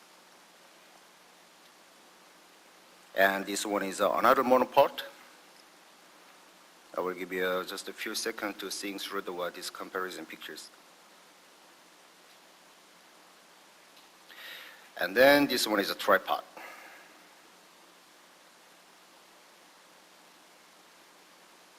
And this is just normal head crane. And this is a platform with a bridge.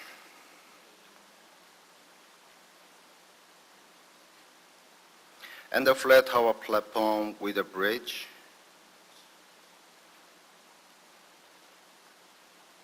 And this is just a bridge only.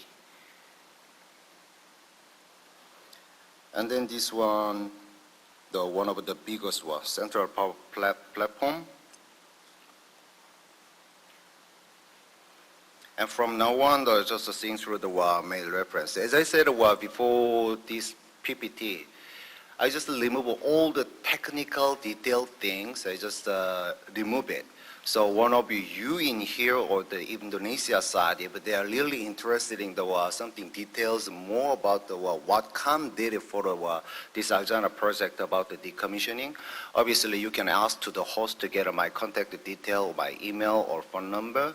You can email me any questions. Obviously, I can share with you this full PPT file. That is all technical information what we went through. So we can share with it, and then this is the place why we're sitting down is looking for the potential opportunity between the Korean company and the Indonesia company. Is there something we can match up each other?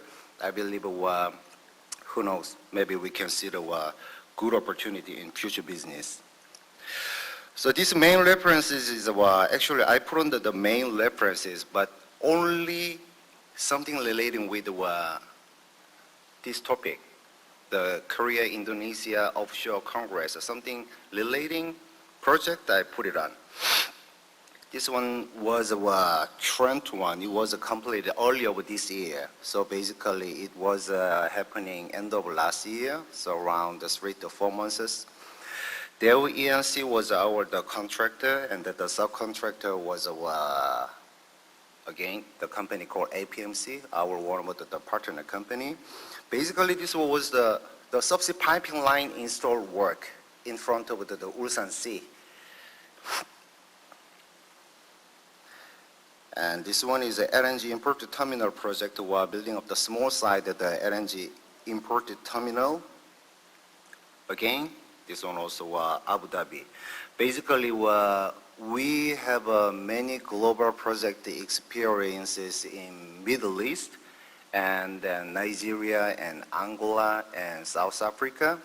But last 3-4 years, we mainly focusing on the Myanmar and Japan and China. And then now, obviously, we are looking for any opportunity we can get it in Indonesia as well. And these ones are, again, the Middle East side, just a platform, transportation, the sea transportation work. And then this one was the KIP Middle East side, revamping commissioning work. And then this one, KIP Middle East.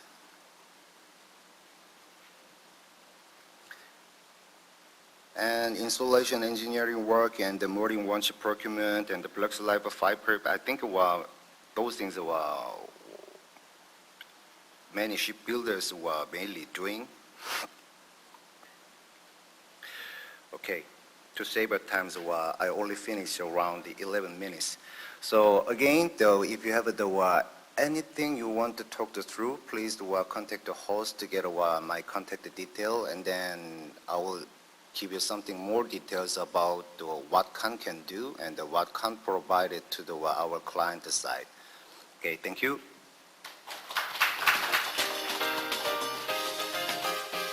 Thank you. Thank you very much for your presentation.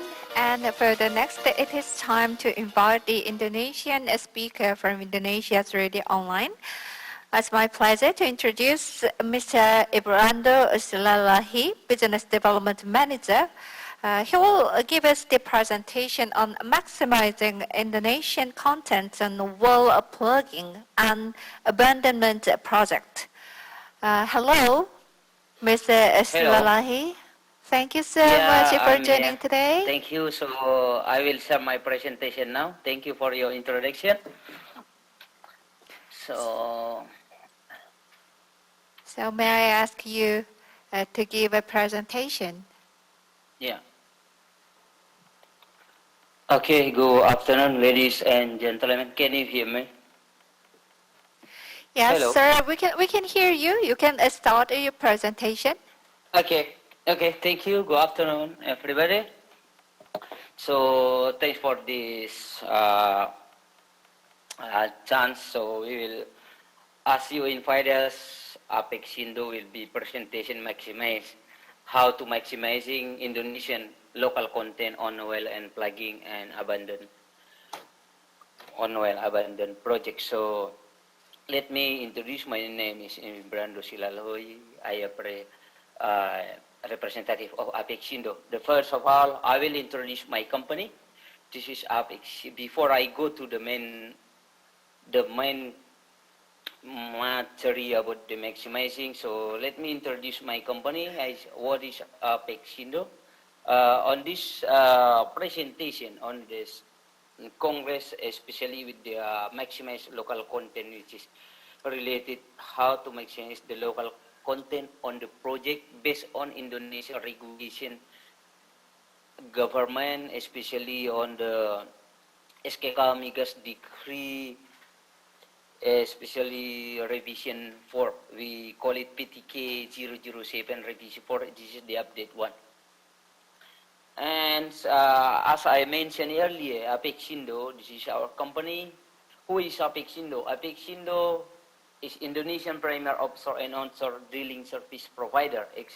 So our main core business is drilling contractor, and also we will be ready as a partner to execute all the project commissioning later on in Indonesia with the as a government program. Apexindo, this is the milestone of Apexindo. So 72.7% share is owned by Indonesians. And the next, this is the long and successful story of Apexindo. We have a land rig, then we grow up at the end until 2014. We can see on my presentation, we have 6 land rig, then 2 offshore jackup and 4 swambages. And although our operation supporting is previously is a Chevron, Total, Pertamina, and Extra. This is of our asset and our fleet, Jacob, Somberdis, and onshore rig. And this is our safety culture, which is we are targeting as per we comparing with the DC benchmark and our what we are have been achieving so far as per our operations. Since you can see here that all of our fleets been reached 30 years zero days without LTA, and one of our Jacob like running over 14 years, our Somber just 13 years, and extra. So far we keep our safety culture during our operation with good performance, and this is all our internal standard that we are been achieved as a drilling company in Indonesia, ISO 9001 and 14001 and 45001 for the health and safety management. So now let me go with our main topic, which is how to maximize the Indonesians' content on the plug and abandon well project. So to go this, like we are knowing in the previous presentation, what this commissioning, what the process, what this procedure we had been presented by some from the SKK Migas and a few contenders previously. So we refers to the regulation, some of the regulation about this decommissioning first before we are going to calculating or to maximizing the local content during these projects. We refers for the decommissioning, we are going to reverse like here we are Minister of Financial Minister Regulation number 135. This is how to manage the country or asset handover after we do the commissioning, and the Financial Minister of 83 how to write off the asset, and then the Minister of Energy and Minerals to how to the guidance how to to retrieve, to remove the installation, offshore installations after the deciding is not economically for the operation. And next also the SKK Migas decree, or we call it PTK number 04 on 27 2018 about the abandonment and site restorations. We also for the local content itself, we will refer to SKK Migas decree. We call it PTK 007 reference for about the local content, and also SKK Migas decree and guideline about technical guideline and abandonment and site restoration for offshore and onshore production facility. And so we are going to reverse on the PTK 040 on tradition. There is a step and decommissioning which is consists of engineering design, permit and regulation comply, plug and abandon, decommissioning, transportation and disposal, and then the last it will be site restoration. Refers to these regulations. So we have to combine all of these to make all the operation and decommissioning will be safely. So due to this refers to the regulation, to compile and to maximize the local contents, we have a lot of party involved in our country. Like I mentioned previously, based on regulation, we are the Financial Ministry, Transportation Department or Minister, then so what you call the environment, SKK Migas, and this will be combined as for the regulation and procedures, especially it will be for the cost and the local content later on. So the commissioning step, like I mentioned, from the offshore we go processing equipment step by step, scraping, reuse, disposal, until we are finalizing for the recycle and set restoration. We are like, normally this is, I mentioned, on schematic engineering, like diagram schematic for the decommissioning.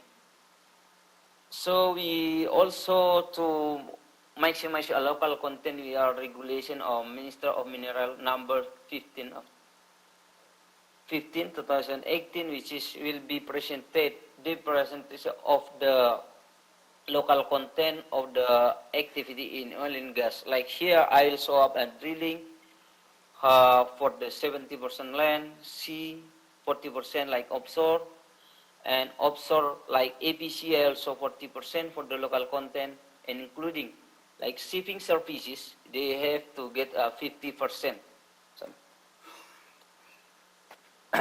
we come back to regulations to maximize and utilization of domestic. We, for the maximize a local content, we have to understand and we have to comply with all the regulation, which is like here, Presidential Regulation number 70 of 2012, this is on second amendment, and President Regulation number 54, Presidential Instruction number 2 of 2009, this is the use of domestic production and government procurement goods.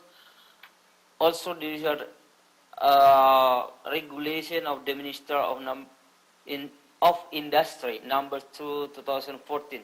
This is about the guideline increasing the use of domestic product in procurement and government goods services. And SKKMI Gas Decree 007 revision. And regulation of Minister Industry number 16, 2011 of the local content and calculations. So, as a reverse to the regulation in Indonesia, to maximize all the local content on the decommissioning project, especially in oil and gas, this will be show up like this progress. It will be, there is, the first is local content about the goods, then combination, and also there is goods, then services, and combination goods and services on this project commissioning. So, based on this calculation will be explaining cost of the goods and the product. The product will be divided by two. This is I like local content, which is from Indonesia, and will be explained later on what is the local content, how to calculate, and also the content coming out from Indonesia. It consists of will be manpower, equipment, and material as well. So, as the formula for the local content presentation will be like I show up in my presentations. So, the content of out of Indonesia will be divided by local content plus outside content. It will be multiplied 100%. So, the percentage it will be, let's say, so must be something refers to the regulation 70% or 75% something. So the criteria for the local content and another content which is means outside of Indonesia, like materials, manpower, and working will be. This is the criteria will be shown up by country of the origin of the material itself. About the manpower, we will see the nationality, how much the presentations, the manpower specialists or technology from Indonesia and outside on Indonesia. So there is a divided or the certain value of presentation. And also we'll, for the local content, also about the working tools that we are using on the project, we will see or evaluate the ownership.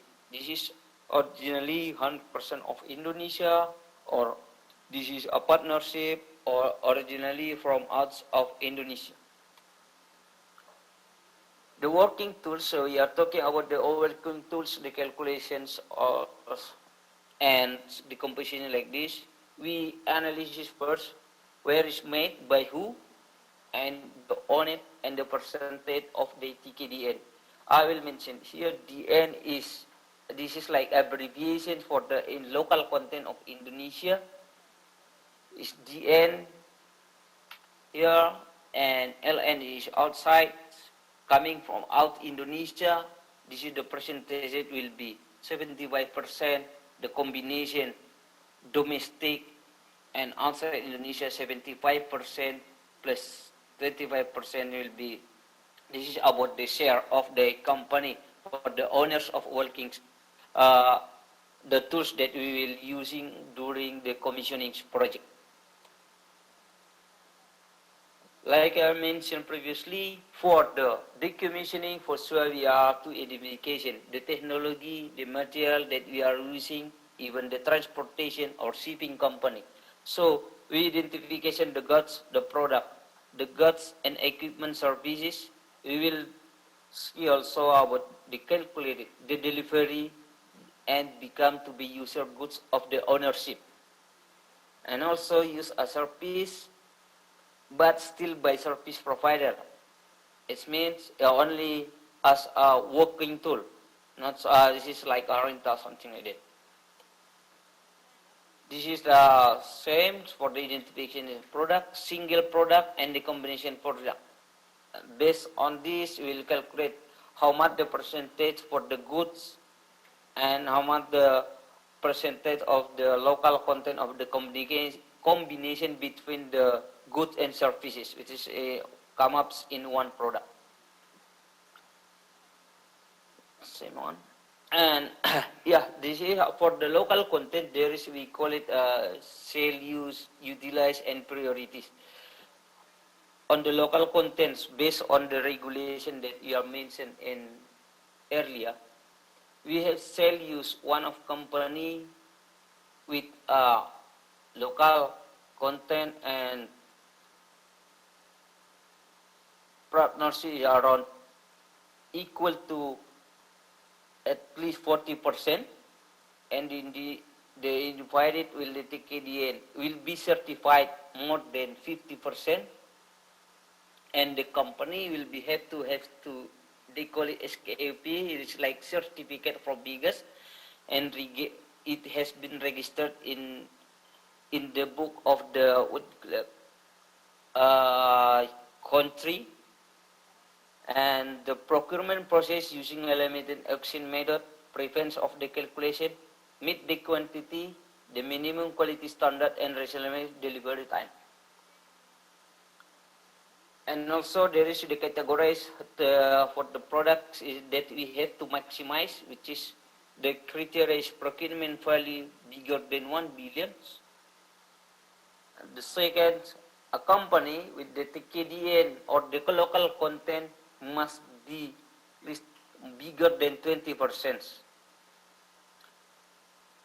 Then to include the local content 10%, and procurement with public tender production, and with the limited tender participant at least three participants, with the present calculation for the maximized product. And we are to utilize also for the product procurement value 1 billion. There is no company with TKDN yet, and include also the local content must be 5%, so in the production or the location of the goods that you are using. And as a local content, the structural of the local content refers to the Indonesian regulation will be example like this. We just take example like the pipe. It will be checked until level 2.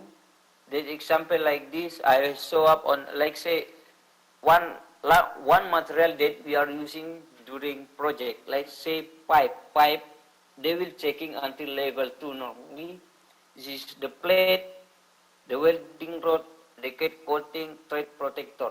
Then the level 3, the slab, wire rod, gravity. So every single material, a shipping product, goods or services that we are using, it will be evaluate how much the percentage of the local content on that products.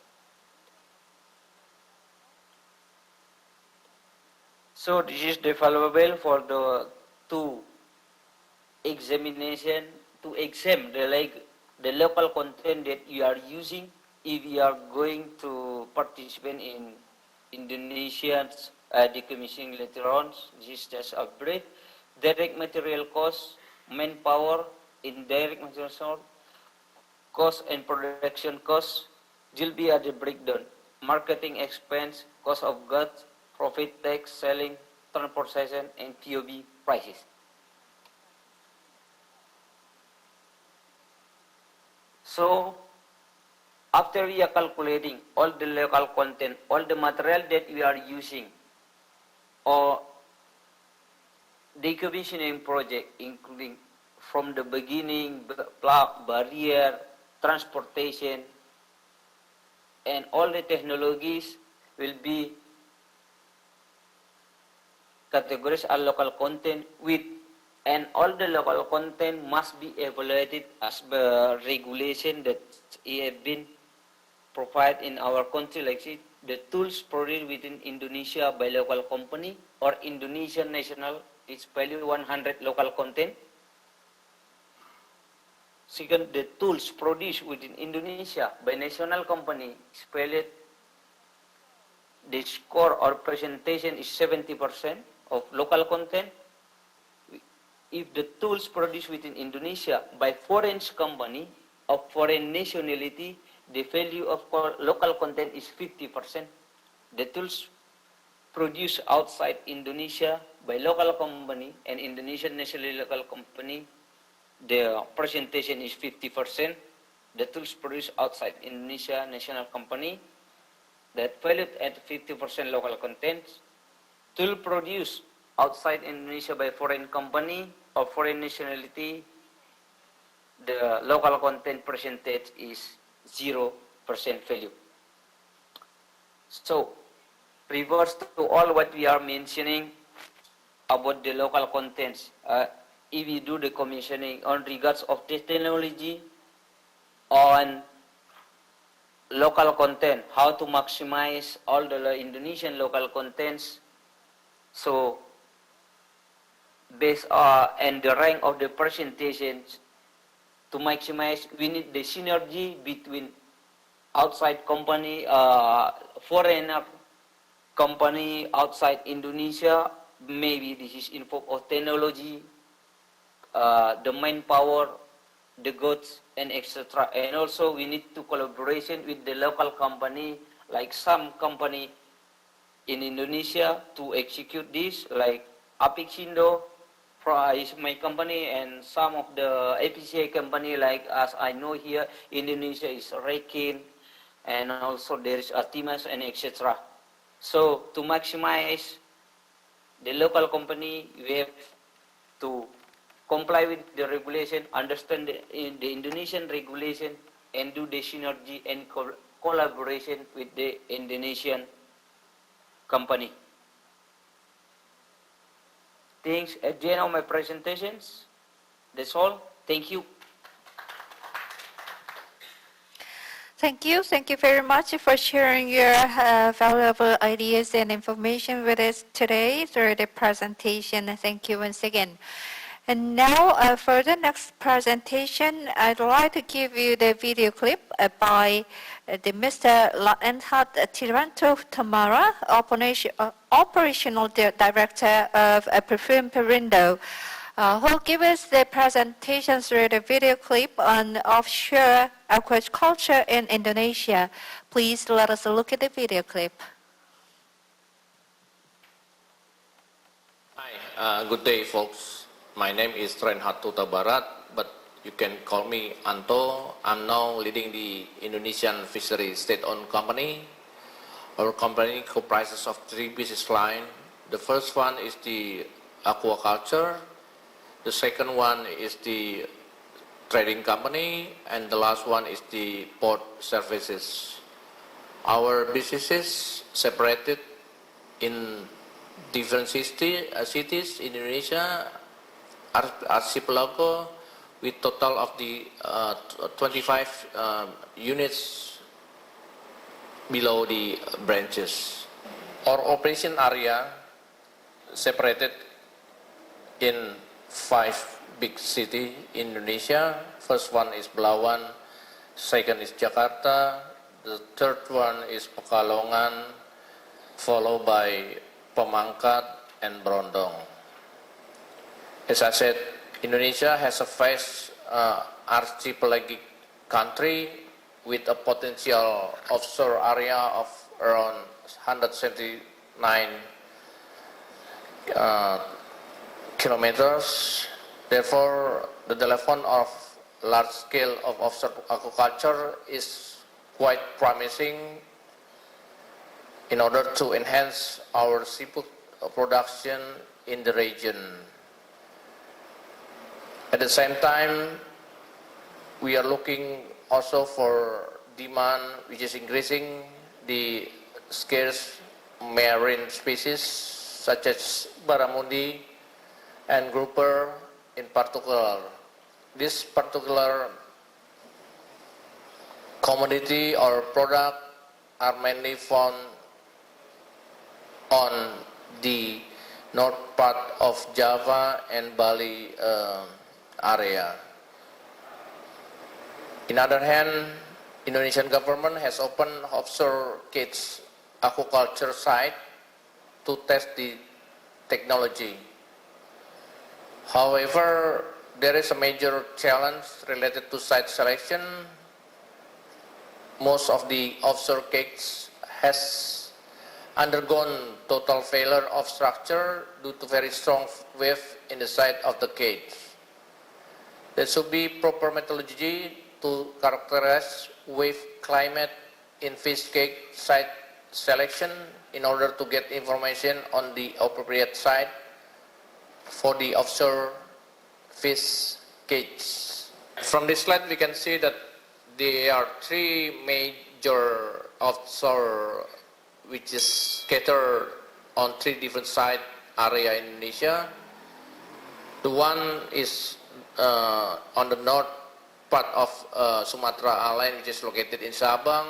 The second one is the southern part of Java, which is located in Pangandaran, and the other part is between Java and Borneo Island, where we call it Karimun Jawa location. This site has been established since 2018 with the insertion of the offshore cage industry and area mainly. Okay, let's move to the next slide. As you can see on this side, this is mainly the current status what we have in place at the moment. Indonesia has a vast offshore and inshore area which is about 179 acres. Our expectation is that we can utilize this land or area for development of our marine culture businesses. Offshore culture in Indonesia is still at novel state.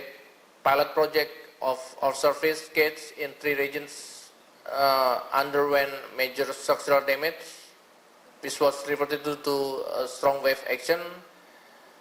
Also impact to the Indonesian offshore aquaculture as a whole. Therefore, the site selection is considered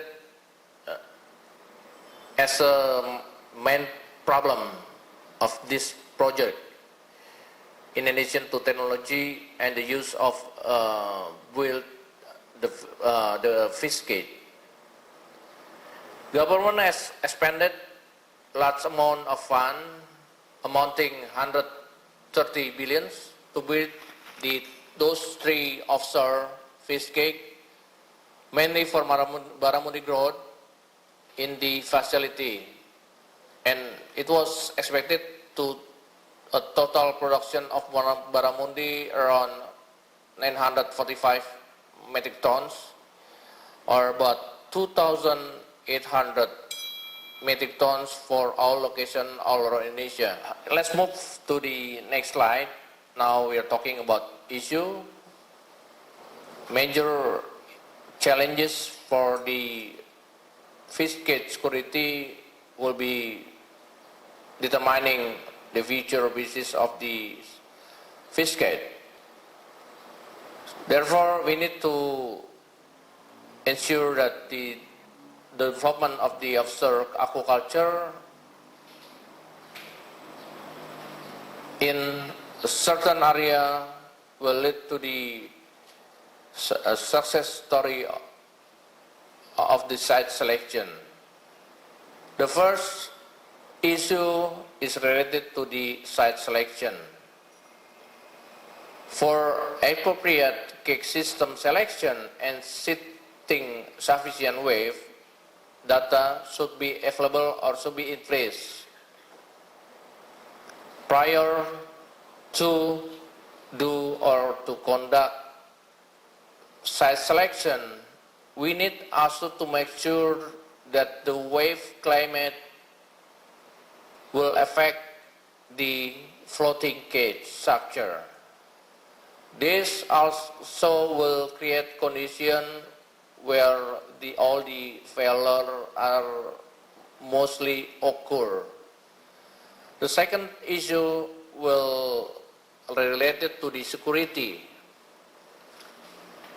In Indonesia, even in a nearshore case, we are facing the same problem with security, where the theft is also the main critical issue in this country.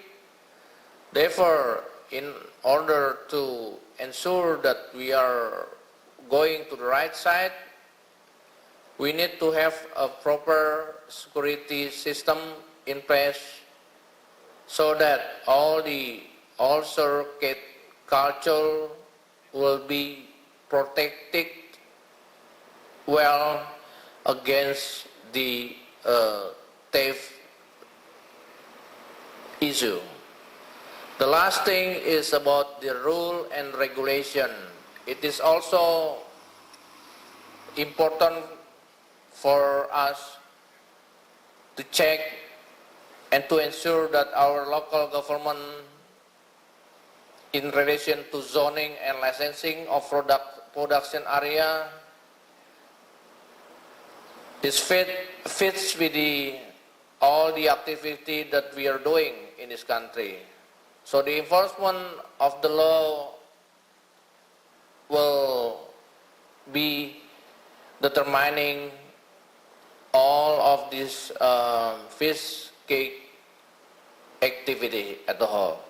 In addition to the previous slide, I would like also to add that some issue related to the development of the industry of offshore fish as follows. The first one is about the broad stock availability, as it takes time to develop the number and quality of broad stock, mainly to supply our commercial industry. The second issue will regard to the hatchery development. Hatchery should be large enough to supply our local market needs. The second point is about the cost of investment. Investor mainly need to be convinced that this industry is profiting, and the rates for running the business should be properly mitigated. The last thing is about species selection. The culture of high-value species in Indonesia is not really supported with tradition breeding or hatchery facility at the moment. Therefore, the choice is mid-value species such as sea bass, pompano, and also since the availability of the fingerlings is not really a major problem. Based on what I've been described previously to you, I would like also to emphasize on the analysis for the site, the cake site selection. First, at the present, there are many methods of estimating wave climate, but none has been presented for its use in offshore cake culture setting. Second, mid-term and long-term statistics should be used in order to analyze the wave climate, to identify prevailing wave heights and the likely highest wave over a certain time period, respectively. The former can promote gradual failure of structure, and the latter may cause instant total failure, as in the case of our offshore fish cake project. Based on the above information, cake system and sustainability map could be created using geographical information system, showing the more suitable zone to site the cakes. Okay, next, let's move to the last page. So we come up to conclusion. So based on the explanation that I addressed to you previously, the first one is about the selection for suitable site for offshore fish cake culture is the utmost important factor in the development of this industry. Second one is about the legal aspect, which should be taken into account in the next phase after the environmental issue could be addressed. The third is about the selection of suitable fish species, which is also critical aspect to be considered, since this is related to the availability of fingerlings to be stocked in the cage. Last but not least is, of course, the role of government, which is indispensable to create rule and regulation that support the industry to develop properly in near future. Thanks for making your time and watching all the presentation material that I went through before. I would like to thank also to all the team who make this happen.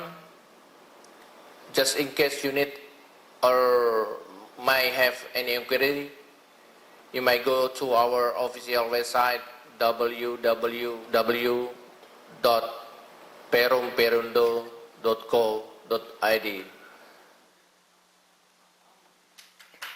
Thank you. Thank you very much, Mr. Hutamara, for preparing your video clip to present on offshore aquaculture in Indonesia. And I'm afraid that this is the last presentation for today's programs. At this time, I'd like to invite Mr. Ham Yeon-jae, CTO of SEAS. He will be with us to present on pilot projects of offshore aquaculture farms utilizing abundant offshore platforms in Indonesia by applying Korean offshore aquaculture technology. Please welcome him.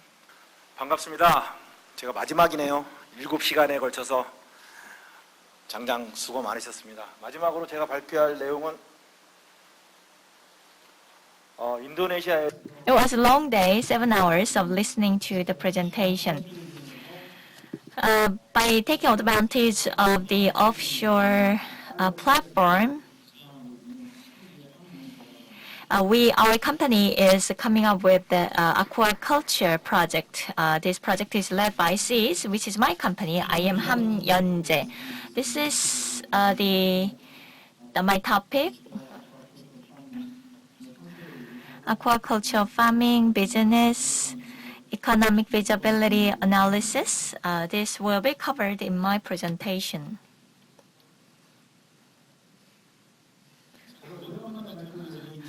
This is really very a while that I take the stage for the presentation, so I'm awkward in controlling the screens. The consortium have 4 partners. SEAS is a leading coordinator, Oceanwide, which is taking care of offshore fish cage supplier, and KALI, the grouper and fish feed production. And also we have a Korea Technical Group comprising of university and institute specialists. The target area for us is the offshore plant near Kanang Island. The partial feasibility study has already been initiated, so more study will be conducted before making a decision. About the aquaculture status, aquaculture 1.0, 2.2, 3.0, we are at 4.0 using intelligence. We are supported. This initiative is supported by the Korean government. Many parts of the 4.0 initiative has been progressed.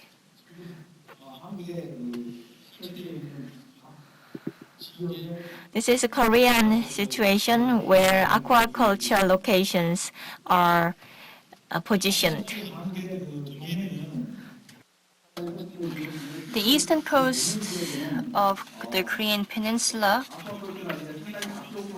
is not actually the most optimal place to do aquaculture farming. You have strong winds, you have very rough currents. So if an aquaculture system can survive in the eastern coast of the peninsula, you can safely say that it can sustain any environment in any other part of the world. In the Ulsan area, we have an aqua fish farm, which is in a trial stage. So it's going to be a very tough cookie, and we're going to see how that comes out. So we are targeting the offshore category of the different aquaculture farm systems. The aquaculture farm system needs to consider various factors, including food safety, marine disasters, and marine pollution issues. And for the actual fish cages, you can have a floating cage, a submersible cage, and a seabed cage. So the issue of deciding or determining which system will be implemented will, of course, be determined by the location and the given environment of that location. In some areas, a floating cage would be optimal. In some locations, a submersible cage would be optimal.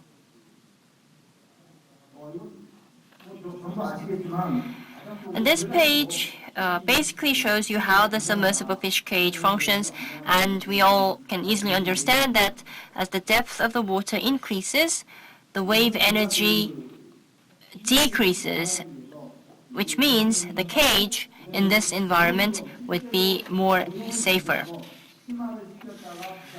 So this is a test that we conducted with a submersible fish cage.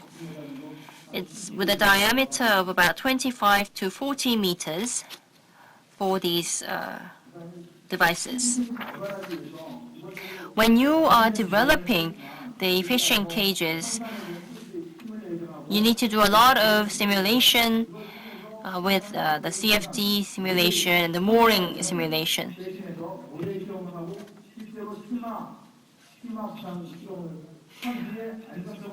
We need to check the safety of how the actual cage moves, whether it comes afloat or submerges.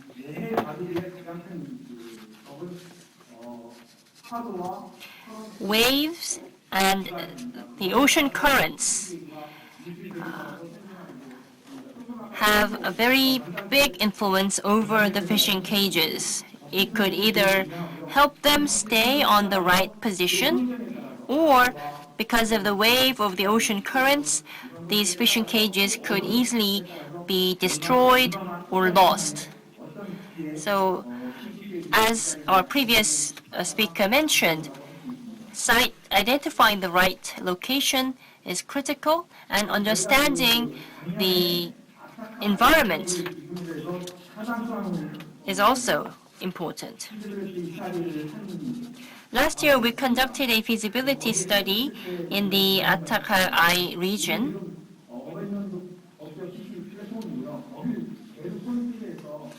So these images show how we placed 4 cages in this feasibility test. The images come from the actual steel fishing cages that we installed in the Uljin area.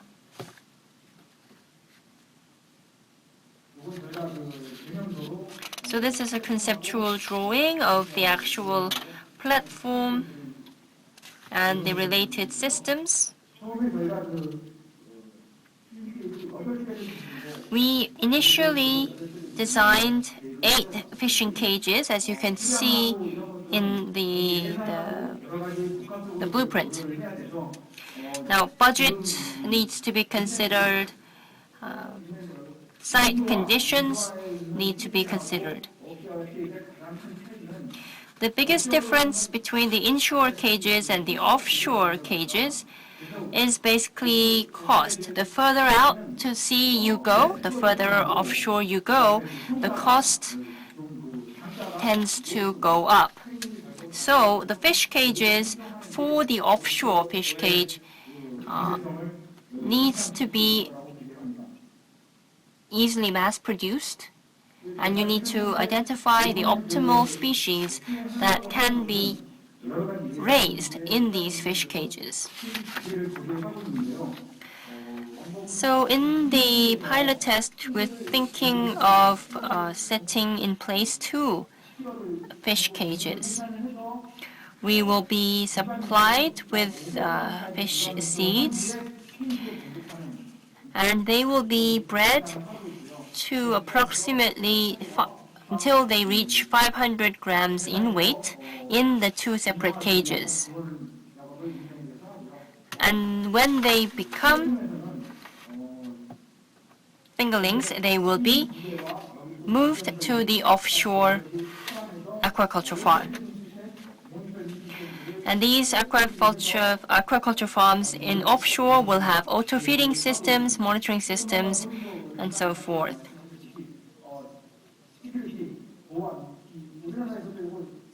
Now, my previous speaker mentioned the importance of security, of putting in appropriate measures to prevent theft.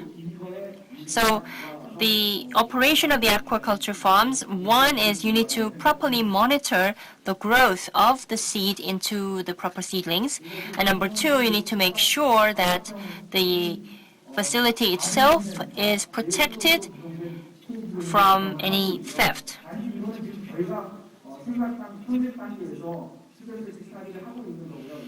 So this is a configuration of an aquaculture farm. Again, this is at a conceptual stage.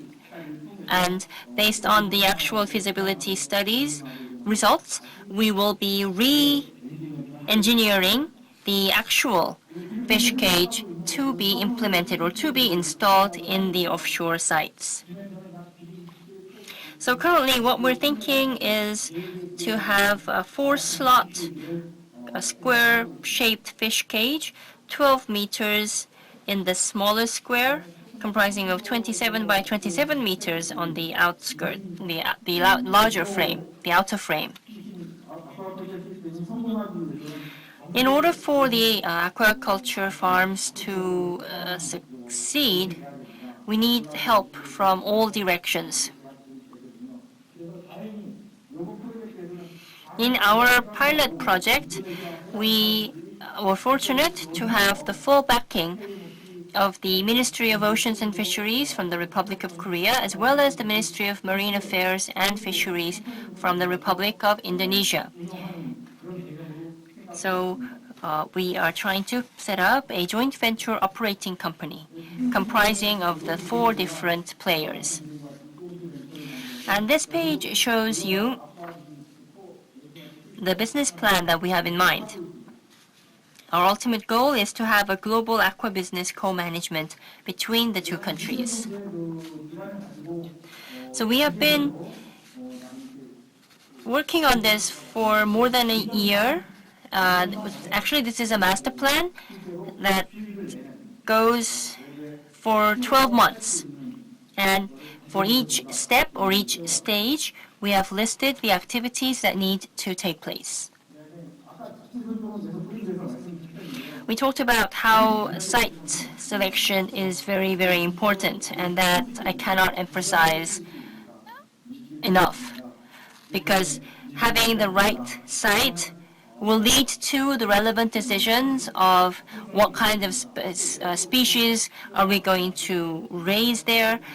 Is that site going to have good access for monitoring, but limited access or protected access to prevent theft?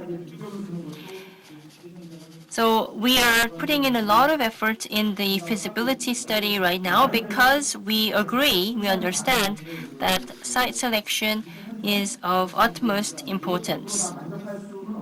Now, these are the preferable locations or elements of the preferable locations for offshore aquaculture farms. Now, I don't think we'll be able to find a spot that satisfies all of these listed items, but we're trying to find an optimal place to the best of our knowledge.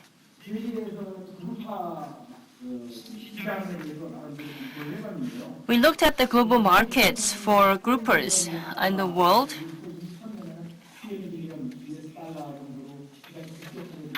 And we see that the grouper market has grown from 7 billion in 2012 to a 20 billion market in 2023.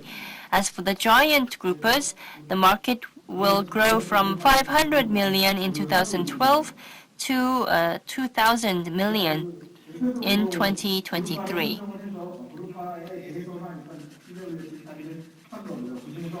So we in particular looked at the tiger groupers and the iron groupers, hybrid groupers. The hybrid groupers are being raised in Indonesia, and the giant groupers are being raised by a company, a Korean company, from the seeds to the seedlings. And they've successfully bred the giant grouper seeds, and that technology is going to be transferred to our Indonesian counterpart. So as you can see here in the chart,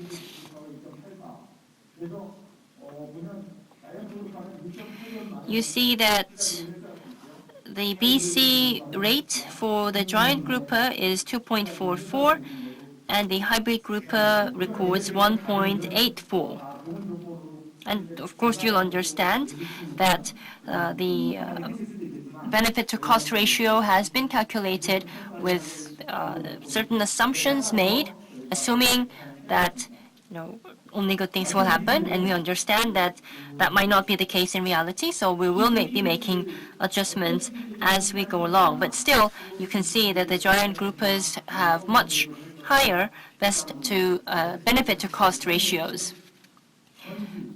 And the actual decision of what kind of fish cage, how large, what material, and so forth will be finally determined once we identify the right site. And another issue is for the technology of breeding giant groupers that a Korean company has succeeded in doing can be fully implemented with the Indonesian locals. And all of this process, we're going to have a strong emphasis on the local involvement in the process. So that was all from me. Thank you very much. last presentation of today's Congress. Thank you so much for sharing your valuable time and with us today to present the presentation with the precious ideas and experiences. And also thank you to all attendees who have been with us for a long time today. And we sincerely thank all the speakers as well who shared with us the experience and know-how accumulated over the long period of time. A lot of questions were asked by participants who are watching the video clip through online, but unfortunately due to time limitations, please leave the questions in session 2 through the email address and we'll answer them individually. Thank you so much for your cooperation and understanding. So wrapping up, I would like to take a commemorative photograph with all speakers. First of all, we'll invite all speakers to the stage to take a commemorative photograph to record at this precious time. Would you please come up to the stage? 저희 마무리하기 전에 함께하고 계시는 저희 연사 여러분들 무대 위로 모셔서 잠시 기념 촬영을 하겠습니다. 무대로 모시겠습니다. 어서 오십시오.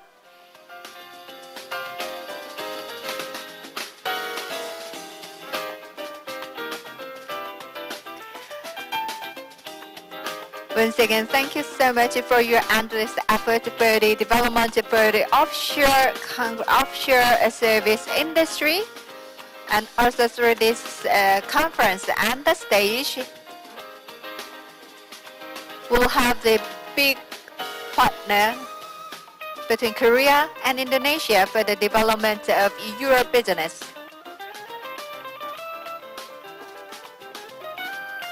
So why don't we give a big round of applause lastly for the successful management of today's Congress. 큰 박수를 여러분 함께 해주시면 감사드리겠습니다.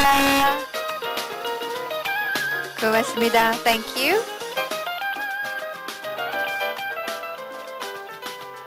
Thank you so much. We would like to invite yourselves back. And the Korea-Indonesia Offshore Congress 2020 will be held for the first time, as I mentioned at the very beginning of today's Congress this year. And we would like to plan to hold this Congress every year in the future. We'll continue to support cooperation in the efforts in the offshore plant service industry between Korea and Indonesia. Once more, thank you so much for joining us today at the very end of today's Congress, and we hope that we'll meet again in person next year. Thank you so much. 감사합니다.